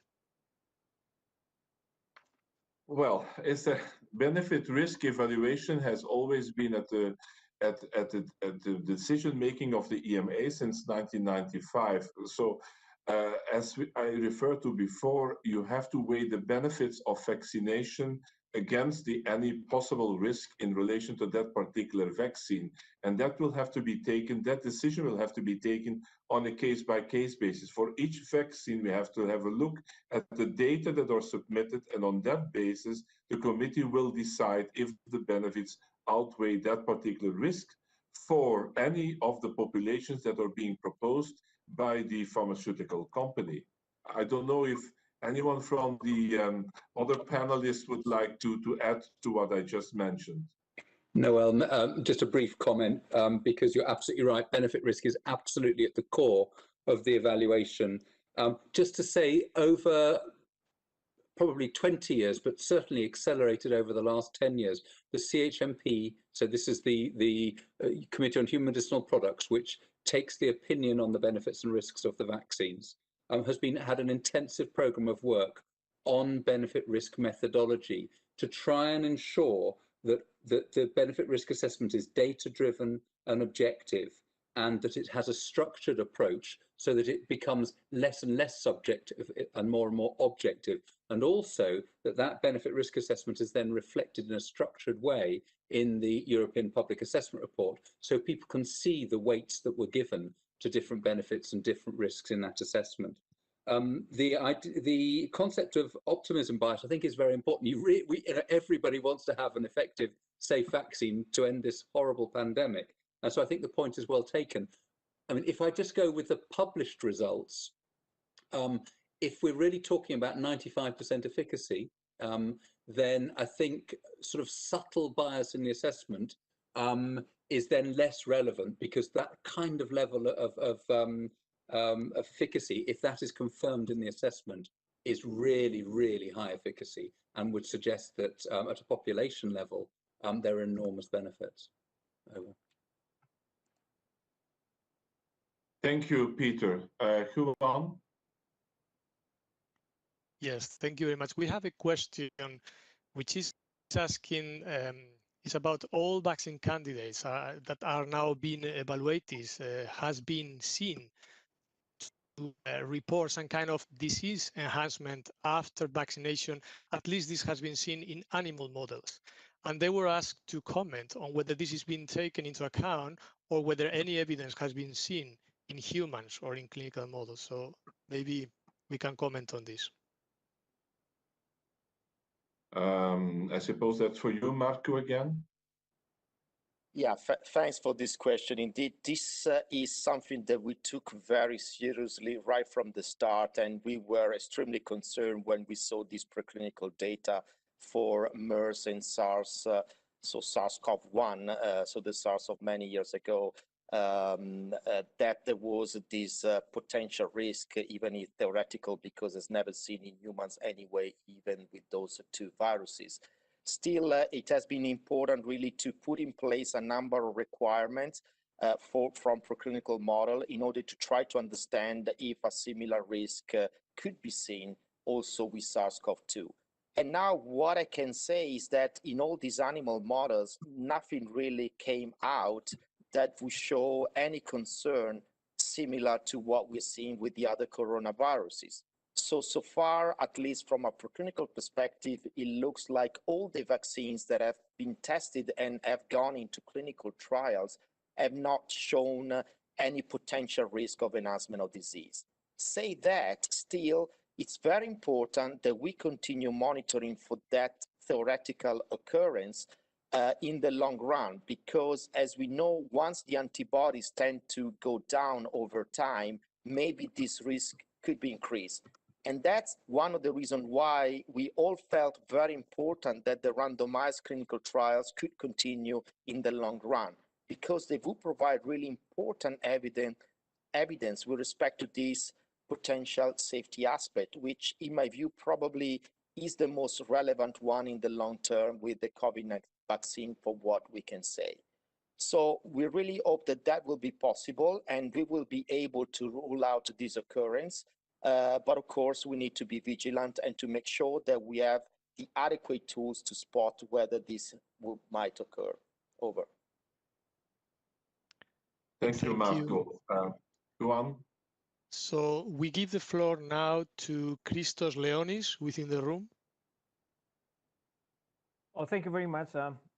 Very much appreciate giving the chance in a few words in explaining how important is to enhancing the capacity of general practitioners, primary care physicians, not only just to translate the evidence and the interpretation of the results of randomized controlled trials into recommendation, but also in training them effectively in communication skill and especially in behavior change. I think that at the moment across settings, unfortunately, primary care physicians in many circumstances are not so capable in reading the evidence, translating it in simple words, and utilizing effective motivational to communicate effectively and convince the patients. I think that across settings, it is very important in strengthening this issue. And also, and the last point is, I'm talking from the University of Crete, Greece, and also as a member of the expert panel of the European Commission. And I think that it is important in utilizing this, if you say, chance for vaccination, in enhancing further the primary care and giving the opportunity to primary care practitioners in checking it doubly the vaccination deficiencies of the people they are addressing. There are many issues and chances that will have to be discussed. Well, thank you very much for your time. Thank you very much for these comments. Is there any one who would like to further respond? Maybe I can just Melanie, yes, please go ahead. Just to say, thank you very much for the point. Indeed, as I highlighted or I touched on in my presentation, we are working very closely with healthcare professional organisations, including those in primary care, and we engage very regularly through our working party. We also have healthcare professionals represented in the pandemic task force, and one of the things that's so important for us, we produce a lot of material. We produce the prescribing information, we produce the European Public Assessment Report, which provides more information on the assessment process and the outcome of the evaluation.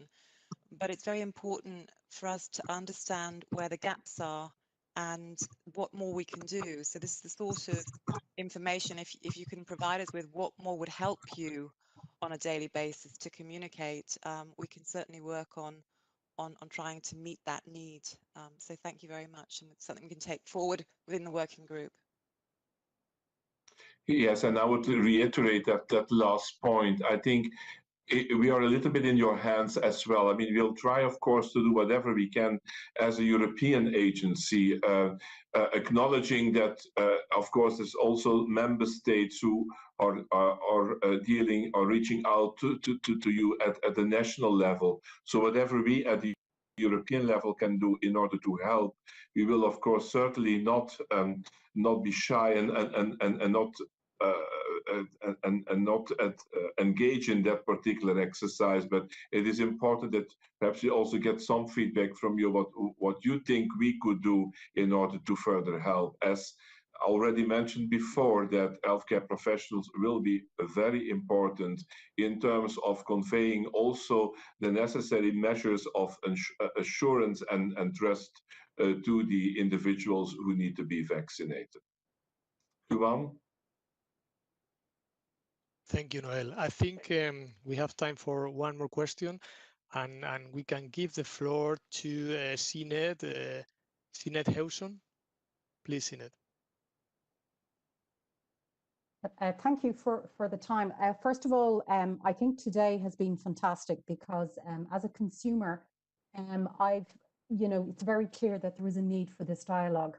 And what's really interesting is seeing in the chat the diversity of opinion that's there. But my question is actually about when we look at today, and I really liked the way the whole process was explained in very clear, plain English, and have to thank the team for that, and the fact that the decisions are being made based on data, not on external pressures. But I'm curious about how the diversity of the group that's here in the room with you and watching on YouTube, how we as consumers, and obviously there are professional organizations here as well, how to support you to enable to keep that objectivity in the decision and safety around the vaccines. But also, what is the one takeaway that you would like us to focus on? So, for example, I can hear my daughter singing in the background, and she's asking questions, and she's only 15, about whether a vaccine is safe or not for her. And I'd like to know, as a parent, what would be the one takeaway that in building trust that is important to focus on? So perhaps, Melanie, I pass that one to you. You're a good communicator. Yeah, thank you, Sinead. And as the mother of two teenagers, I can very much sympathise or recognise the question from the adolescents. And really that's part of the reason of this public meeting. It's to hear different perspectives on what sort of questions are out there, and that will enable us to try and put those forward and tackle them head on. So, you know, we come with what we think will be frequently asked questions and try to best guess, but often, you know, we're very close to the data, and we have maybe our own preconceived conceptions. So this sort of dialogue, and as Noelle mentioned, we will be continuing it on in the months and hopefully not the years to come on this pandemic, but certainly it will set the scene for how we engage not only with stakeholders but the public in the future. So I guess for us the take-home message is we want to hear from you what's more we can do. I mean, what would you like to see? What are the questions that you still feel are unanswered, or what are the points today where you feel we haven't quite got a grasp of it and we could do more? And that's the sort of feedback we would appreciate. And certainly if you can let us know any additional comments you have, it's very, very welcome. Over. Thank you. And with this, I would like now to come to the final part of today's event, is to wrap up with a number of messages. First of all, I would like to thank everyone, the whole team who has presented today, and the whole team who has made this possible. So all the colleagues from the stakeholder and communication division for preparing this, and also for following up on this, because it will not be finished. So thank you all very much for the great work done. I would, of course, also like to thank all of you, all the participants who have spent their time today with us, trying to learn from how we deal with it, how the vaccines are developed, how we authorize, what we plan to do in the post-authorization phase, how we can make sure that the quality, the safety, efficacy of the vaccines is being maintained throughout the whole life cycle of these vaccines, and of course the level of transparency. And we hope that the meeting today has provided you with a better understanding of the evaluation and the assessment and approval of COVID-19 vaccines in the EU. As you heard today, we are mobilizing resources and expertise across the EU network in an unprecedented way to fast-track all our procedures and to be able to deliver a vaccine to the EU citizens at a pace never seen before. But despite such speed, we want to reassure you that the recommendations that the European Medicines Agency will give will be based on the same demonstration of the quality, the safety and efficacy as for any other vaccine, and that an authorization will only be granted when the evidence convincingly shows that the benefits of vaccination are greater than any risks. In particular, we want to make clear that the safety requirements for COVID-19 vaccines are the same as for any other vaccine in the EU and will not be lowered in the context of the pandemic. To achieve this, we are making use, as you heard before, of a tool which is called a conditional marketing authorization, which we believe is the most appropriate regulatory mechanism to grant all EU citizens access to a vaccine. It is a marketing authorization with all the safeguards and controls in place, one which includes all the essential elements to ensure a high level of protection in citizens during the course of a mass vaccination campaign. I would also like to reiterate our commitment to the highest level possible of transparency, which we acknowledge in the context of the pandemic is perhaps more relevant than ever. It has been extremely important for us to hear the pertinent views from all the speakers as well as the written comments that we have received. As I said previously, interventions which come directly from those for whom we work are very useful, as they inform us and they help us in our task to protect the health of EU citizens. We have to acknowledge, however, despite the fact that we had a long question and answer session, longer than we even expected, but I think we made good use of it, but we still have not been able to take all of the comments and questions at this time. However, we will try to respond to these and address to them as many as we can in writing after the meeting. Nevertheless, all of these testimonies will be shared with the relevant people and committee members so that they can be considered during our work and can be taken on board whenever we take the decision. A recording of this meeting will be published on our website in a few days for the benefit of those who were not able to watch today. And of course, we will also include the presentations, the slide decks that have been given today. In addition, we hope to be able to hold more public meetings in the future to ensure we keep the public updated of our work and our role in this pandemic. As I said before, it is important to build and to maintain the trust, and not only to be transparent, but to engage with you, to listen to the concerns and that you may have, the questions you may have, and to provide assurance about the fact that what we do and where we give our scientific recommendation for the EU, that you can trust. As soon as dates are confirmed in terms of what you would like to plan over the next few weeks, we will of course make this public on our website.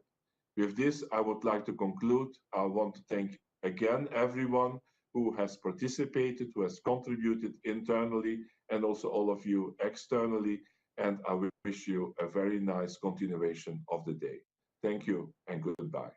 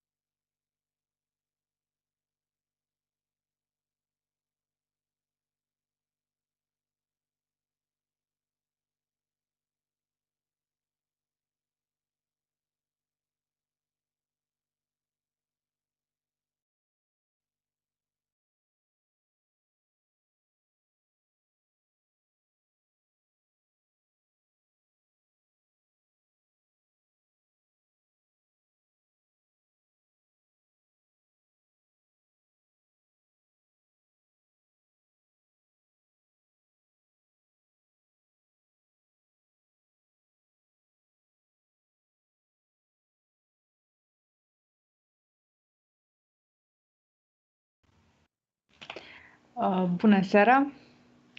Bun găsit, am revenit, sunt Adriana Boată, editor raportul legardă.ro. Alături de mine se află doamna dr. Cristina Florescu-Moraid, director executiv și cofondator al Avantio Institute of Clinical Research România și președinte al Simpozionului de Studii Clinice.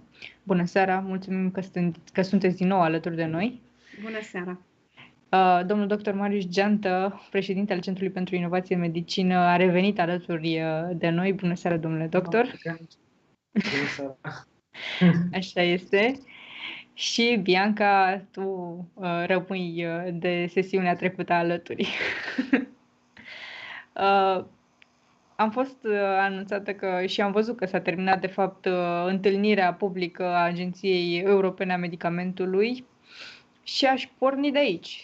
S-a încheiat, după câte am văzut o serie de aprobări, deci aproape sigur putem spune cu certitudine că urmează o opinie favorabilă pentru autorizația condiționată de punere pe piață în Uniunea Europeană. Iar înainte să discutăm concret despre ce va însemna aceasta din punct de vedere al pașilor următori și în România, aș cita, văd aici colegele mele pe raportul legardă.ro, pe prima pagină unde a fost difuzată întâlnirea EMA, au ținut și live textul foarte frumos și avem o opinie a Deputy Executive Director al EMA, care spune așa: discutăm despre un permis de utilizare temporară a unui vaccin care nu este deocamdată licențiat pentru utilizare.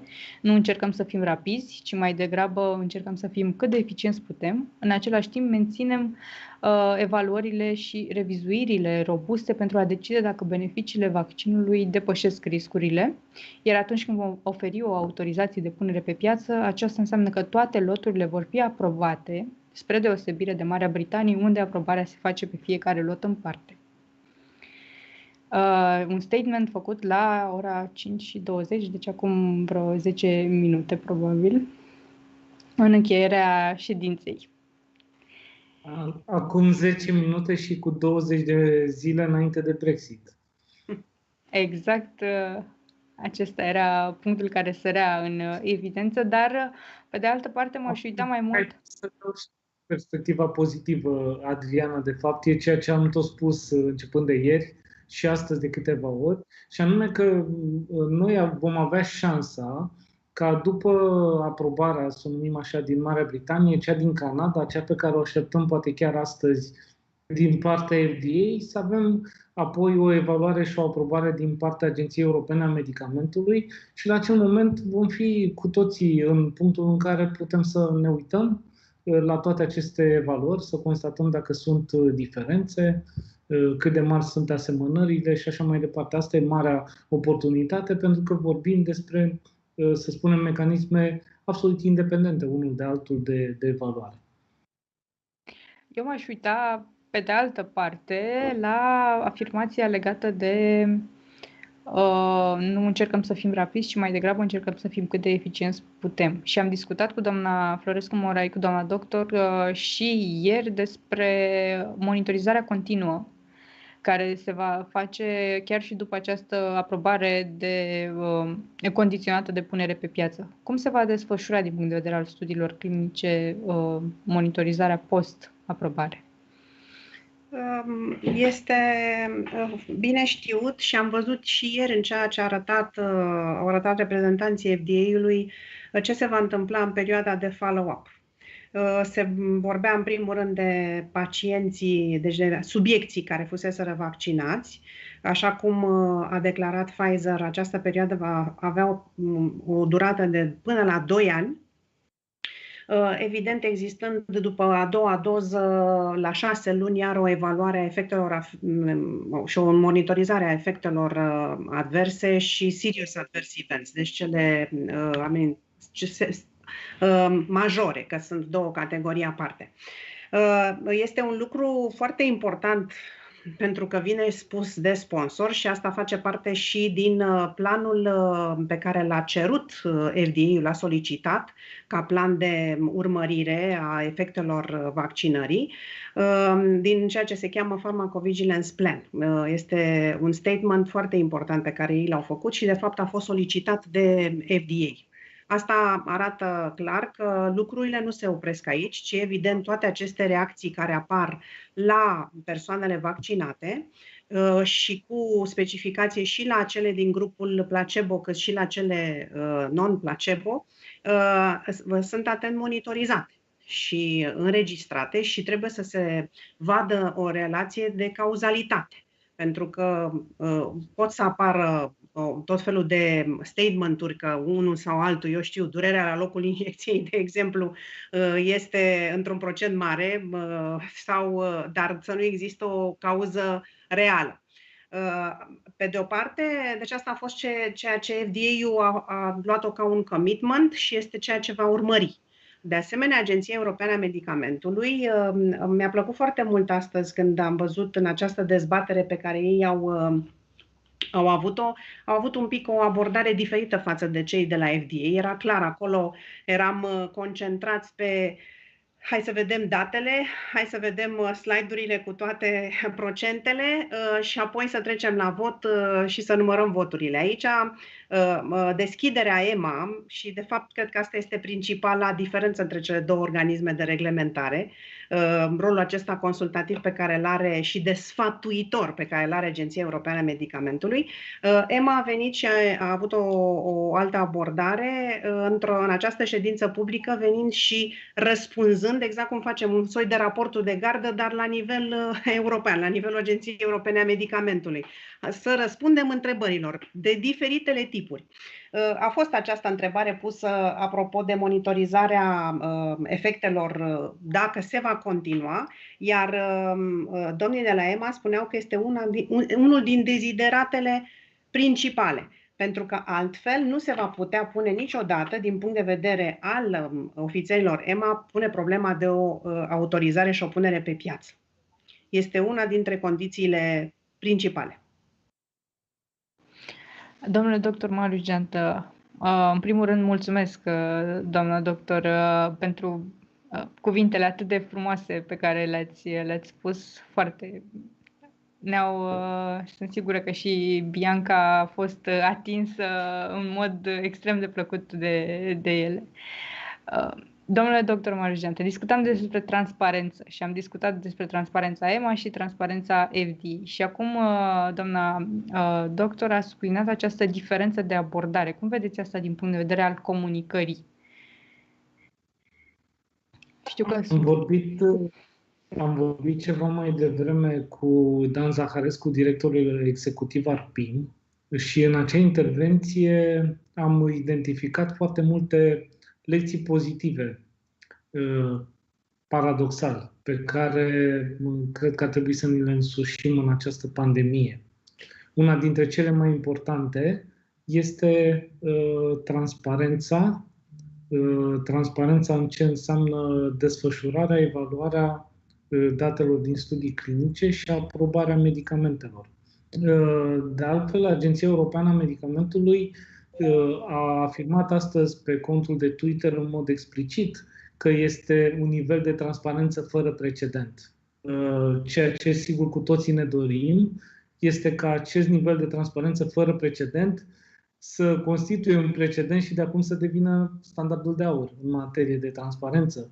Pentru că altfel, dacă nu avem acest nivel de transparență, care înseamnă de fapt un acces egal al tuturor la toate datele, ideea de consultare a tuturor stakeholderilor își pierde de fapt din valoare, pentru că nu mai poți să găsești valoare când de fapt tu nu ai acces la toate datele de care ai nevoie. Cred că e extrem de important acest moment și noi din zona ONG cumva, o zona non-profit, cred că trebuie să insistăm foarte tare în perioada următoare ca aceste bune practici să fie păstrate.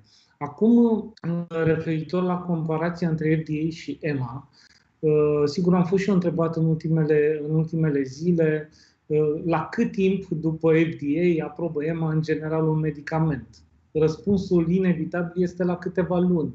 N-am putut să identific un caz în care Agenția Europeană a Medicamentului să fie aprobat considerabil cu câteva luni înainte un medicament. E clar că de fapt, avem două școli de gândire.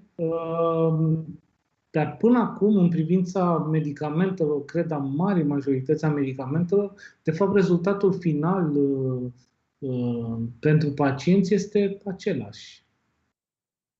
Apropo de transparență, dacă îmi permite să intervin, mi-a plăcut foarte mult în cursul de prezentării ședinței acestei publice de astăzi, acum mai spre final, când un parlamentar european, nu mai rețin numele, dar nu avea nume românesc, a avut o intervenție foarte țintită și mi-am pus întrebarea așa, fără să intru în zona politicului, dar mi-am pus întrebarea, uite, dom'le, oamenii chiar sunt interesați, adică cei care se duc acolo în Parlamentul European chiar sunt interesați de această situație și chiar vin să întrebe și să își caută răspunsuri la întrebările lor. Una dintre ele era dacă populația în vârstă, populația de peste 65 de ani, dacă i s-a acordat prioritate în programul, în studiul de fază 3 la vaccinare, dacă a fost numeric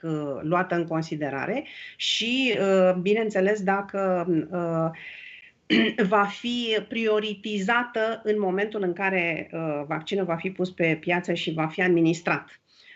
Și îi se răspundea de către ofițerul EMA că decizia aceasta, apropo de populația în vârstă, va fi luată la nivelul, este lăsată la nivelul fiecărui stat membru, deoarece în principiu răspunsul este da, dar fiecare stat va decide dacă și în ce proporție va asigura vaccinul pentru populația în vârstă. De asemenea, tot un parlamentar care nu avea nicio treabă cu medicina venea și întreba tocmai ce povesteam mai înainte. Vor fi studii în continuare și pentru a vedea ce se întâmplă cu femeile aflate care alăptează sau femei însărcinate, dacă și ele pot beneficia de vaccinare. Mi s-a părut extrem de-aia am și vrut să punctez, mi s-a părut foarte, foarte important că există această preocupare, mai ales că, așa cum ziceam ieri, politicul nu a fost lăsat sau efectiv nu a făcut presiunea asupra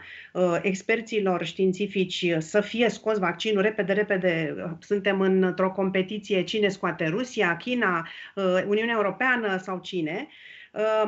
Și au fost lăsați oamenii de știință să își facă treaba așa cum trebuie, însă iată că acum, când sunt așteptate sau se văd niște rezultate, oamenii aceștia de prin alte țări, cu conștiință ridicată, își pun problema și vor la rândul lor să fie bine informați, pentru că ei sunt vectori de răspândirea informației până la urmă către alegătorii lor sau către oamenii obișnuiți din țările lor care i-au pus acolo în Parlamentul European. Asta e o chestie care cred că trebuie să ne dea de gândit și pe care poate că ar trebui să o solicităm reprezentanților noștri în Parlamentul European. Acum eu aș completa în apărarea unora dintre reprezentanții noștri în Parlamentul European că sunt activi, de exemplu, pe tema cancerului. Nu am însă informații dacă pe acest subiect al vaccinării împotriva COVID există o inițiativă specifică.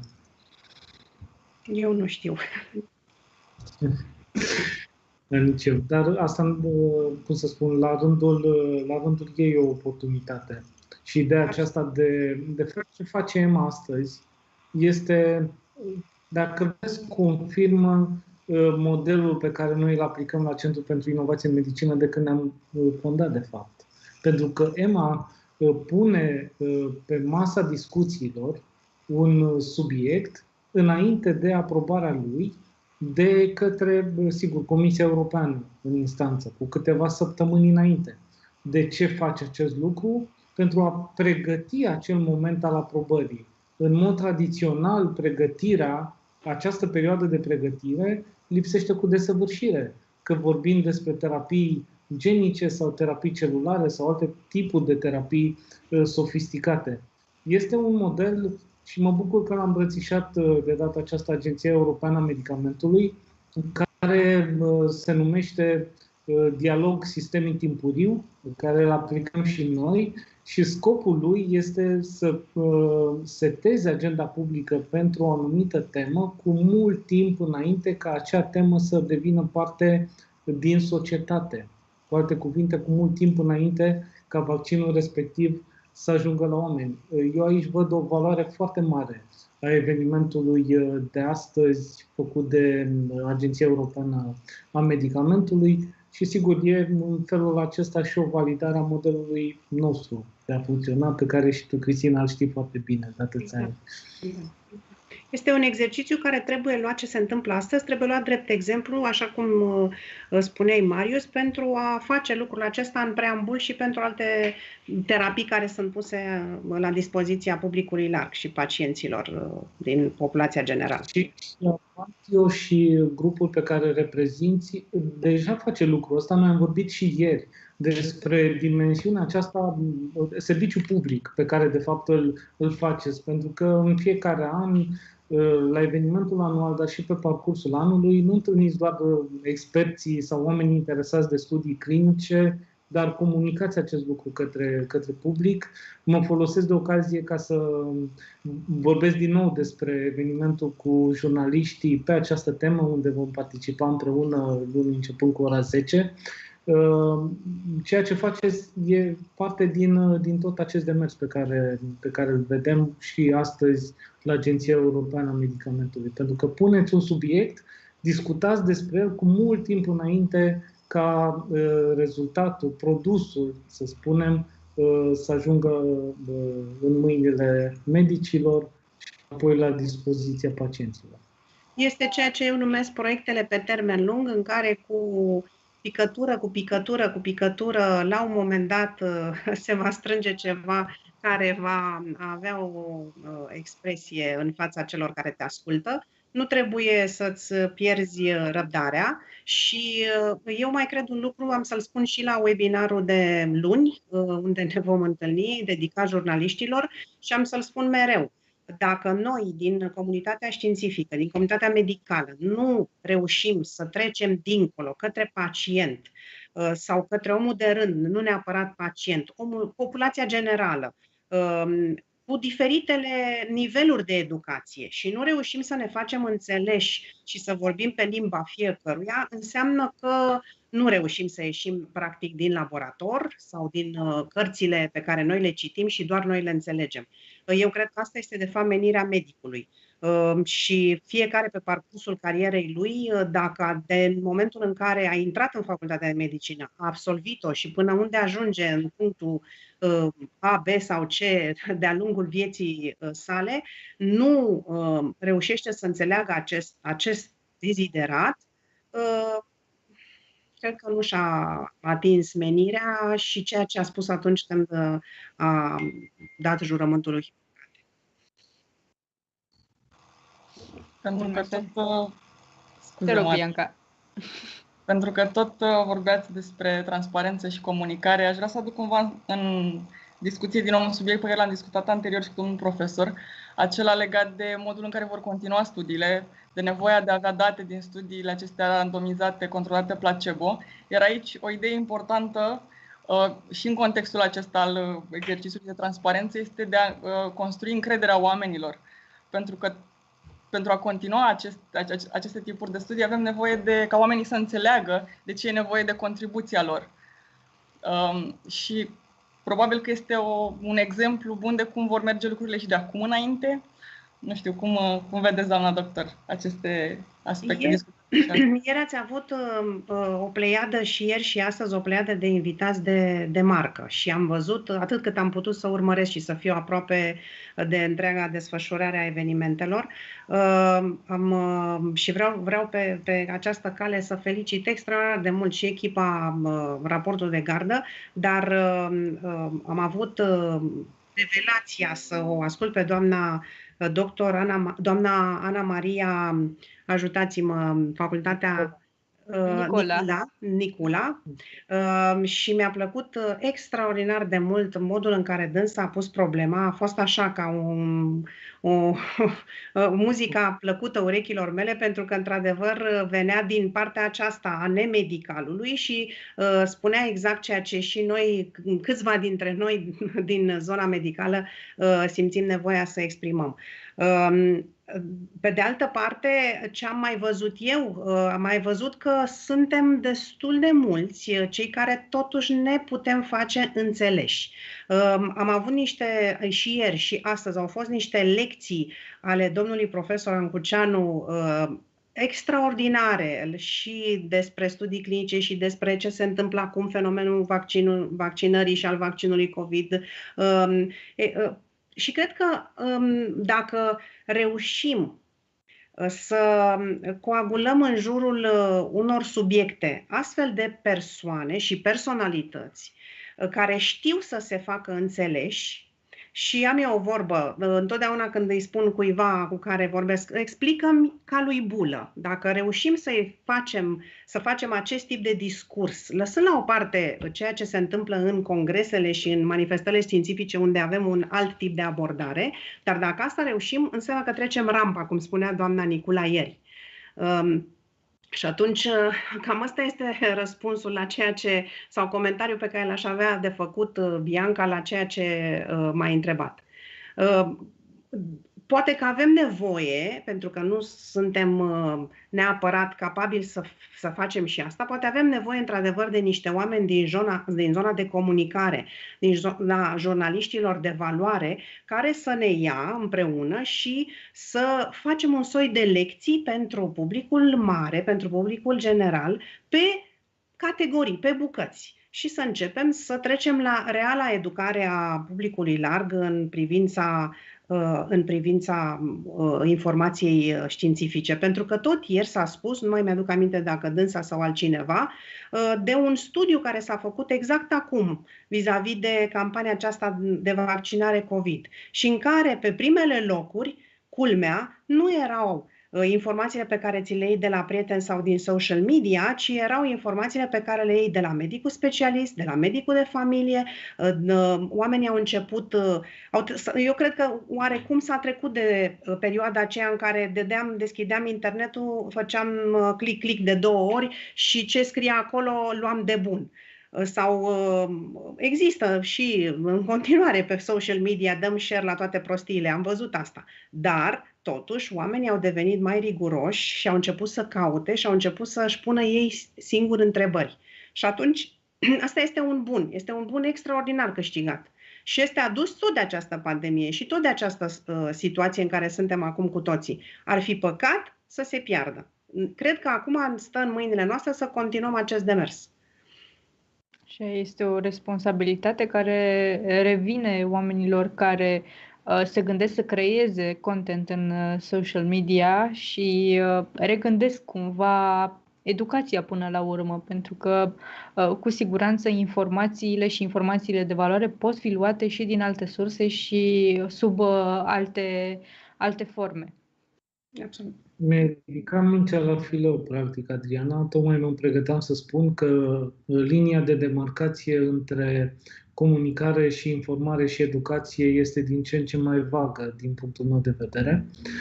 Iar, să spunem, actorii tradiționali care oferă educație și educație medicală vor avea parte de un challenge din ce în ce mai puternic în anii care urmează, în situația în care nu se vor adapta noilor condiții, pentru că dacă vorbim și despre medici și despre populația generală, de foarte multe ori informația relevantă, de fapt, o găsești în alte zone decât, să spunem, cele tradiționale.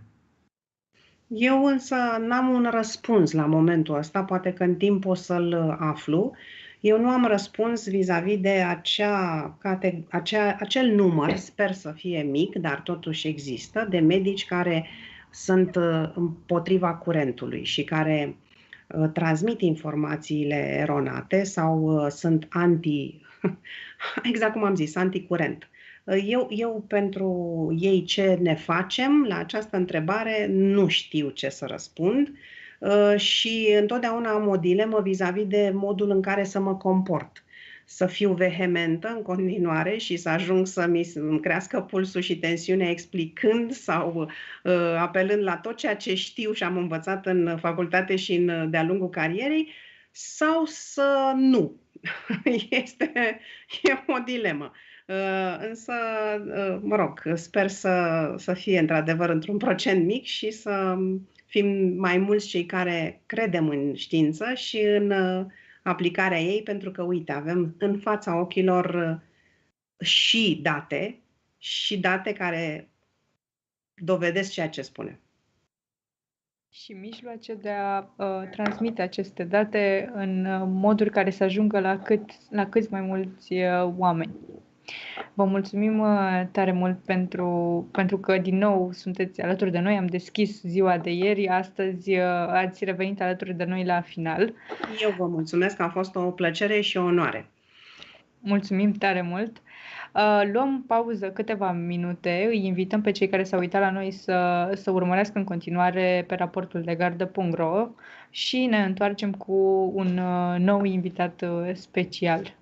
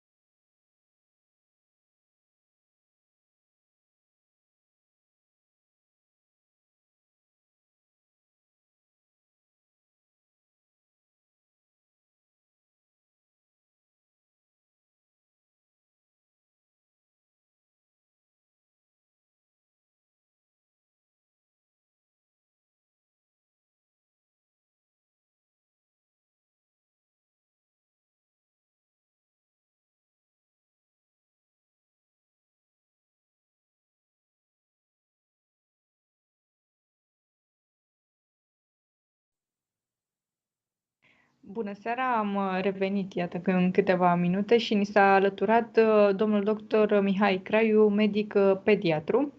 Bună seara, mulțumim că sunteți alături de noi. Bună seara! Să spunem încă o dată, în cazul în care sunt oameni care s-au alăturat abia acum nouă, că s-a încheiat întâlnirea publică realizată de Agenția Europeană a Medicamentului în vederea explicării mecanismelor și a mecanismelor din spatele vaccinului Pfizer-BioNTech împotriva COVID-19, dar și mecanismelor care vor funcționa din punct de vedere al autorizării condiționate de punere pe piață. Și atunci o primă întrebare ar fi către dumneavoastră, domnule doctor Craiu, cum vi s-a părut această întâlnire publică a EMA? Da, recunosc că nu am participat direct, am avut curs cu studenții mei până acum, dar am citit documentele care au fost încărcate pe site încă din zilele precedente și am parcurs chiar cu amuzament, așa pediatric, microfilmulețele care cred că au rolul de a explica într-un mod prietenos chiar și celor care nu au abilități tehnice, ca să o citez pe colega și prietena mea, doctorița Sandra Alexiu, în pacienteză. Sunt în acest moment o mulțime de răspunsuri, există niște întrebări și cred că marea calitate a acestui eveniment este transparența. În fața oricărei dileme, până la coadă, fiecare dintre noi decidem. Dar dacă avem impresia că ni se spune adevărul, e foarte probabil să facem alegerea corectă. Câtă vreme primim niște încurajări așa paternaliste că trebuie să facem ceva ca cetățeni, e posibil, cel puțin în România, să nu meargă foarte bine programul de vaccinare. Aș face o paranteză. Anul acesta am făcut 2 cercetări de explorare a percepției parentale, una în ianuarie 2020 și una acum, la sfârșit de octombrie, început de noiembrie 2020, privind vaccinarea împotriva gripei. Ce legătură ar avea cu documentul EMA și cu situația actuală? Păi se adresează cam aceluiași gen de oameni, adulți, sănătoși, care percep boala mai mult sau mai puțin periculos. Nu mai departe decât acum câteva minute am răspuns unei prietene și colege de facultate, un reputat pediatru, un practician deosebit, care postase public ce înseamnă 70 de milioane din 7,8 miliarde și înseamnă 0,008974 whatever. Pentru că, așa cum spunea Lee Atwater, perception is reality. Dacă ni se pare că e foarte mică problema, că n-a devenit personală, că n-avem în familie, între prieteni, între apropiații de la serviciu, pe nimeni care să fi trecut cu supărări, ca să nu zic altfel, prin experiența întâlnirii cu noul coronavirus, e posibil să ni se pară foarte puțin, 0,089%. Haideți să ne uităm la această nouă tehnologie pe care o folosește acest vaccin. V-aș ruga să o explicați. Da, cred că cea mai bună explicație este asta. N-am pregătit nimic. Pur și simplu am scos un fermoar dintr-o cutie de aici de lângă. Mi-a venit acum. Ce vreau să spun cu chestia asta? Materialul genetic se copiază prin fenomenul de transcripție, folosind o catenă de ADN uman, să zicem, cum ne facem noi mușchii sau proteinele structurale de în ficat sau altceva. Și trimitem informația cu ajutorul unui ARN mesager, care este perechea perfectă ca într-un fermoar, către o fabrică de asamblat proteine. Care fabrică de asamblat proteine exact ca un laminor și seamănă cu un laminor microscopic. E așa o chestie mare pe care trece cineva și iese pe partea alaltă o foiță. Sunt ribozomii care preiau informația de la ARN-ul mesager și vor construi proteine. Trebuie spus oamenilor, ca să nu se sperie că e posibil să ni se întâmple ceva nouă materialului genetic uman, că procesul este exact ca atunci când copiem pe un floppy disk sau pe o dischetă un cântec de pe calculator. Nu stricăm deloc calculator, nu luăm nimic de la om. Procesul de transcriere este al secvenței de ARN a noului coronavirus. Deci nu luăm de la el decât numai o descriere. E ca și cum i-am face o poză cu foarte mare rezoluție, să-i recunoaștem fața. Atât facem într-o primă etapă. Bun. Asta este, așa s-a construit vaccinul, printr-o copiere de foarte mare rezoluție a unei secvențe genetice.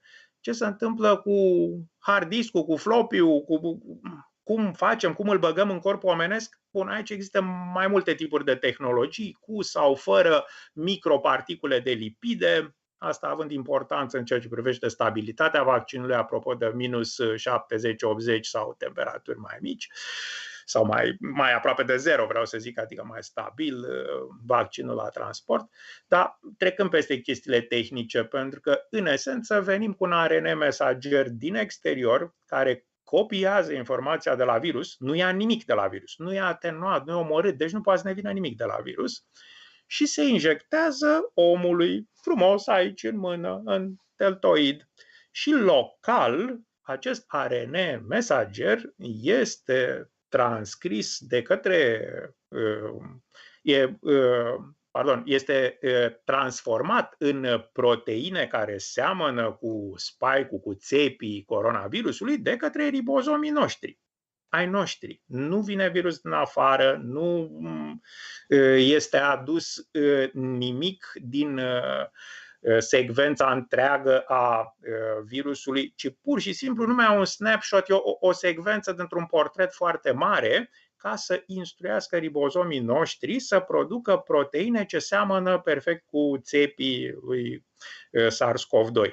În felul ăsta, sistemul nostru imun, când o să vadă la suprafața fibrelor musculare aceste proteine care nu prea seamănă cu self-ul nostru imun, vor apărea niște anticorpi.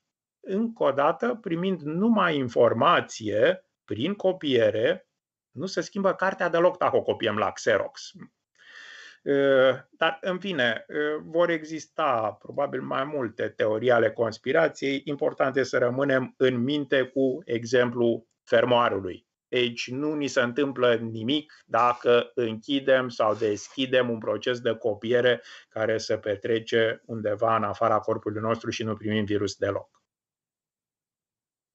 Domnule doctor, ați vorbit despre această tehnologie care a permis obținerea unui vaccin într-un timp record și iată ne aflăm în pragul aprobării acestui vaccin. El a fost intens studiat pe populația adultă, există ceva date și pe populația pediatrică, însă probabil că studiile ulterioare ne vor lămuri.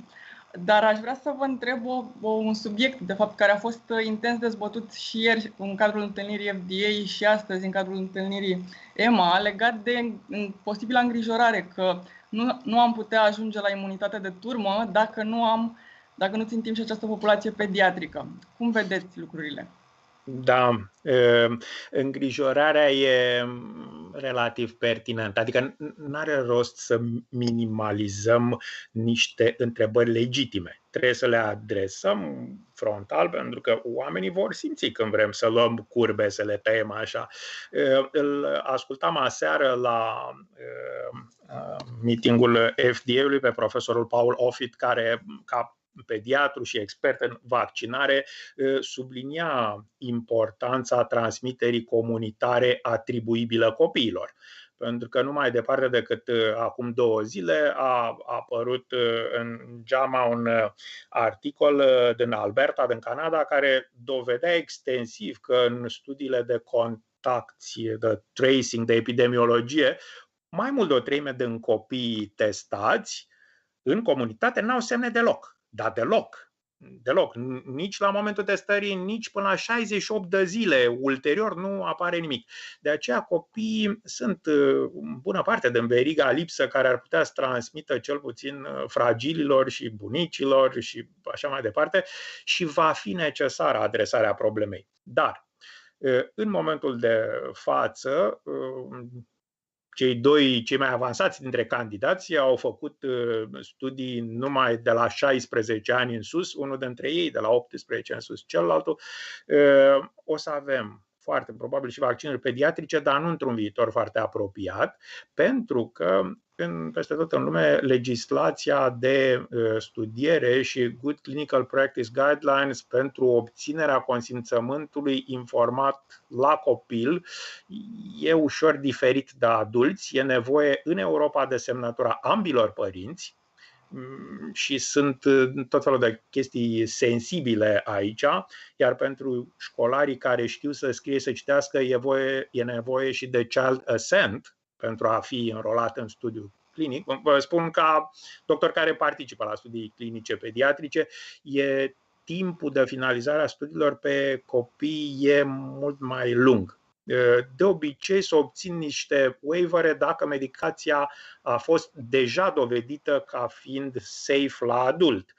De asta zic deocamdată să fim optimiști. Scenariile astea cu vândutul piei ursului din pădure, o să spunem cum o să fie o problemă care trebuie adresată, pentru că bună parte din copii nu vor face nimic spectaculos și asta trebuie să-i liniștim pe părinți. Cu alte cuvinte, aș avea pentru bunici un mesaj. Dacă vreți să vă vedeți nepoții la Paști data viitoare sau la vaccinați-vă.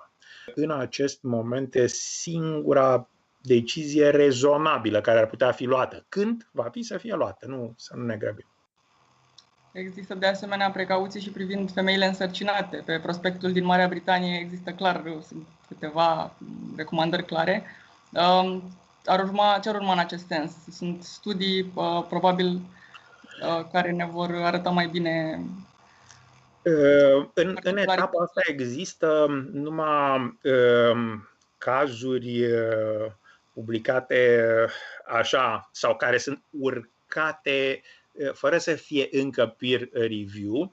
Avem din literatura asiatică, cel puțin din China, sunt cazuri raportate de femei care au aflat ulterior că sunt însărcinate, au fost vaccinate cu vaccinul chinezesc, unul din mulți candidați, că sunt mai mulți, iar outcome-ul comparativ cu pierderea sarcinilor la populația generală de aceeași vârstă a fost absolut similar. Știu că există o poveste cu sincițina de tip 2 care va face sterilitate.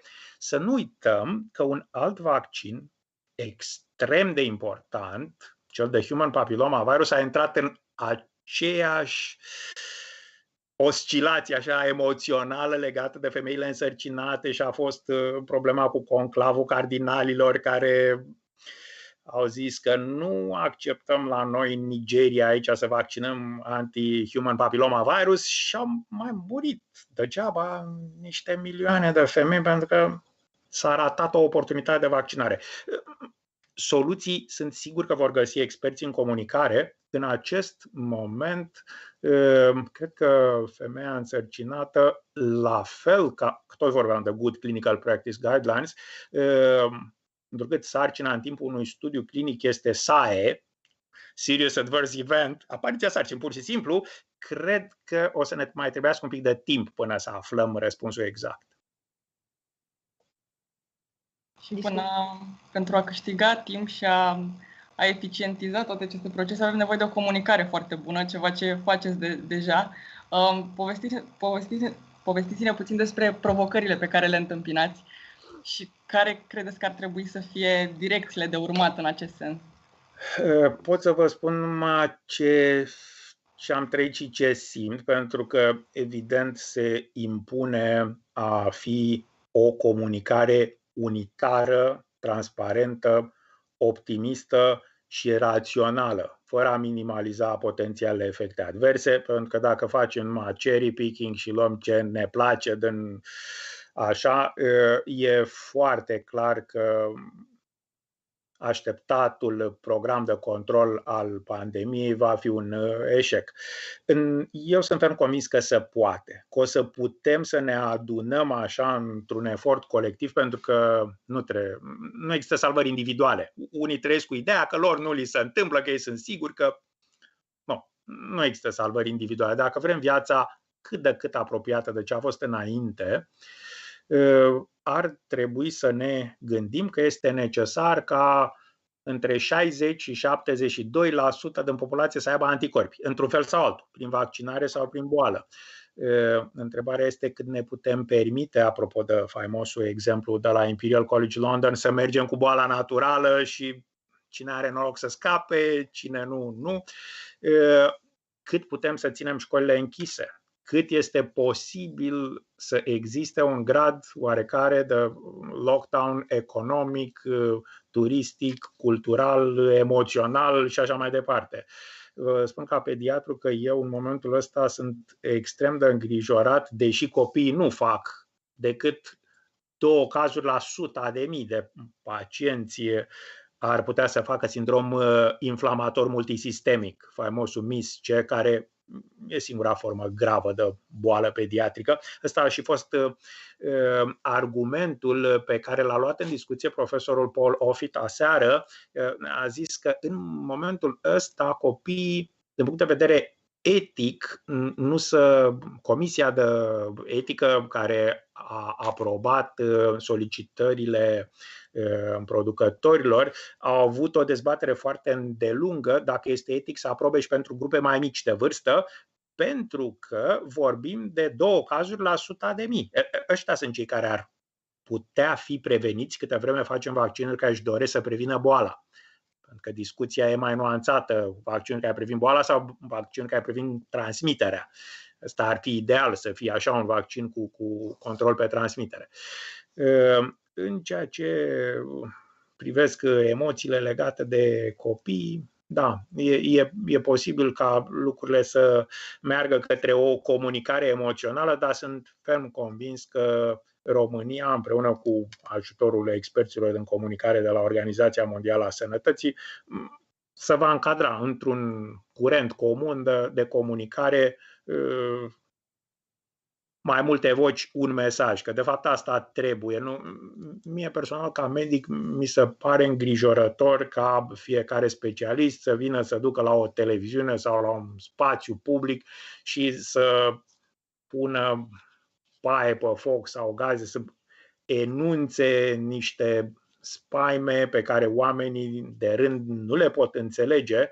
Cred că discuțiile profesionale trebuie să rămână la acest nivel academic, cu dovezi, cu știință, cu planuri de făcut mai departe studii controlate, randomizate. În fine, cert este că regulile jocului nu s-au schimbat, sunt ca la toate celelalte vaccinuri și personal cred că dacă oamenii vor fi convinși că vaccinul este la fel de sigur ca vaccinul pe care îl primește un